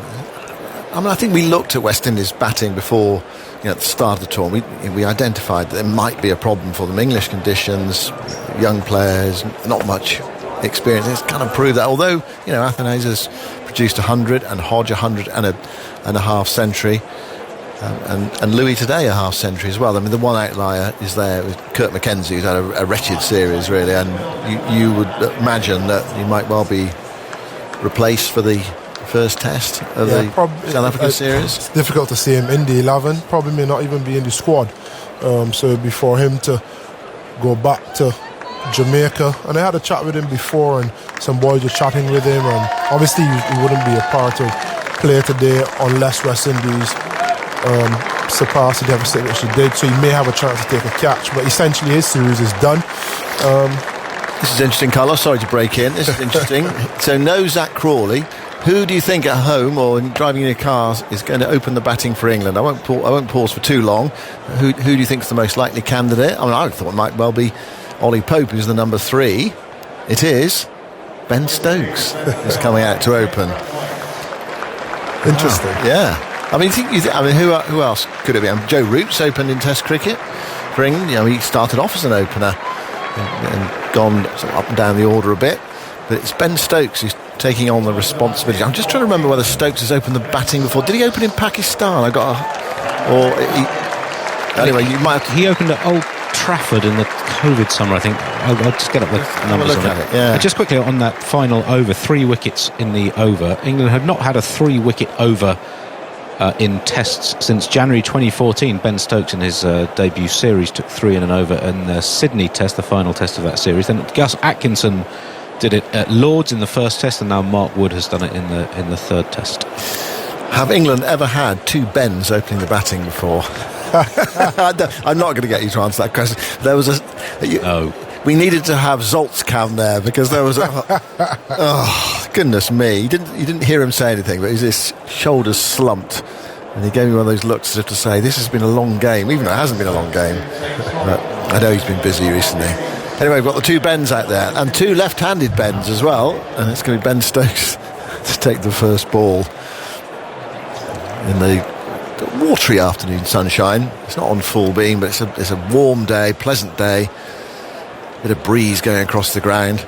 The one time Ben Stokes opened was in Manchester during the COVID summer. It was against West Indies. He made 78 not out of 57 balls. England were pushing for a declaration in the second innings of that game.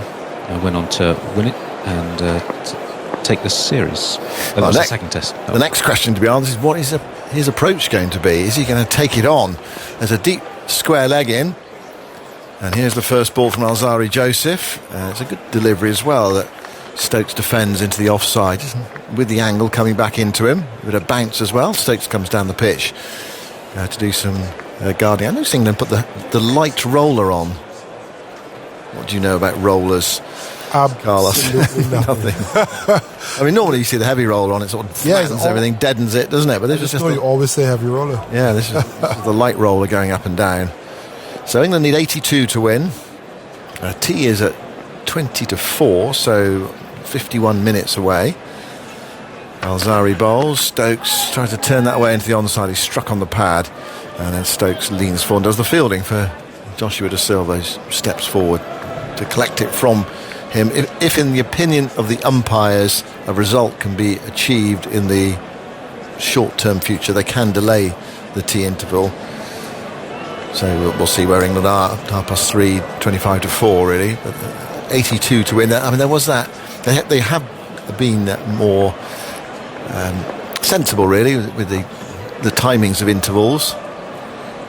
Here's Shamar Joseph bowling to Stokes. Stokes cracks that away. There's a man square of the wicket on the offside, but he's not going to get there. That really was hit hard by Stokes. Smashed in front of square. A bit of width from Alzarri Joseph and the pace on the ball as well, and Stokes used it, and England are away 4 for no wicket. There was a 2015 World Cup I think it was in Wellington when England played New Zealand, and the game was almost over.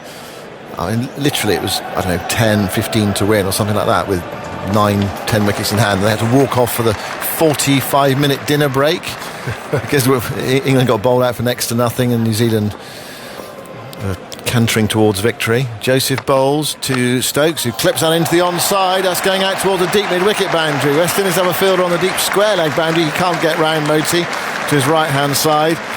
And Stokes has hit 2 high pedigree strokes to get England underway. 8 for no wicket, 2 falls in the first over.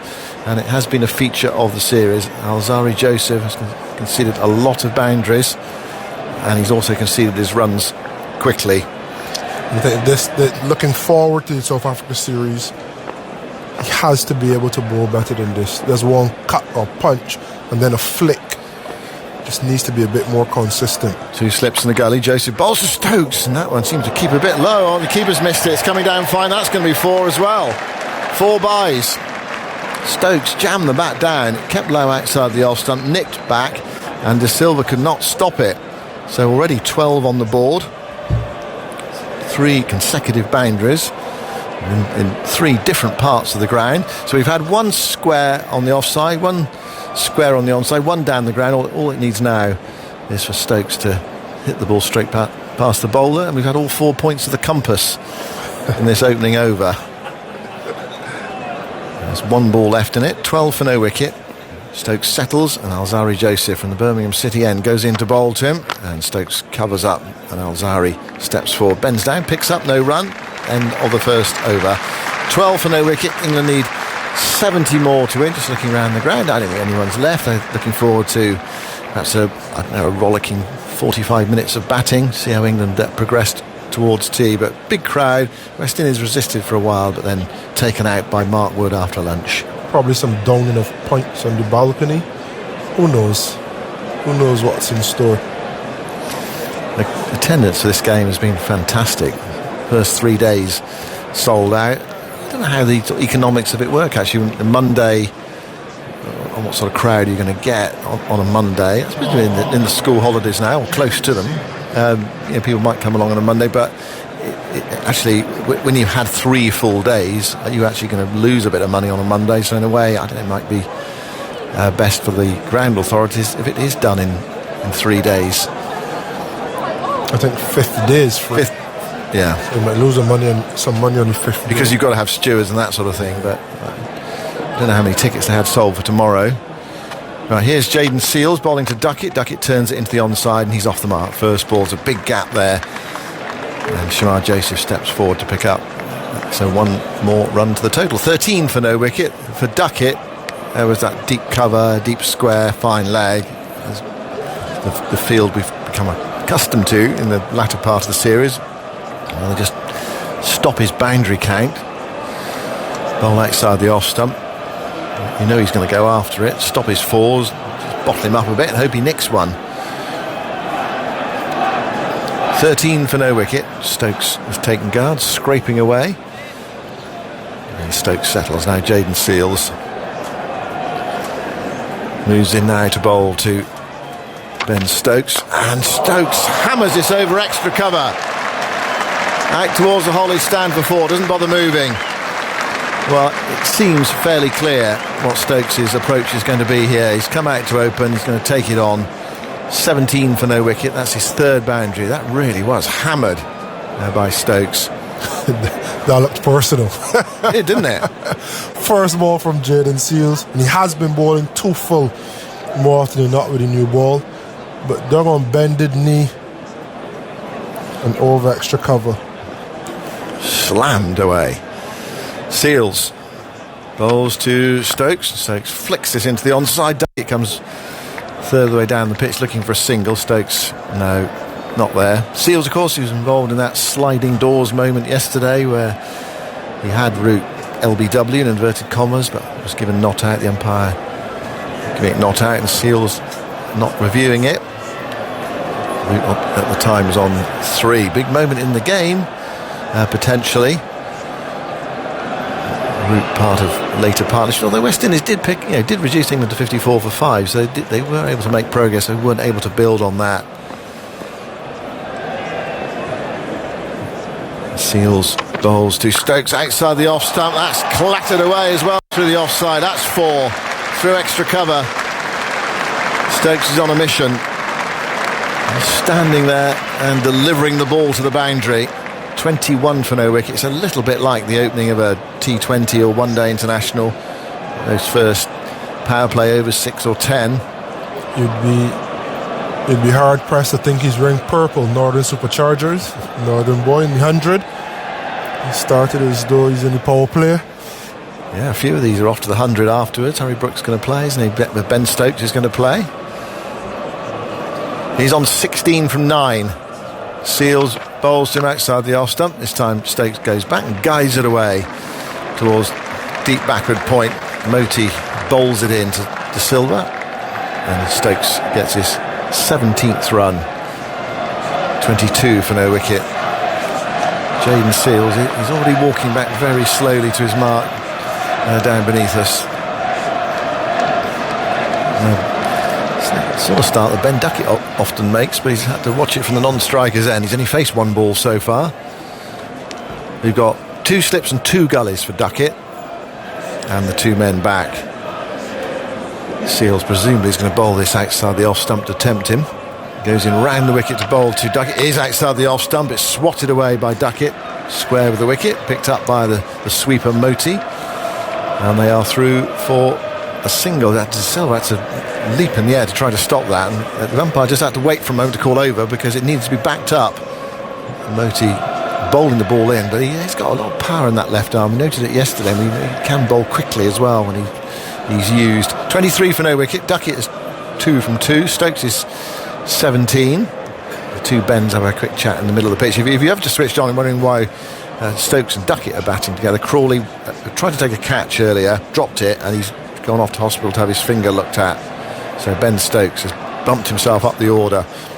Just picking up on something I was talking about earlier on, the Sri Lankan batting lineup that will be coming here for the 3 Test series beginning on the 21st of August, which of course you can hear on Test Match Special. Much more experienced, a lot of very high quality test players. Angelo Matthews, 16 Test hundreds, averaging over 45. Alzari Joseph begins in error, bowls to Duckett. Duckett turns it away, just coming in with the angle there, down towards fine leg. So 3 balls for Duckett, 3 singles. England 24 for no wicket. They need 58 more to win. Karuna Ratne, the opener and captain, 1600s, average 41. Dinesh Chanamel, 1500s, average 53. Dhananjay de Silva, sorry, he's the captain now, isn't he? Yes, yeah. 12 centuries, average 40. Kusal Mendes, 900s, average 36.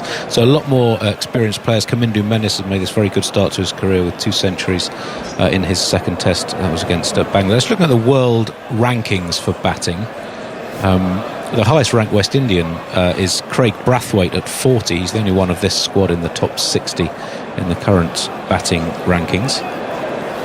Let's break off. Stokes facing Alzari Joseph. Joseph bowls to him. Stokes pulls this away and admires it, watches it go out towards deep mid-wicket. That's 4 as well. Oh, it's thrilling batting from Ben Stokes. Everything must go. Stokes on to 21 from 11 balls. That's his 5th boundary. And England 28 for no wicket. Yeah, no hanging around, no mucking about. In front of square, wide mid-on, you'd have to say. Yeah, he smashed that from outside the off stump as well. He's taking it from outside the off stump, dragging it into the onside. 5 really high-class shots so far from Stokes. He's not slogging or anything like that. It's controlled power hitting. Alzari Joseph, what's he got? Moves in, bowls to Stokes, short ball, hammered away into the leg side, out towards the Holly stand. That's 4 as well. 2 fielders scurrying, it's gone between them. Moti and Shamar Joseph down there, went between them, one at deep back with square leg, one at fine leg. It's another boundary to Ben Stokes. It's 32 for no wicket. You better get those Sri Lanka stats out before this game ends. The results. Karuna Ratne is 9th in the rankings. Dhananjay 15th. Matthews 24th. Chandamal 28th. Kamindu Mendes 45th. Kusal Mendes 51st. So much stronger batting side that will be coming here in August. That's right. I note though the first Test match, so the first game they play, I don't know what their warm-up programme is at Old Trafford, which is often, I mean, it's good batting service, but it's normally quite firm and bouncy. Joseph to Stokes. Stokes hits that away into the onside. It's a chase out towards deep mid-wicket. It will be picked up inside the rope. This time it's a modest 2 for Ben Stokes.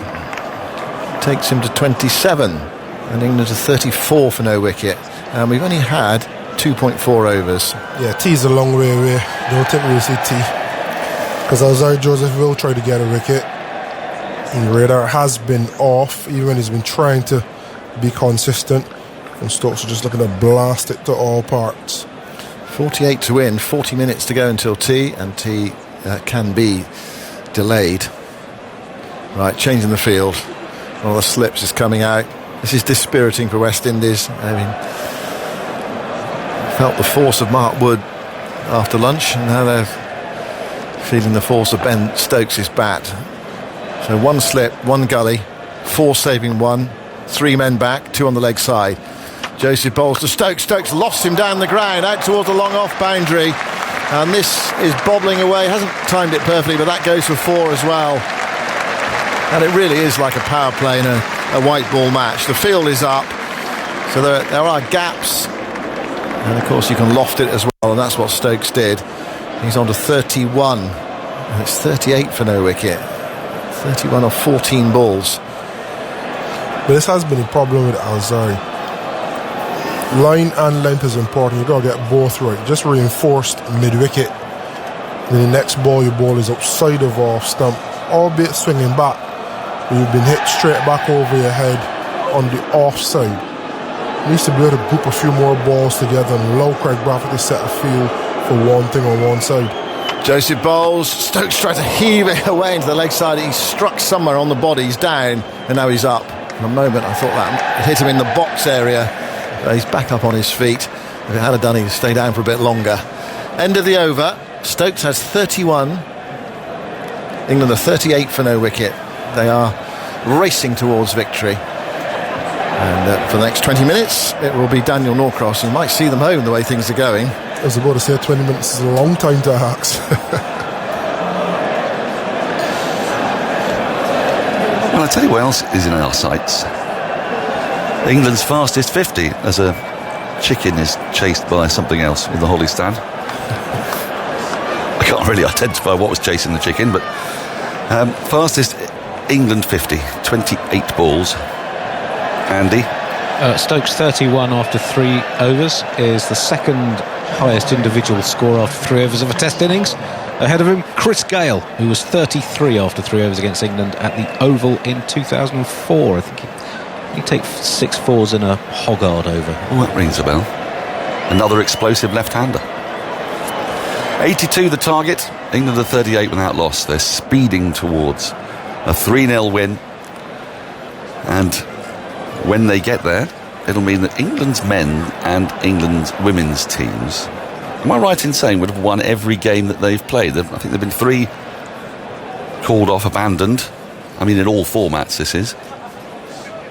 And would have got to the end of July without a single England women's team losing. As Holder comes in from new over, this is dabbed into the offside by Duckett. Into the point region, straight to the fielder. There is no run. Boring. Well, it's weird, isn't it? I mean, Duckett's only faced 4 balls, of course, so this explosive start has all been about Ben Stokes.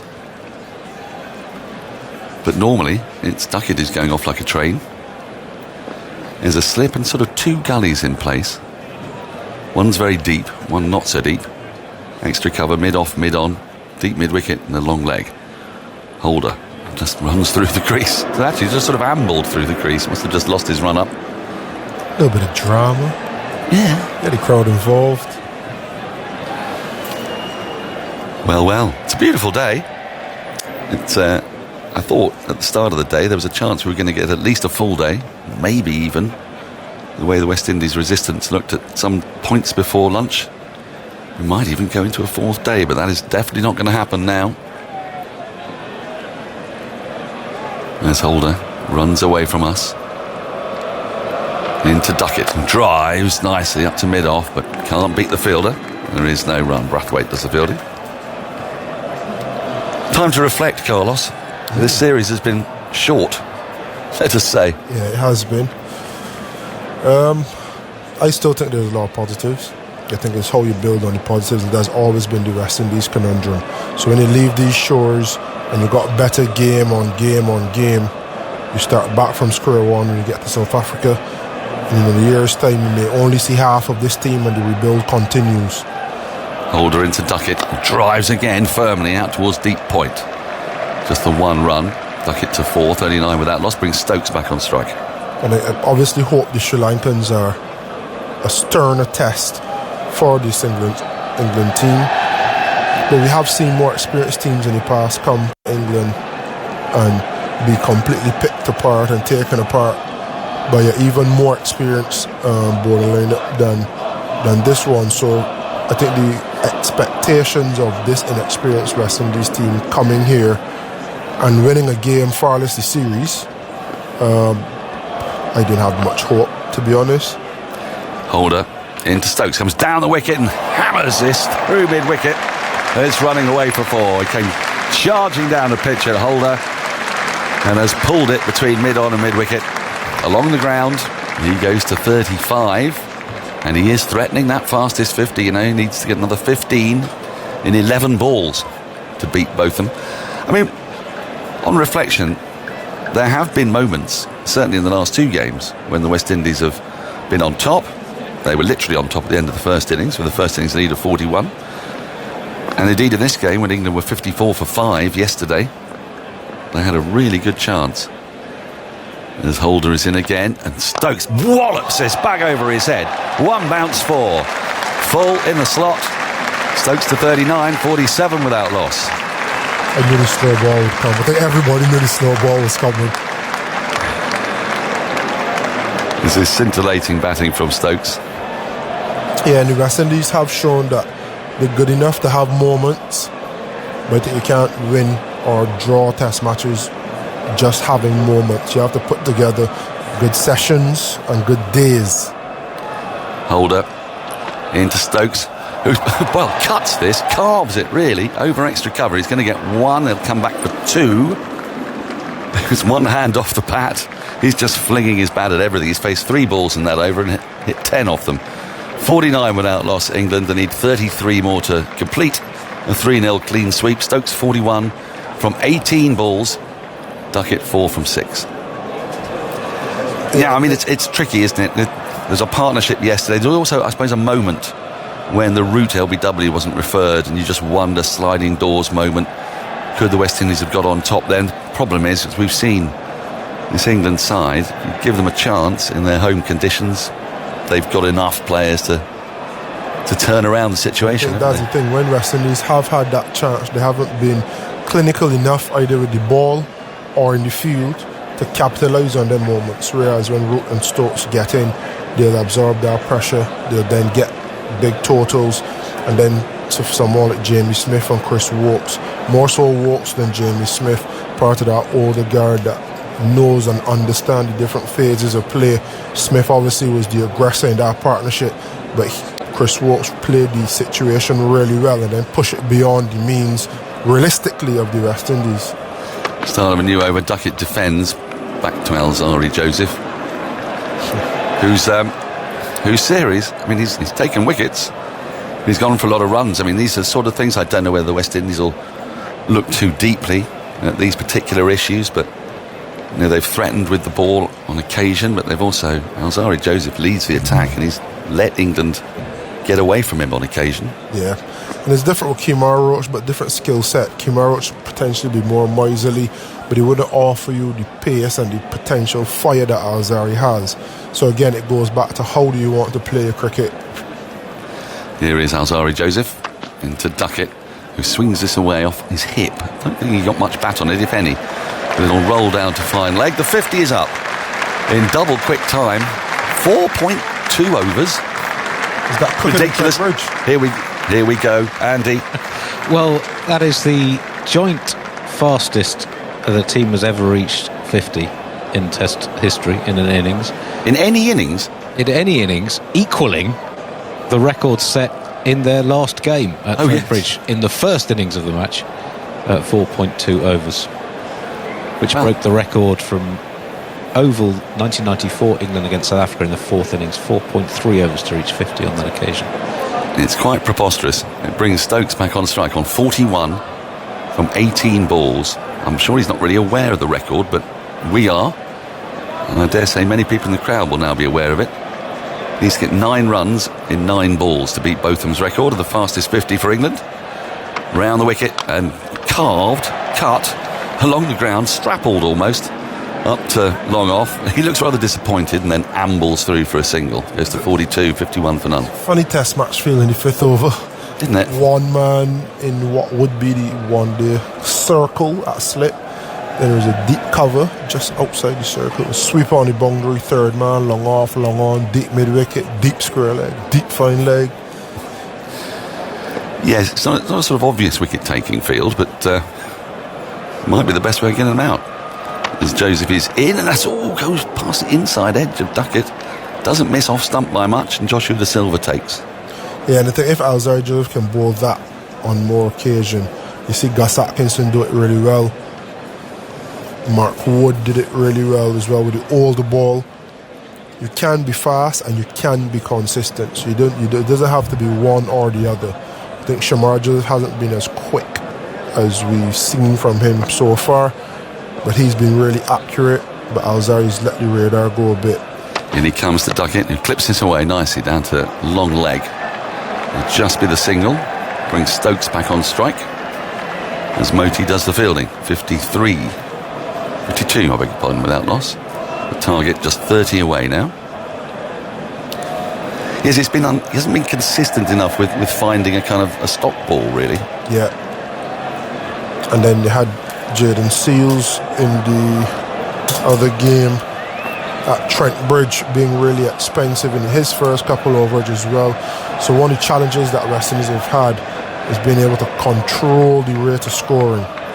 Alzari Joseph into Stokes, who tries to swing this away and misses it. Would have been a one-day wide, taken by Joshua De Silva, diving away to his right. End of the over, England 52 without loss. Stokes 42, Duckett has 5. Only thing we haven't seen is a scoop. A scoop? No, we haven't seen a scoop. Yeah. No. Actually, there's not been a lot of inventive batting. They just thrashed it. Yeah. Ball crap. get smashed. Well, yes, succinctly put, Carlos. Andy. Misbah-ul-Haq's record is safe. 21 ball half century with Pakistan against Australia in 2014. So the England record, 28 balls. Ian Botham in Delhi, December 1981 against India. The fastest in England v West Indies cricket remains an extraordinary 28 ball half century by Foffy Williams. Oh, Foffy Williams. 48 in Barbados. He's come up a few times as Foffy Williams. Was that the only reason he's come up? Or? Right. I seem to hear about Foffy Williams more than is perhaps strictly speaking necessary.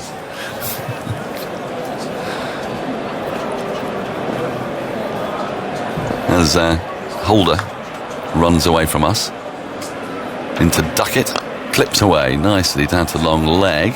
They've run one, they'll come back for a second, which is a sort of disappointment. It's a bit unfair on Duckett, but I think the crowd wants to see Stokes the way he's batting. 54 without loss. Duckett to 7. The target further 28 to go. Shots of boring, the balls running out. It's a sellout today. First 3 days sold out. It's a shame for the fourth day crowd, but they'll get their refunds as Holder is in. And that's driven back down the ground, along the ground by Duckett. Fielder will not cut that off. It's a lovely straight drive. Duckett into double figures. 58 without loss, 24 more needed to win. Not a shot you'd see from Ben Duckett often. No. Straight down the ground. His wagon wheel normally has a puncture. Yeah. It's a lot through backward point, isn't there? Point and square the wicket, offside and leg side, third man. Hands quite low on the bat there. As Holder is into Duckett once more. Now he's pulling through mid-wicket. Fielder giving chase, should cut it off. They'll get back for another couple. 60 without loss, 22 needed. And Duckett to 13. I mean, all of this, we spent quite a lot of time thinking about the West Indies and trying to find the positives and wondering where it's gone wrong. It's worth dwelling a little bit on England, who have got themselves into scrapes in this series, but brilliantly got themselves out of them. I mean, yesterday, to recover from 54 for 5, to make 376, inexperienced wicket-keeper, a very experienced Root and Stokes. And then with the ball, picking up wickets late yesterday evening, and then that spell from Wood. And they're doing this without James Anderson, first series without him at home for a while, as Holder is in. This is pulled, through mid-wicket again. And I think this one might reach the boundary. Yes, Fielder sort of ambles towards it. And Duckett picks up a boundary to go to 17. He scored a 64 without loss. Only 18 more left to win. Stokes needs 8 for his half century, and he's not on strike. Pulled well in front of square. Duckett has finally joined the party. Couple boundaries in the over.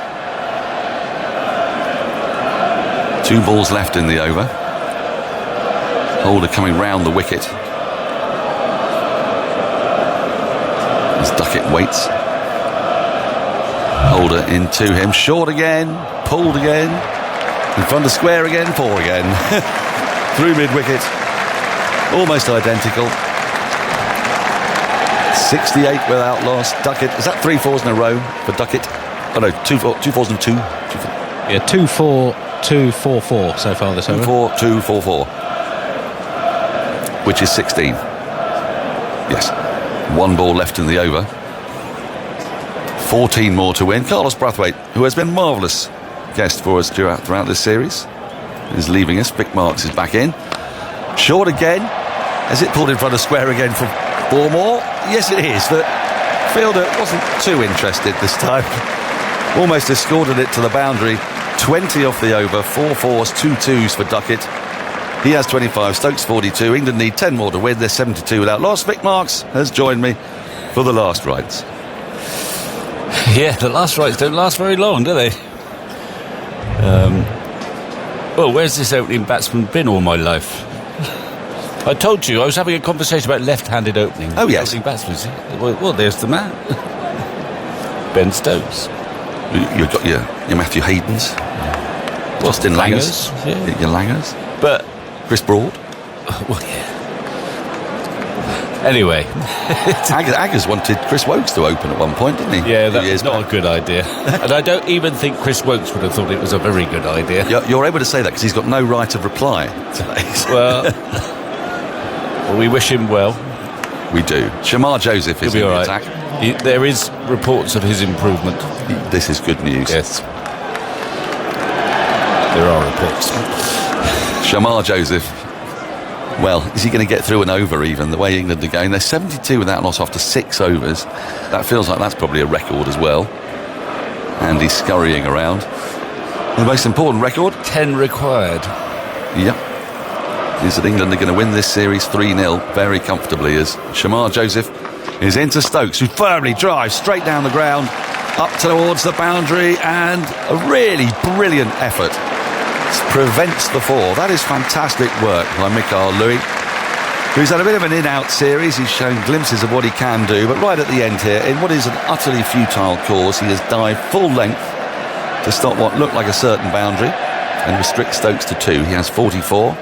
He's now within 6 of that fastest 50. It is indeed the fastest, most runs in the first 6 overs of a Test innings. Previously it was 60 in the first 8 ball overs. West Indies at the Wacker in 1975-6, and 6 ball overs was 58 for 1. That was England in that chase against South Africa at the Oval in 94.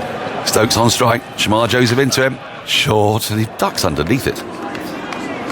I'm sorry, I'm outraged. You're outraged he hasn't hooked that into the Holly stand. Yes, I don't think he's read the script here. He's 22 balls. He's got another 5 balls to get 6 runs if he wants to beat that Botham record. Well, I think we can be absolutely certain he's got no idea. Yes, I'm sure. And why should he? There are other things on his mind. If it happens, it happens. Yes. It's a remarkable field, this. There are 6, at least 6, possibly 7 men on the boundary. Shamar Joseph into Stokes, wide of the off stump. Oh, and that's not called a wide. It was extremely wide.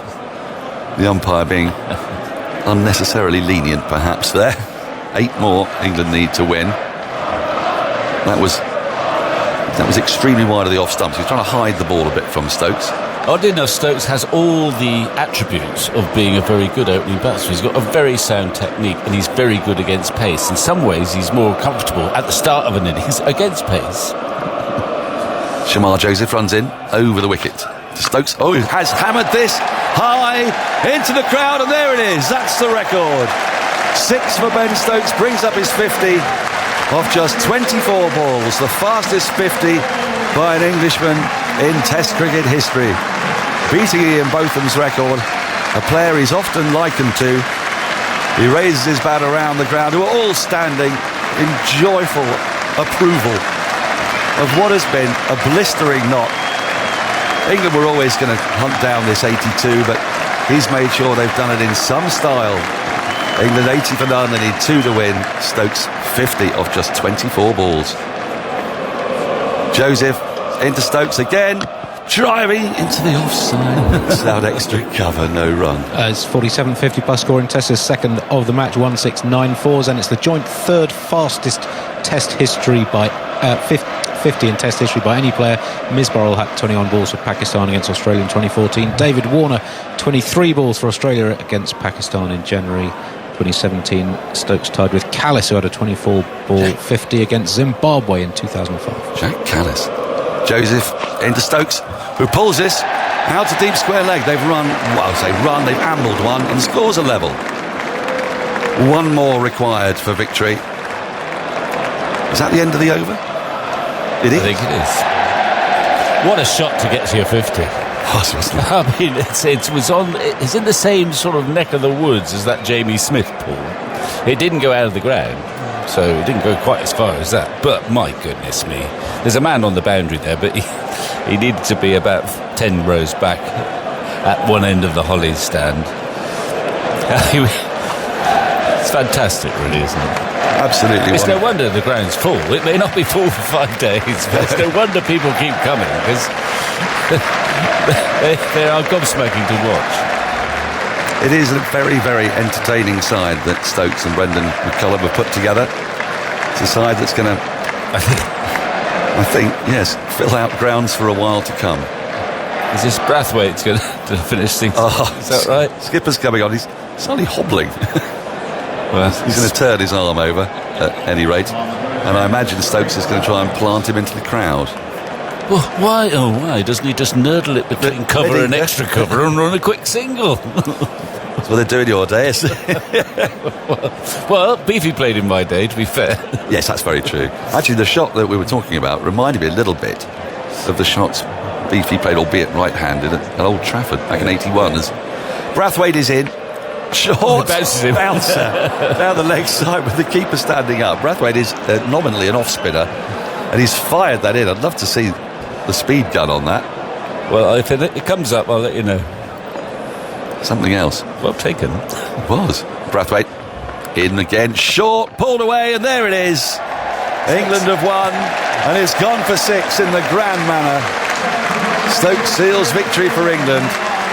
They win the series by 3 matches to 0. They win the match by 10 wickets. It's been a dominant performance and an electrifying one today. First Mark Wood with those 5 wickets, a scintillating spell, and then Ben Stokes with the fastest 50 by an Englishman in a test match. How fitting that he should bring up the winning runs.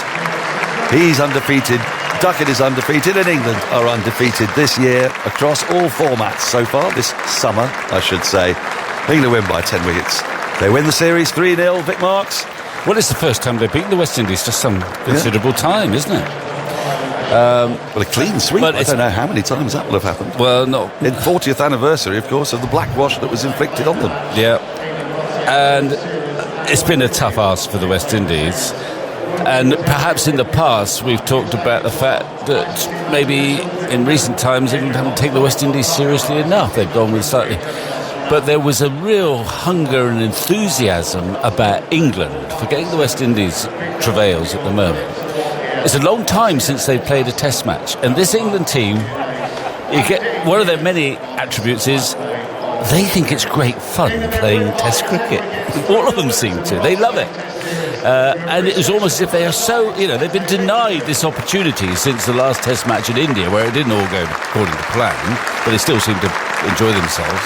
And you felt they were hungry to get together again and play this style of red ball cricket that is captivating one and all, where we don't quite know what's going to happen. They could be 5 for 50, or they could knock off the 81 runs required in the space of 7 overs. I mean, and I think that's one of the keys. They all love it. They love playing in this team, and they were hungry to play in this series because they haven't played much lately. And it's quite hard to play against a team like that who just turn up with a smile, want to play some really aggressive cricket, enjoy one another's company and get on with it. And they, proved to be an unstoppable force in this series against the West Indies side that was inexperienced and, not full of all the great names that we got associated in the past. It was a huge ask for the West Indies, and in the end, they couldn't do anything about it. Fazil Mohammed has joined us. He's been with us throughout this series, manfully calling the action as he's seen it. Is there any way the West Indies can bring some of that joy to their own cricket? I mean, what Vic's talking about there is the relish with which England play. And the West Indies don't always necessarily look like that, but it's hard to when you lose a match by an innings, you lose a match by 10 wickets, and you lose the other match by 241 runs. But it doesn't tell the whole story, does it? There were moments when the West Indies competed. Where can they get their version of joy in Test cricket?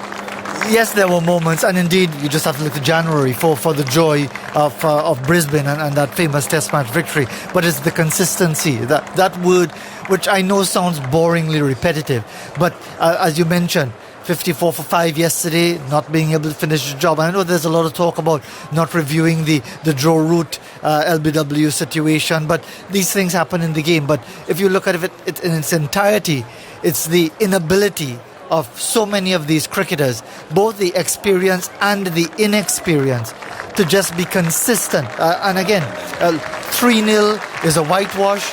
They talk about 40 years from the blackwash of 1984. But in 2004, with Brian Lara, Chris Gale, Ramnari Sarwan, Shivnarine Chandapol, it was 4-0 England. So again, this is painful now, but nothing particularly new. I've got to skedaddle. I'm leaving you in charge. It's been an absolute joy having you on TMS, and safe travels. But you'll be hearing more from Fazir before we head down to Simon.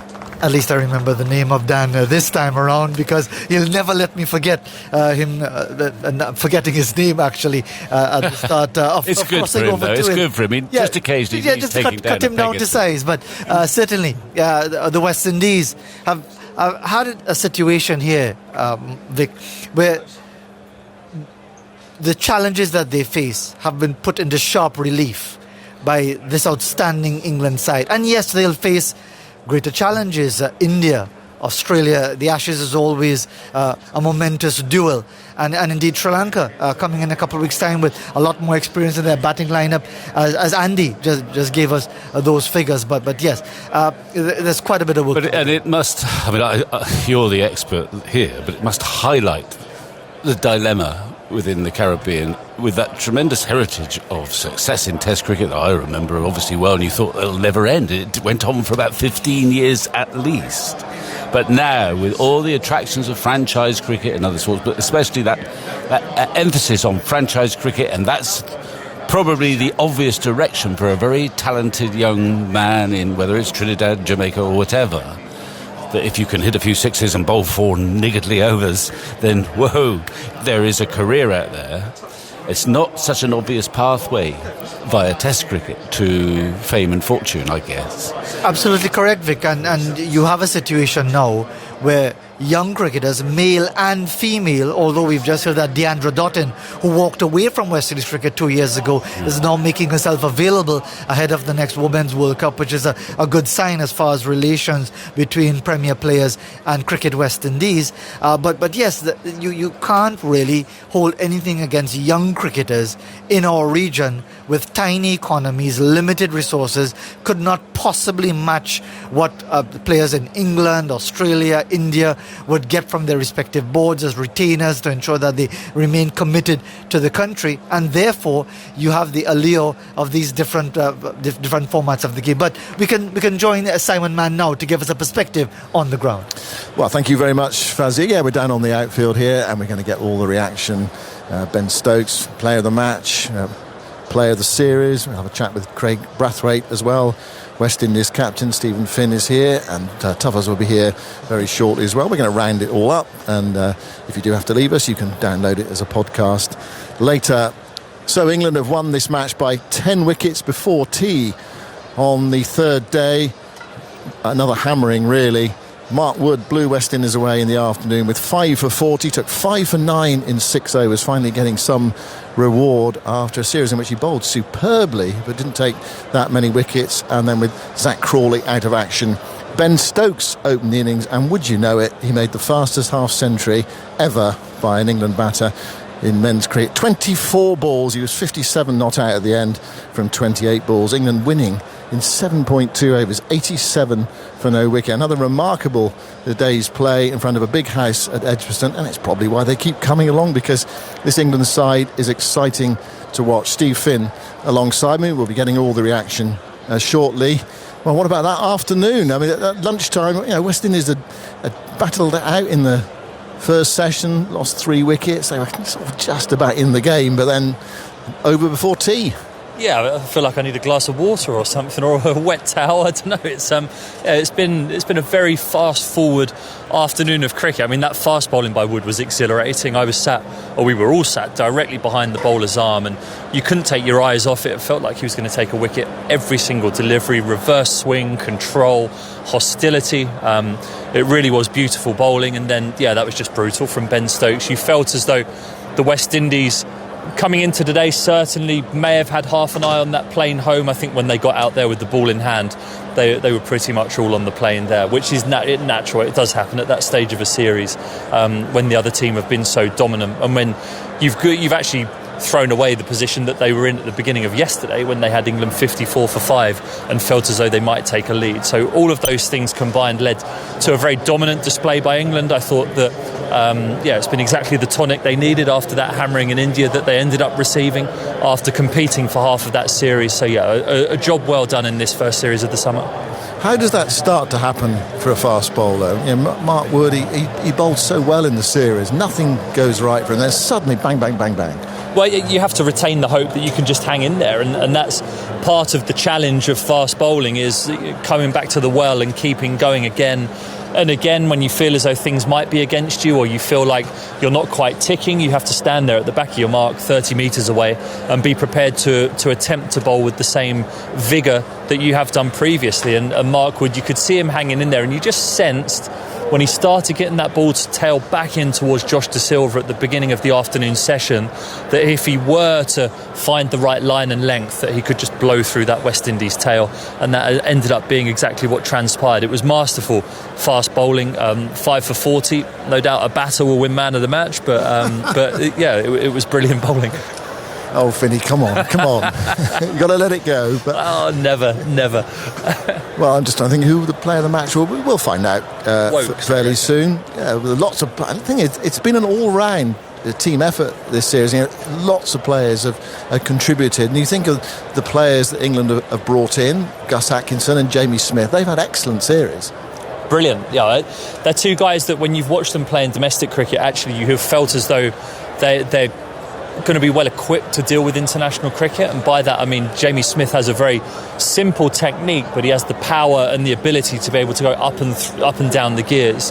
And then Gus Atkinson, even though he's not set the world alight in domestic cricket this year so far, you watch him bowl spells and you think that's test match bowling, a simplicity of the way that he approaches the crease. There's not much that can go wrong with his action. He looks as though he can go pole hunting if he needs to with his pace and his ability to move the ball, but he doesn't bowl that many bad balls as well, and he has that pace and bounce that troubles the best players in the world. So yeah, they're two people who they're going to face sterner tests than this West Indies team, I think it's fair to be said, and that's not being disrespectful. I think they were undercooked coming into this series, and clearly not the acumen with the bat in particular to be able to trouble this England team over the course of a test match series, but they've both started their international careers very well, and I think they've both got very bright futures. So is it hard to assess how good this attack is? In terms of England's attack? No, I don't think so. I think you can, when you're watching people bowl, you get a sense of whether they're test match bowlers or not, and I think that watching Gus Atkinson, he ended up with 22 wickets in the series, I think, across a 3-match series, which is a remarkable achievement, and I'd imagine that he will end up being player of the series. You'd be very disappointed, and I would, as a former fast bowler, if he didn't. But yeah, you look at people and you think whether they're made for test match cricket, and it's been a nice introduction for them, and they have both acquitted themselves very well. It strikes me one of the keys, and it's so important, is for quick bowlers. Ben Stokes coming back to fitness has made such a difference. Huge difference. And his ability, I'd like him to start bowling spells that are less than 8 overs, if I'm being honest, because he's just coming back from a knee injury, but that is his character, that we know that he has that doggedness about him where he just wants to have the ball in his hand and work through a spell. But yeah, he's being back and bowling well, and technically, from a fast bowling technical perspective, to see that front foot landing and that knee be braced and him being able to commit to bowling that ball as quick as he can. This was his quickest spell in Test cricket for 5 years. Yep, Henry Moran giving me the thumbs up. I'm nailing my stats today.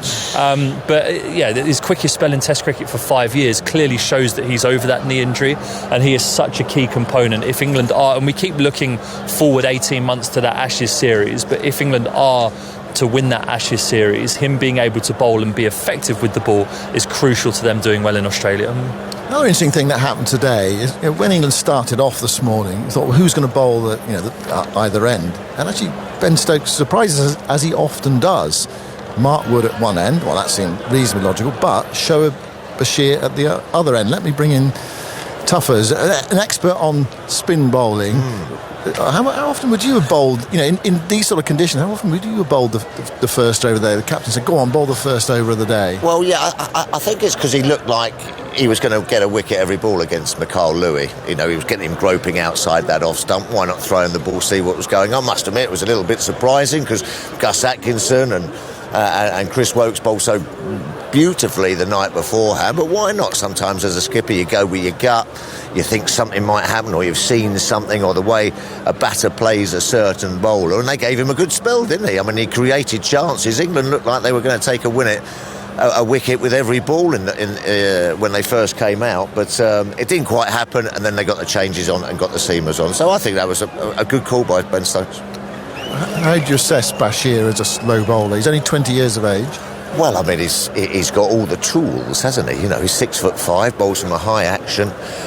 He's great big long fingers that he can wrap round the ball, and he also looks like he's got that sort of spin bowler's attitude. He looks like he likes working out the way batters play. I thought he bowled beautifully when he came on this morning, and just bowled it a little bit wider to the right-handers, which is what you want to be doing as the ball, as the pitch starts to wear and the Test match sort of goes on. I think that was a perfect line, and he looked really good. I think he's ceiling so high. Listen, he's going to have tougher challenges to come, flatter pitches, better players, but I mean, you can only do what's put in front of you, and he's done it with aplomb. What did you feel about this West Indies side over the 3 Test matches? I thought they did all right. They sort of spluttered into life a couple of occasions, didn't they? And put together decent passages of play, but Test match cricket is all about doing it over a sustained period, and they couldn't do that, could they? They'd get a couple of partnerships or decent spell of bowling, but it's all about, can you sustain it session after session, keep coming back session after session, and they just couldn't quite do it. Very inexperienced, but they'll grow from this. Yeah, it's hard. You're being worn down the whole time, and you're up against a good side as well in their own conditions. No, absolutely. I mean, England, fantastic side in their own conditions. You know what I mean? You've got the guys. I was delighted with the 2 debutants as well. I think that they would take so much away from this. The West Indies are going to have to go away, go back to the drawing board. They've got a game against South Africa in a week. That's going to be a bit tough as well. Fantastic side South Africa have got as well. So. It's going to be tricky for them, but you just saw signs of them getting better each Test match. How much has this been a vindication of England's team changes at the start of this series? Absolutely. I think there's probably not more emphatic way of proving that those changes are the right thing to do. I think Jamie Smith has had a quiet series behind the stumps, which is what you want. No one has even questioned or talked about his wicket keeping whatsoever, which is a very good sign. And Gus Atkinson is someone who you always felt as though had the ability to be good in Test match cricket, and he's proved that. Well, we're getting some reaction now. Mark Wood has come over to join us. He's got a big hug from Finney. Mark, I presume you're down because you're player of the match, are you? I don't know. We haven't been told this, or just because you bowled so well today? Yeah, I think so. I was a bit surprised, but happy that I've obviously getting player of the match. So down here to do a few interviews. It eventually came right. It's been right throughout the series, but you haven't had the rewards. What happened today to change that, do you think? I was in a bit of a bad fettle actually up there at lunchtime. I was thinking, is it something I'm doing wrong? Am I not quite getting it right? Length or something. And I had a great conversation with Jimmy and a couple of other backroom staff who were really good, speaking to me and trusting what I'm doing. What did Jimmy say to you? He just said, rather than thinking about the outcome, can we think about more of the... Because the ball was reversing and trying to, mix it up with a bit of in, a couple of away, and actually getting into the battle and the skill element, rather than thinking, I'm not getting a wicket or I'm not, doing what I want to do. So after the lunch break, all I did was try to focus really on, running hard again, but also that sort of skill element of moving the ball. And I sort of just got into a rhythm of, I guess that sort of like. It sort of clicking because I wasn't thinking about, and then I think that first wicket would give us a lot of confidence really, and then I was able to push on from there. Has it been a frustrating series for you? Yeah, it has. Yeah, I think when my pace, I'm really proud that I managed to keep my pace up throughout, but I was disappointed that I wasn't getting wickets. I mean, when you see high pace, often especially me as a tail ender, if I'm facing high pace, I'm thinking I'm not going to last long here, but I couldn't get any wickets, so it was frustrating. Yeah. And how's the body after 2 Test matches? It's all right. It's a bit sore now, but the physio team, excellent. I mean, Steve Griffin, the physio, he kept patching me back together. I don't think they've got any tape left, so I'm pretty pleased the series is finished now. They can restock, and I'll get some more if I get a game next time. Well, very well bowled, and you got some reward at last. Thank you. Cheers. There we go. That's Mark Wood, who thinks he's the player of the match. He is the player of the match. It's just been confirmed. So, actually, right at the end of the game, and you look at some of the contributors, I think it has been I was saying this earlier to Finney Tuffers, that it has been an all-round performance from this England team, most have contributed. Absolutely. I think they've bowled well as a unit. I think they've batted well as a unit, and they've sort of dovetailed and fed off each other's success, and that's what good teams do. Yeah, I mean, they're growing into a pretty decent side, this England side, and everyone who comes in, as you say, the two debutants, they just seem to fit in so smoothly, don't they? There's no sort of nerves. They all seem pretty unfazed by it all, and that is the sign of a good dressing room and a team that is looking to really build and build. Well, we're going to get some more reaction now. We're going to talk to Ben Stokes fairly soon, but Brendan McCullum is here. We haven't spoken to you for a while, Brendan. So your reflections really on the whole series? Look, obviously I thought it was a really good series. I thought at times West Indies pushed us incredibly hard, and I think with their bowling lineup it was always a battle when it came to bat in hand, but I thought overall it was a progression of where we wanted to get to as a team. We were able to bring in a couple of new guys and see them develop on this stage and perform really well, and I think overall we're really content with how we played and know that we've progressed as a team. You made those changes after the last series, after India. I mean, in a way, from the outside, you may say that's pretty ruthless. We've got rid of Jimmy Anderson, we've dropped Johnny Bairstow, or left Johnny Bairstow at the side. Do you feel what you've seen has totally vindicated what you did? Yeah, look, I think when you're running a cricket team, you're always looking to try and nip and tuck along the way, and there's guys who have put their hands up and they've got the skill sets that we sort of identified as we thought could be successful on the international stage, and there'll be complementary skills to what we had in the side beforehand. So, I think the guys that have come in, Jamie Smith has been outstanding behind the stumps, and we've seen the power that he possesses with bat in hand, and he looks a rare talent. Gus Atkinson, 20-odd wickets in the series, is a dream start, and he bowled with good pace and good intelligence, and he was always threatening as well. And I think Shoaib Bashir, to me, is just an absolute gun. I think the way he's able to bowl in the first innings and the subtle variations and challenging lines that he bowls, and then to be able to adjust then to the second innings, he's always posing questions as well. It's no slight on the guys that have been before, that's for sure, but these guys have certainly, they've stood up in this series and shown that they're international quality players, and it's exciting for the squad. Was there a moment with Jimmy when you saw him take those wickets for Lancashire and then bowl really well at Lords where he thought, well, have we made the right decision here? Yeah, look, Jimmy's had an unbelievable career. Unbelievable, what he's been able to achieve over a 20-odd year period of time is quite remarkable, really, and we had a fantastic celebration for him at Lords, and obviously him now joining the coaching staff is very beneficial for all of us. What he's been able to pass on to some of our young bowlers and even our more experienced guys in the short space of time that he's been here, and has been really vital. And sometimes when you're playing, maybe you don't necessarily maybe share that information as willingly because you've got your own performance that you've got to worry about. Now he's stepped smoothly into the coaching scene, and the job that he's done for us has been very, very good. It's always tough when you say goodbye to a great, but the stage that he went out on and the way that it unfolded, I think Jimmy's content with it. Do you like the template of this team now? And we've had a bit of evolution, a bit of changes. Does this feel like, okay, let's give this a go now for the foreseeable future? Yeah, look, I think so. I think we wanted to introduce guys that we thought had some high ceilings, and Bashir and Atkinson in particular, and I think we've seen that. Look, we're not the finished article, we know that, but this series has been a step forward for us. Just on the approach, the batting approach in this series, has that changed a bit? Has it been refined? I mean, I'm not going to use the dreaded phrase that I know that you don't like, but has it just been scaled back a bit? Although you see the team chase 87 in 7 overs today, you think, well, perhaps not.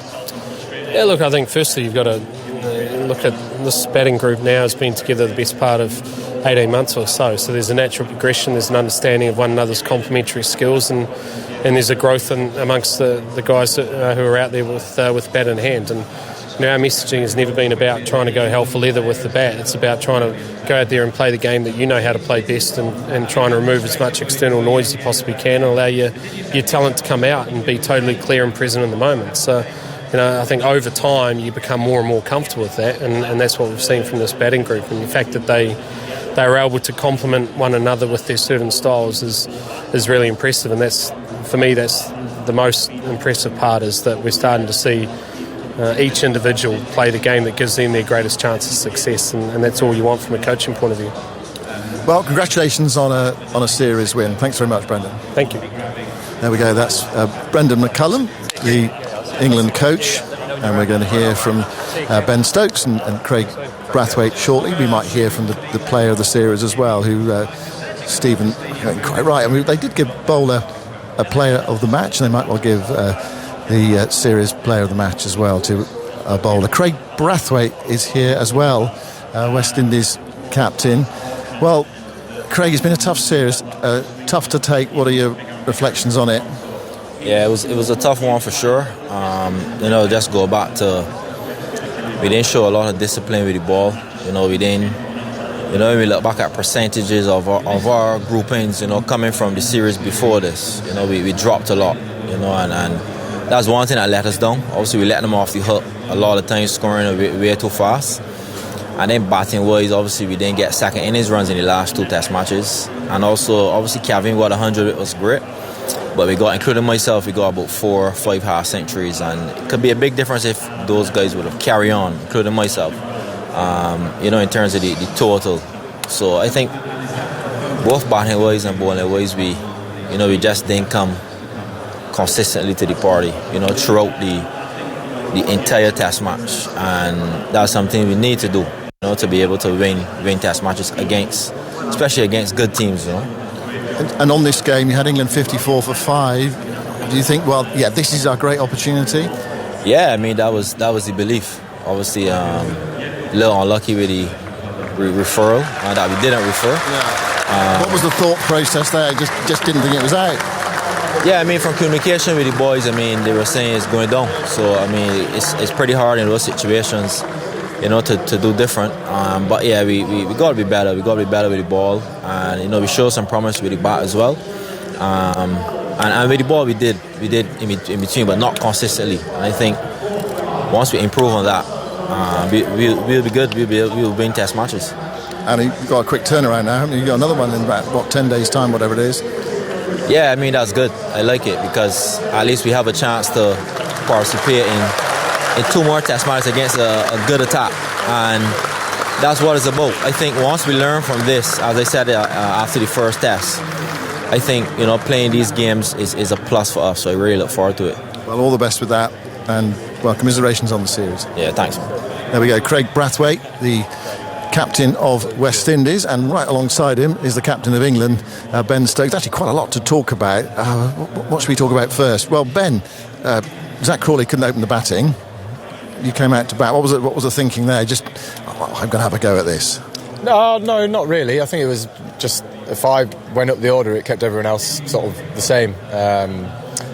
Obviously everyone in the change room was sort of the top order batters were saying, "Oh, they'll do it," but I was like, "No, they'll do it." But in the back of my mind, I was like, "Popey, you're either going to not be in or you'll be in pretty early." That was the thinking, was just to keep everyone in the same position. And when you walked out, you thought, I am going to go for this.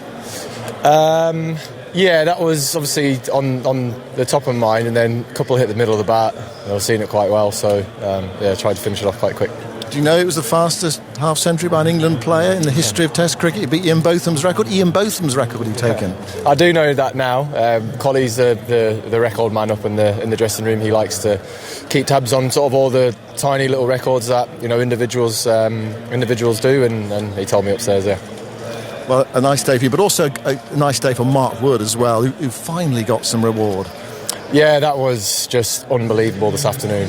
I think that afternoon is the reward that he deserves after last week and even in this week. Just to see him operate in the way that he did there, running in, bowling fast, but not just fast, but with extreme skill. Obviously, when you bowl as fast as he does and the ball is reverse swinging, it's very, very hard to face, and that's as a sign of why you want express pace in your team. You can say, it was the back end of the West Indies batting lineup, but that's exactly why he's in the team. When you feel like the game's there to grasp hold of and take control of, you throw him the ball and then he delivers something like that. But yeah, I think that was the reward that he deserved for a pretty luckless sort of 6-7 days of Test cricket because he kept on beating the bat. He didn't get the rewards, but I was so glad for him that he got those 5 wickets there today. How much are you conscious that your bowling as well makes such a difference to the England side? Because you can play 4 fast bowlers, you can keep the pressure on. And the corollary question to that is,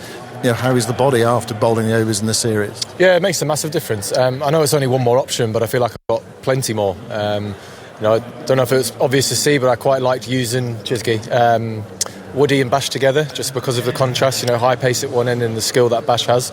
But yeah, one more option, but I feel like I've got plenty more, if that makes sense.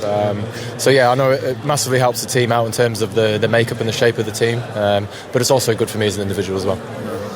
And Jamie Smith, it looks as though you've got some player there. Yeah, well, we knew that. That's why he got selected. But I think, not only with the bat, but I think he's been incredibly tidy behind the stumps without really being noticeable. And that's always a good thing as a keeper, is when you sort of don't stand out that much. But yeah, he's came in, he's done exactly what we seen in him with the bat in terms of the role, batting down at number 7. The 2 big innings that he played were a great sign of him understanding that role without really having any experience doing it.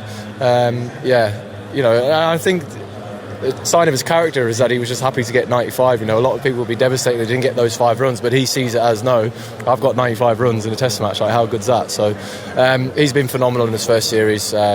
Incredibly talented lads, and again, Gus Atkinson, obviously our man of the series there. Great start for the 2 young lads. Perhaps another sign of his character as well, Jamie Smith, is he wanted to go to his 100 with a 6 as well. He said that yesterday. Yeah, well, look, that's a tiny little thing. It's the unselfishness. We were obviously in a certain situation in the game, and he wasn't thinking about his personal milestone. Obviously every batsman wants to get their first Test 100, but he put the team before any personal milestone. So I think that's a great sign of his character, that obviously the team comes first. One very quick question, because I know you've got other duties as well. Is this the template for the team now? This was unchanged for this game. Does this feel like a settled side now? For quite a while? Well, I wouldn't say that. Look, you've got to take every game as it comes. As I've constantly said, fast bowling's very hard on the bodies. So we've obviously got a nice break now. We've got sort of few lads might rest the 100 to make sure that they're all good for the series against Sri Lanka. But yeah, look, we just got to take each game as it comes, and very happy with the 11 that we fielded, but also with the squad that we've got. Well played, Ben. Very well done. Congratulations on your new record. Thank you. Cheers. There we are. Ben Stokes, England's captain. Oh, goodness me, he played well today. The best of Ben Stokes, Thomas. The odds were in England's favour, weren't they? And the West Indies were on a bit of a hiding to nothing, but he just came out there and freed his mind and just decided to go, right, I'm going to entertain the crowd, and that's what he's all about. He always has been, and that's what this England side's about, isn't it? No point in knocking it around for 1s and 2s. Let's go out there, and he just saw it. He said he got a couple away early on and just thought, right, let's have it. Carlos is here as well before he goes off to his T10s and his T20s, and probably they'll have a T5 for you somewhere. Carlos as well. Your assessment of West Indies over the series? I think they got better as the games went on, and you could see at the start of the series there were a lot of remarks about being undercooked, being underprepared.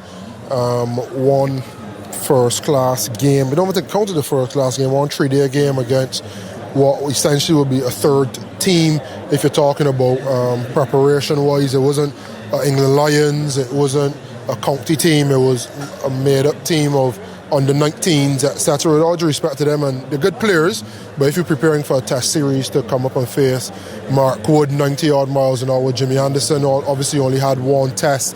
I don't think that adequate preparation is 1 3-day game against the first-class counties that they would have played against. So West Indies have to do a little bit of introspection from a planning standpoint. I don't think coming to England with the level of inexperience from a batting standpoint was ideal either. That inexperience showed on more than 1 occasion. Then you had Alzai Joseph and Shamar Joseph probably lacking a little bit of miles in the legs from a red ball standpoint. Jason Holden now coming back from injury.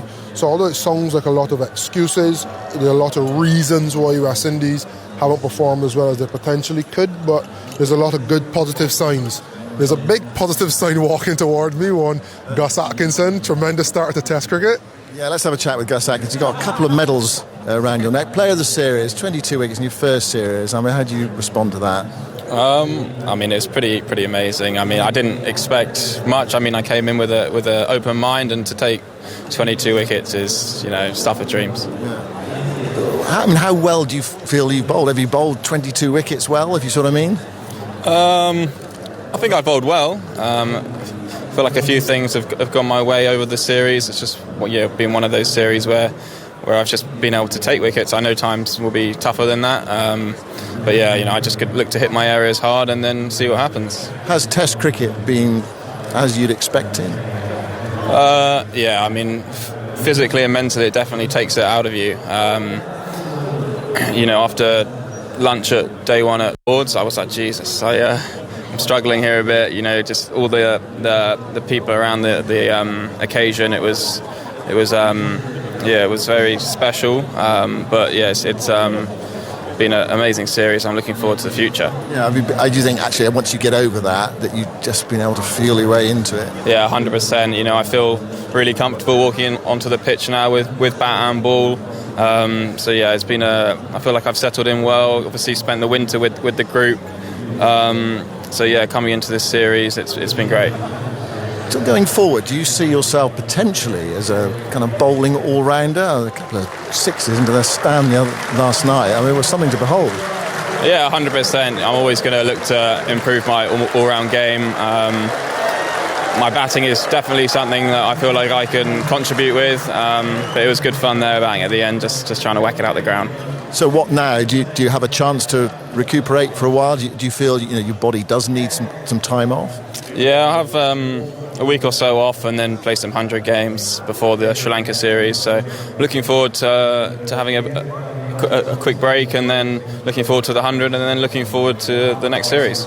Well, very well bowled. Memorable, isn't it, to come out and do that in your first series? Yeah, it's incredible. It's something I'll remember for the rest of my career and, have my family here and stuff. It's been very special. Brilliant. Thanks very much, Gus. That's Gus Atkinson. He's the player of the series. He's taken 22 wickets in the series. Fabulous effort and what an achievement to do that in your first Test match series, Tubbers. Absolutely. I just like the way he goes about his business. He just keeps it very simple. Goes out in a couple of great sixes with the bat. Very good fielder as well, but just keeps everything simple. I was very impressed on what we all thought was a pretty flat pitch of how much he can seam the ball. He gets that ball to jag back to the right-hander, so he's obviously got the skills, he's got the pace, and that attitude's there. He had a couple of catches dropped off him, just turns around, head down, walks back to his mark, goes and do it again. Great prospects, and he's had a fabulous start to his Test career.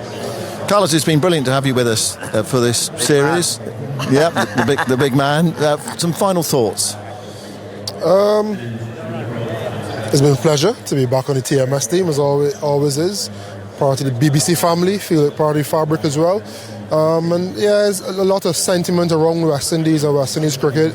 I personally think it's a deeper issue than just West Indies, a more worldwide cricket challenge, especially with funding and preparation and formats and planning and all that.